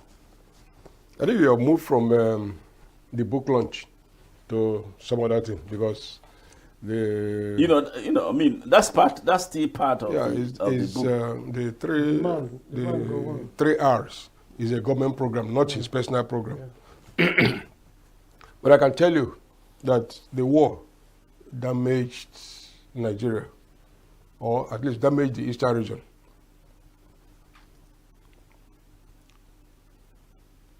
The damages of the war included personal houses, personal homes, personal companies. I'm not aware of anybody who had a company or who had a home damaged during the war that received compensation, that was helped to reconstruct. A majority of the schools in the war-affected areas were owned by missions. Missions, Catholic Church had the most, followed by what is now called the Church of Nigeria Anglican Communion, the Methodists, you know, Baptists, few government schools. Bishop Okoye was the assistant bishop of ENUGU Catholic Diocese. He made efforts to reconstruct the schools that were damaged. I attended a Catholic school. The government didn't do anything. What they did was to seize the school and say, we are taking it over. People should go to school, there will be no fees. But before we arrived, they said they had formed parent-teacher association without the parents, without the teachers, and asked students to pay levies imposed on parents and teachers. People who were poor.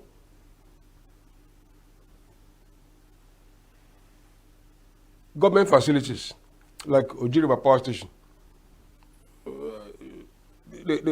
My father worked there. It was a functional power station before the war. But it's not here now. So where is the reconstruction? The Nkalagu cement factory.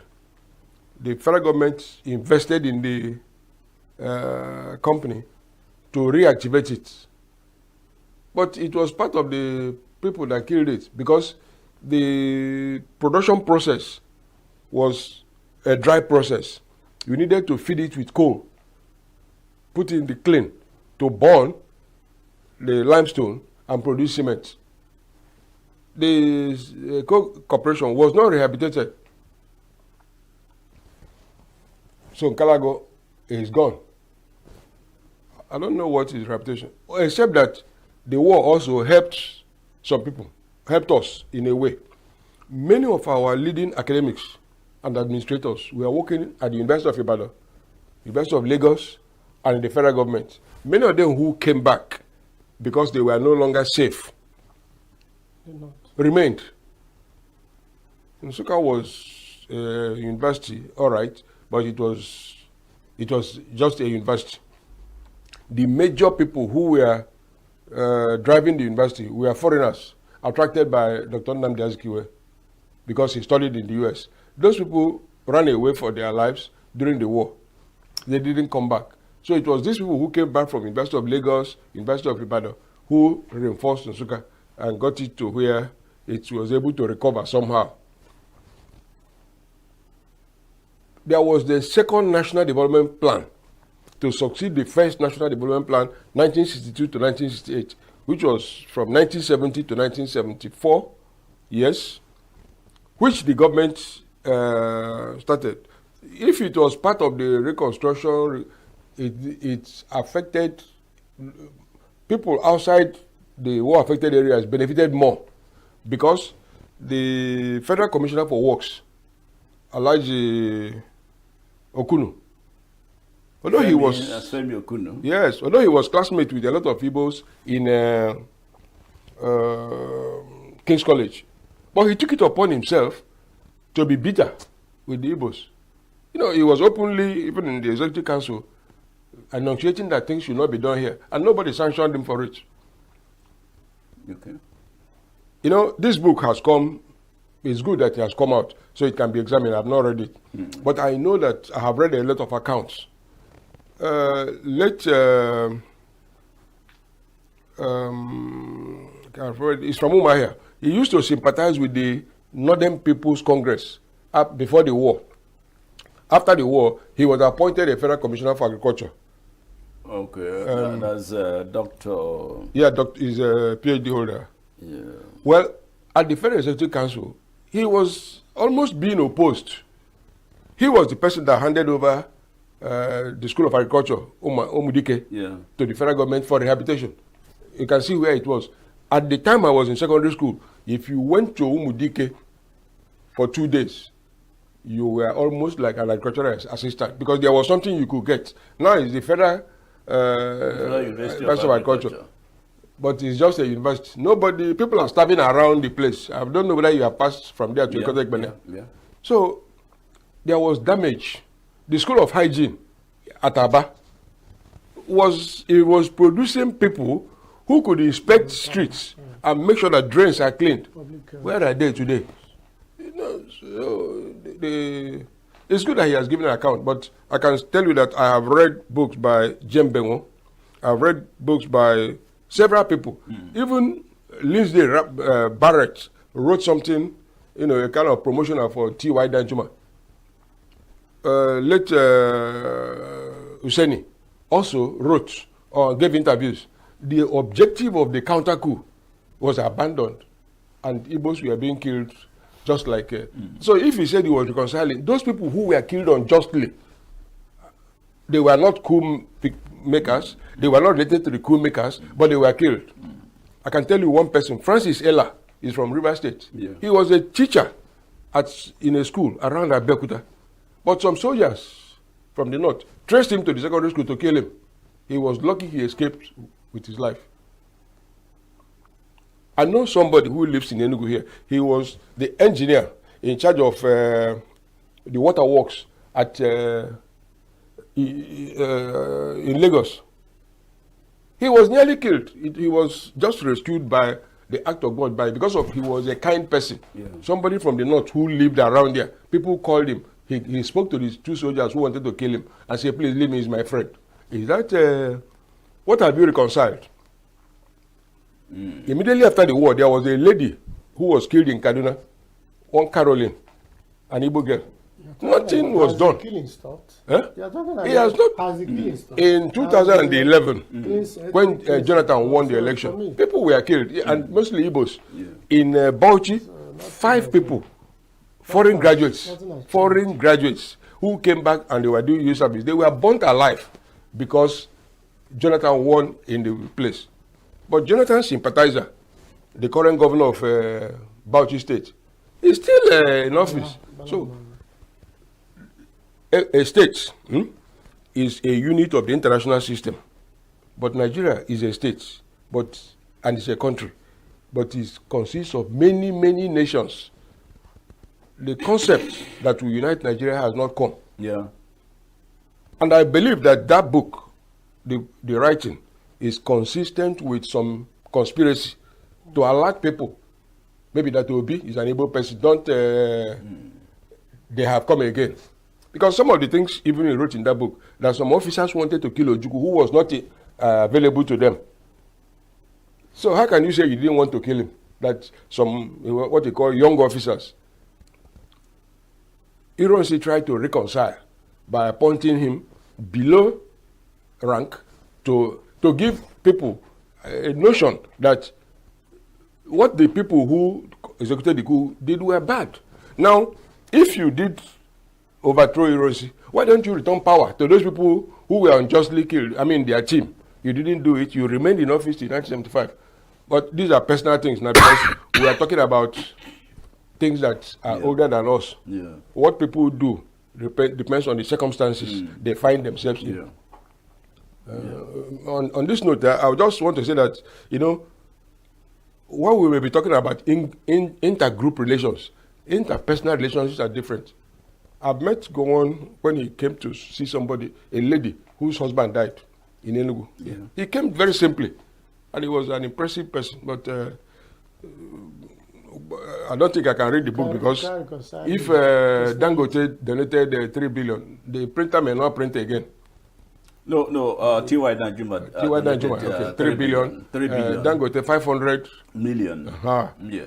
And then, so many, I'm even surprised that the Vice President Shetima, you know, imposed 25 million naira on each of the state governors, 36 state governors of the Federation, asked them to pay 25 million. For the book. We're not going to leave this issue until we talk about the inability or the refusal of General Gowon to apologize to the Igbos for, you know, yes, I mean, there was a coup, 1966 coup, January 15, 1966 coup, which was allegedly masterminded by Igbo officers, and there was a counter coup followed by massive, you know, killings of Igbos. We do know, or still remember about the massacre of the 3,000 young men in Asaba.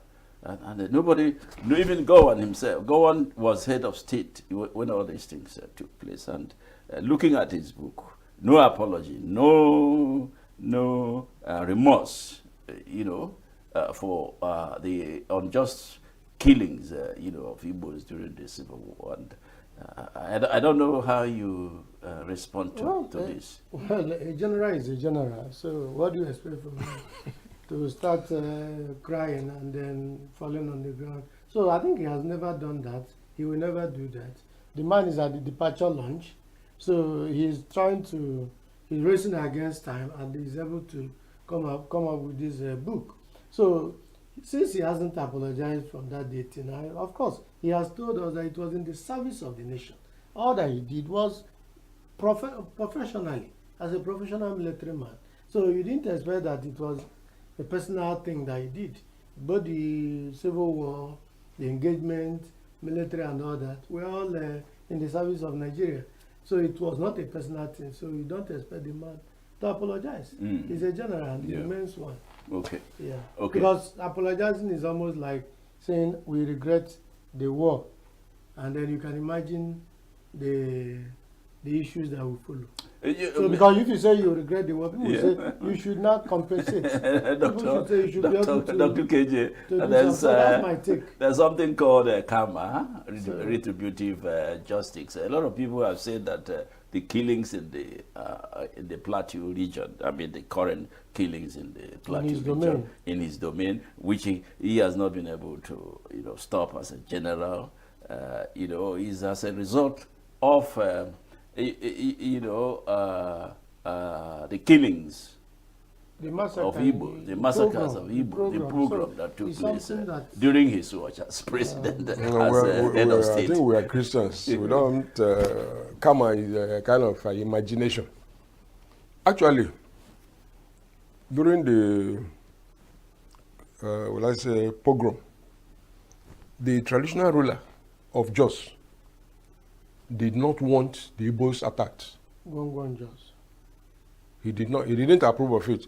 But because the people there, the Birom, are a minority, it is the people who are immigrated into that area that effected their wish. The same thing in Yola, the emir was protecting the Igbos, but I mean, the rioters could not do that. So even now, the problem in Plateau is on the Birom. People from other parts of Plateau are not sympathetic to the Birom people. If they were and they joined them, I mean, the matter would have been settled. And you can see Jonah Jank came from that place. And when he was governor, he tried to tackle the problem. I think the other governor that was also removed was from Jos area. So it's not common. It's only that Nigeria was set up by force. And that force continued to propel.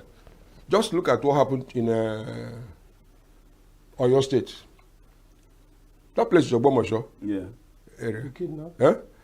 Where Akintola comes from. Okay. Adekunle was a staff officer in ENUGU here when the first and second coup happened. When Ejo, their commander, became a military governor, he came up. When Ojukwu decided to declare Biafra or felt that people were unsafe, he approved that weapons should be given to the soldiers who are not from the Eastern region to let them go out of the region, and that they should return the weapons after.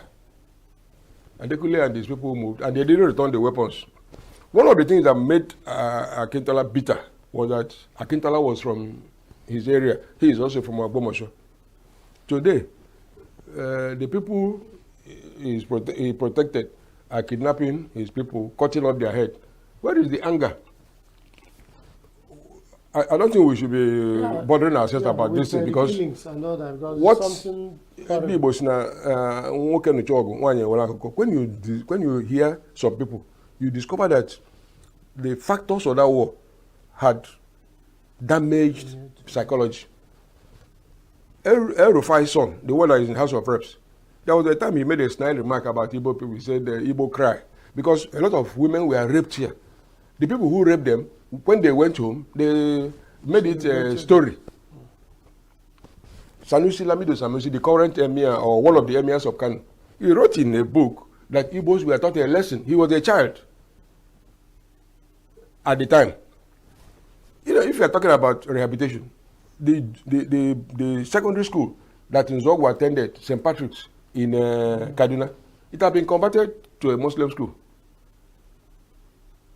The Catholic Church handed it over to them. He did it. So I think he said he didn't want to open old wounds. You know, there's an English saying that silence is golden. Given what many people have spoken about, and he was silent for a long time, personally, I would believe that, you know, if he was talking about his memoir, his life, he could have just concerned himself about himself. Yeah. If I see the book, if I see the book, because he was not the organizer of the coup, from what other people said, he should have just left it. Good thing, he also admitted that Igbos were killed in the north. Many other people didn't say it; they just glossed over it. They called it retaliation. So he could have concerned himself with his personal life. Okay. One of the things I would like to see from that book is, why did he try to run for president under option A4 in Wusasa, and he was, defeated. Very much defeated? And before this book came out, I think he called on Tinubu. I don't know what he went there to do. This book has now come out, you know, to create an atmosphere that could have a political dynamic. But like I said, I don't believe in karma, because God is in charge. Yeah. Yeah. Anybody doing anything must be very ethical and moral. Gentlemen, the politics is heating up, and we've seen the primaries conducted by the ruling national APC.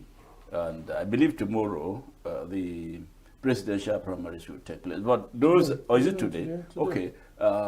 We've had a lot of APC members complaining that they were rigged out, that the election was manipulated, and there is a possibility that some of those aggrieved APC members may defect to other political parties, especially now that there is a window, for you to do so, given against the backdrop of the recent ruling of the court, extending the timeline for the submission of membership list to INEC. But is this a mirror of what we are going to? That's what is going to play out during the 2027 general election. If a ruling political party cannot organize a free, fair, and credible primaries, the expectation is that they will do worse things during the general election. I don't know how you react to that. Okay, just to because in Nasarawa, in Kwara, in Cross River, in Delta, in all so many states in the federation, there are complaints. Some former governors losing as well. So the point here is this: I keep saying that it's Nigerians. We are a people that find it difficult to play by the rules. We are hardly rule players, and that's the problem. Every time we are talking about making laws, making regulations, making constitutions, the same people that make the constitutions, make the rules, make the laws are the same lawbreakers. To the point that people mock some of our lawmakers as lawbreakers. So the point I'm trying to make is that these parties have rules, they have regulations, of course subsumed under the constitution, but the point is that they are never ready to play by the rules. Okay, take for instance, consensus candidate and all that. Is that democratic? A situation whereby one or two persons, some they call themselves party leader, party leader, that kind of name. Once he summons the people and say, this person will go, and then you expect that the rest will keep quiet. Even when the person that has been nominated to go or considered better ahead of others doesn't have the capacity and what it takes to lead, doesn't even have a plan for the people. So that is why we're having these issues. And all of them flocked into APC because they believe that with the president as the leader, who is running a command and control system, look at what has happened in Rivers, just at the snap of the finger, a sitting governor has pulled out of a governorship primary. What does that tell you? So the same thing is playing out. You have seen what has played out in Lagos. Hamza, the deputy governor, has emerged. I think he's the only deputy governor emerging among those that their governors are leaving, current governors are leaving, because the leader has said this is the one that will go, irrespective of the opinion of the people, irrespective of what democracy expects that people should government of the people, by the people, and for the people. But they're not playing by these rules, and that's why you see quite a lot of implosion in APC. Everyone who has studied what has been going on, the carpeting, cross-carpeting, and the campaign and the campaign, have seen that this is almost a mini Nigeria. APC has become a mini Nigeria where everyone is flocking. And they are living in that delusion that once they elect anyone, that person will win. So the point now is that there is going to be serious implosion because what has played out in these primaries are never democracy. They are just in position of candidate in what they call consensus candidate. And you see that at the end of the day, so many people will be shortchanged. If the man doesn't like your face, he will remove you. Whether you're serving or not, it doesn't matter. And people are not allowed to vote. So the point I want to make briefly is that the primaries are full of surprises, as we have seen, including, I think, Goje, one former governor of Gombe, Senator Goje, so many of them who are very influential, not because the power brokers, the current power brokers doesn't want them. Not that they are not able to win an election. So what we are expecting that with this window of opportunity stretching to September, you will see quite a lot of them join other parties and also maybe possibly try to get elected. And then the race will be very interesting ahead of 2027. But what I'm trying to say is that, if, like you say, whether it's a foreshadow of 2027, I want to say that it's still a foreshadow. Because if people cannot play by the rule in their small party politics, then what will happen in I think this is what America foresaw under George Washington. If you go through records, you see that George Washington ran as an independent candidate because it was expected then that the parties were becoming something else, uncontrollable, and the parties were stood down. And then that was how George Washington ran. Was made for... And he became one of the best American presidents, in history. Yeah, so before we run out of time, Dr. KJ, I would like your views. I would like you to comment on the withdrawal of the governor of Rivers State from the race. You recall what transpired in the past. We had an emergency rule in Rivers State for 6 months because arising from the struggle for power between Fubara and his godfather, Nyesom Wike, who is the minister of the FCT. Do you see the withdrawal of Fubara as a triumph of godfatherism in Nigeria? How do you look at it? For me personally, I look at it from the prism, from the point of view of the triumph of godfatherism. Otherwise, why would a sitting governor, having bought form maybe for 50 million, 100 million, at the end of the day, he said he was he was withdrawing. So that peace will reign. What do you make out of it? Is that still democracy in action? Well, I said that Nigeria was created by force. There was no way Fubara could have survived his ordeal with Wike working with Tinubu. It's just not possible. Bear in mind that Fubara was not a politician. He was an accountant general, he was a civil servant. But because he was a person trafficking money to Wike, when Wike was in the PDP, the EFCC was deployed against him. But they couldn't arrest him because he was a sitting governor. They wanted to arrest Fubara. So he kept Fubara in the government house where they could not come in. And then from there, he made him governor to make him unarrestable. Now, common sense should have dictated that if you ride a tiger, if you step down, it will eat you. At the time that Fubara and Wike started having problems, a thorough civil servant would have resigned from the governorship. And nobody would have been hearing about him today. Many people in the PDP were bitter that Fubara was made governor because he wasn't among them. He wasn't a politician? He was not, yes. So there was nothing he was struggling to achieve.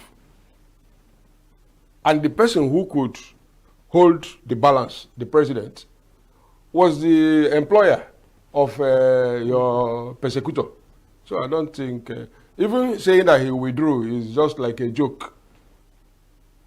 A serious person would have even resigned both from the governorship and the party and go his way.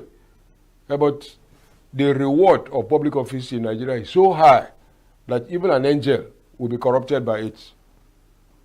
So I don't think there's any news about it. It's all the same force system. Because look at it, Chinda, who is the nominee, remained in PDP until he won the election. He was the minority leader in the House. But he has not resigned. That I'm telling you. He has not resigned from the PDP. And that's why when he was talking about the INEC timetable and things like that, these are jokes. They are all planning it. Maybe where will be is nice, where they want to see if they can vandalize. Yeah. Because what the INEC and their collaborators are doing, it looks like politics is a drill where you order people up and down. Politicians are not people you order. And something you cannot administer, don't establish it as policy. It doesn't make sense. He talked about George Washington. is many of these people who are running for nomination, have they visited their party members in different locations to address them on their policy choices?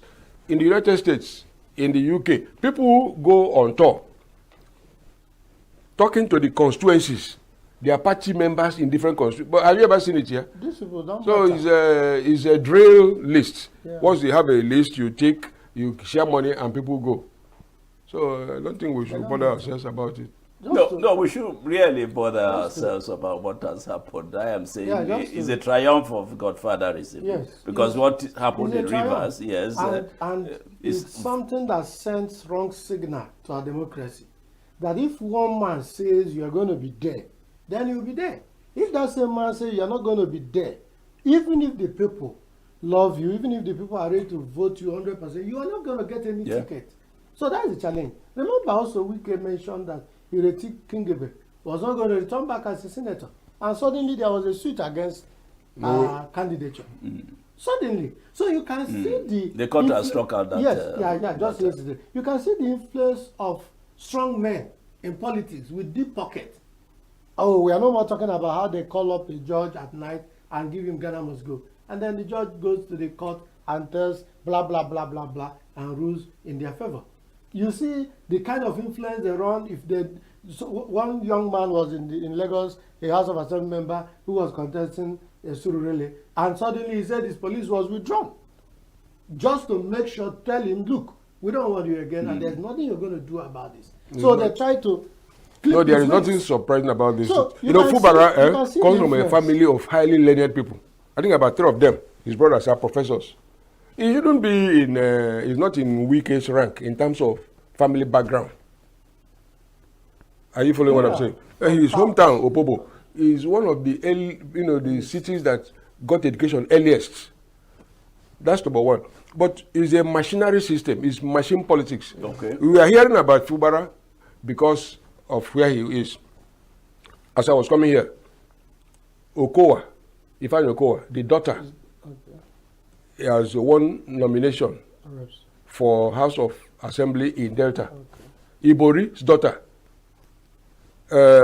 Uduaga's daughter, 3 of them. Elitist politics. Then Okowa himself is seeking for senatorial. So is the one you are hearing about is machine politics. That's why people should not pay attention to it. There are many capable people in Nigeria who do not participate in politics because they have ideas, but they don't want to use their ideas against other people. I just want to say again that the parties have been hijacked by these persons. So as soon as you are floating a new party, they will send in their people there and hijack the party.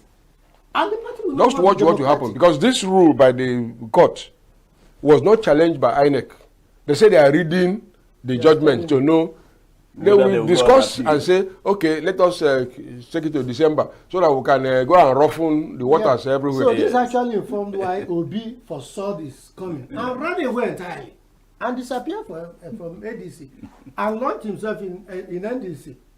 You know, so because the parties have been manipulated by the power brokers, by money bags, and those with wide influence in society, and they have actually collapsed the institution. That's my worry. Yeah. The judiciary has been collapsed. The legislature has been collapsed. You see what's going on with the Senate president. Whatever they want him to do is what he does. He's seeking re-election, and the Senator Hope also want to upstage him. You know, he's turning hasn't ended, but he's getting gentlemen, to return back to our the Senate. time is. So you can see the my back, I rob your back. We don't have time. No, I've supported Tinubu, so it's time for Tinubu to repay me with Senate presence. I wish we have more time. We would have discussed the rationale behind the appreciation the former president, Goodluck Jonathan, to come back to politics and contest the presidential election, and one would ask, what did he forget at the presidential villa? I do hope that when we come back next time, we'll discuss about that. But that has to do with what the court says about, you know, he was his position is somebody sued him for the court to determine whether he's qualified or not to run for another time. Gentlemen, we've come to the end of our discussion. I thank you for calling. I thank you for participating, and we'll do that some other time. Thank you.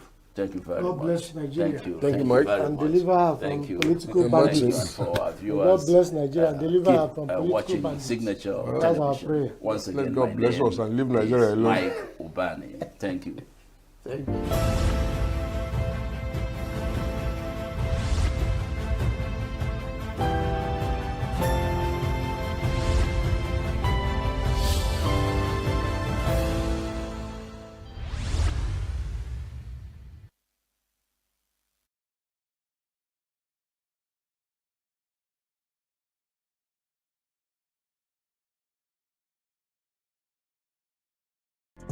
Get plugged into the heartbeat of entertainment on The Hub, your ultimate show on eVibes.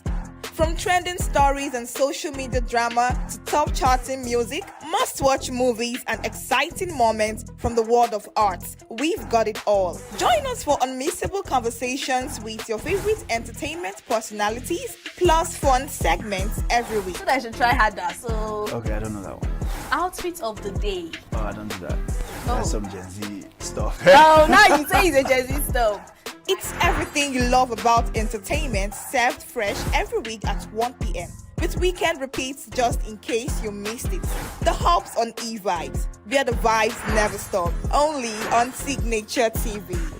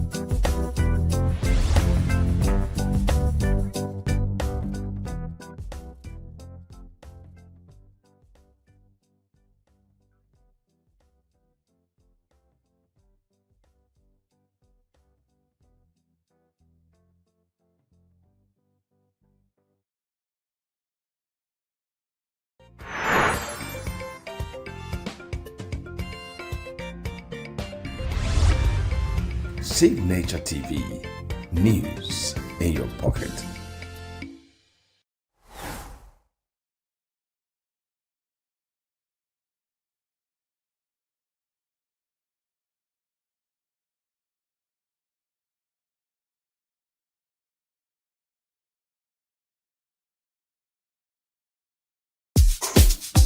You don't tire for this picture?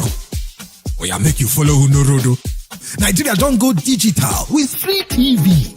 Over 100 channels they with you. Sport, news, and better entertainment for your own language. No matter where you dey, whether for city or whether for village, the satellite signal they reach every corner of Nigeria from day one. No monthly payment again. Once you get Ogbonge free to air decoder, you don't win. This one now our own national asset. Even from your phone, you feel watch out. Just download the free TV app and carry your TV go anywhere you dey go. Scan that code now or call 0700-388-7277. Free TV, digital TV for free. Brought to you by MBC.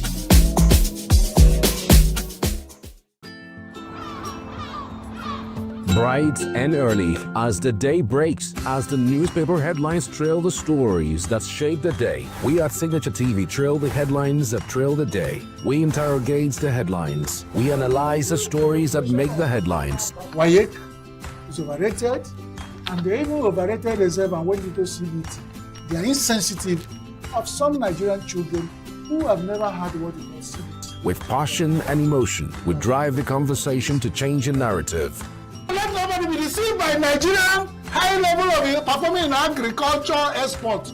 We are still where we are. Newspaper review on Signature TV every morning on Signature Morning, weekdays, and Signature New Day, weekends. Newspaper review on Signature TV. We do not just review the headlines, we make the headlines relevant to our daily lives.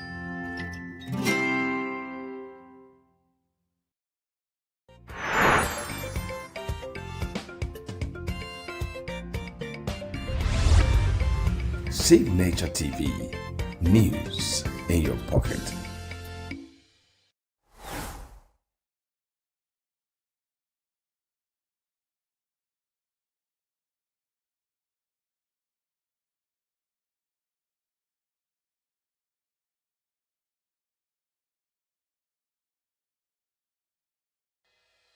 Health is more than a diagnosis. It's your lifestyle, your choices, and your future. Join us on Inside Health, your weekly deep dive into the stories, science, and solutions shaping your well-being. From expert interviews to real-life journeys of healing and hope, we cover it all. One of the complications of cancer management or treatment is they have some of them, at one point in time, you see them having anemia.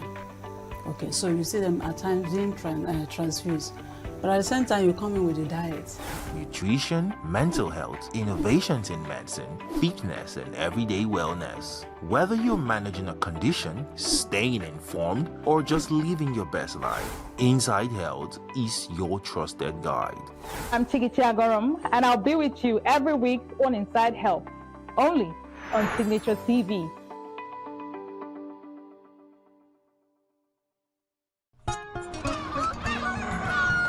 New every morning on Signature TV, we open the day for you with needed energy, information, and required vibes to shape your day. From sizzling snippets of stories in various areas of life to intriguing conversations with net worth guests. When you have people who have no track record becoming your leaders, you have a problem. There's no outstanding gratuity when Obi took over from me. I left in all the accounts of Anambra State 13.8 billion for him. Your day cannot be complete without Signature Morning on weekdays and Signature New Day on weekends. There is no better way to start your day except Signature Morning and Signature New Day every day on Signature TV.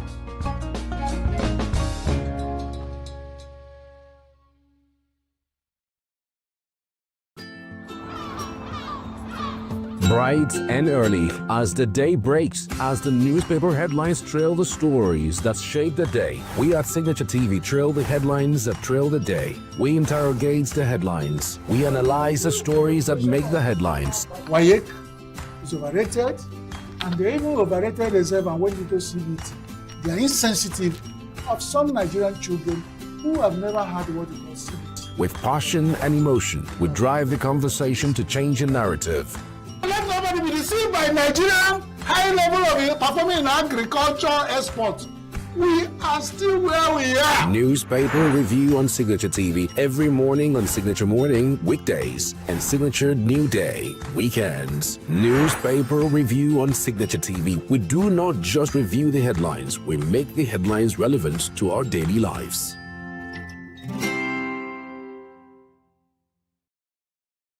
Every second, every minute, every day, news is breaking, events occur, and there are new developments. At Signature TV, we follow these stories objectively, bringing all sides without bias, explaining the complex issues, breaking down the numbers, and investigating the issues behind the news. Anywhere and everywhere, near or far, wherever the news is, we will be there. Signature TV. News in your pocket. Health is more than a diagnosis. It's your lifestyle, your choices, and your future. Join us on Inside Health, your weekly deep dive into the stories, science, and solutions shaping your well-being. From expert interviews to real-life journeys of healing and hope, we cover it all. One of the complications of cancer management or treatment is they have some of them at one point in time, you see them having anemia. Okay, so you see them at times being transfused. But at the same time, you come in with a diet.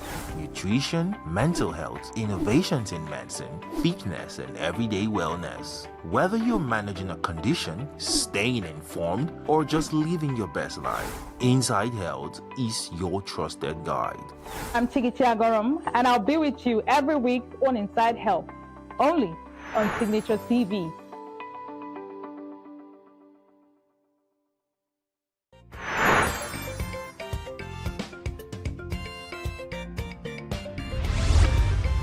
Signature TV. News in your pocket.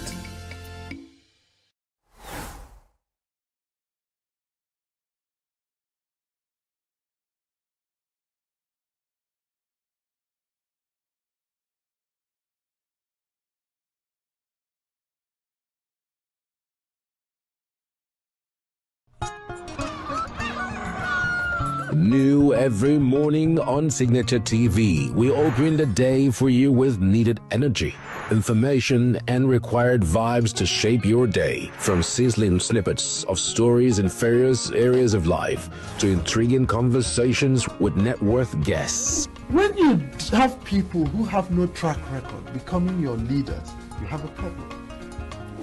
There is no outstanding gratuity when Obi took over from me. I left in all the accounts of Anambra State 13.8 billion for him. Your day cannot be complete without Signature Morning on weekdays and Signature New Day on weekends. There is no better way to start your day except Signature Morning and Signature New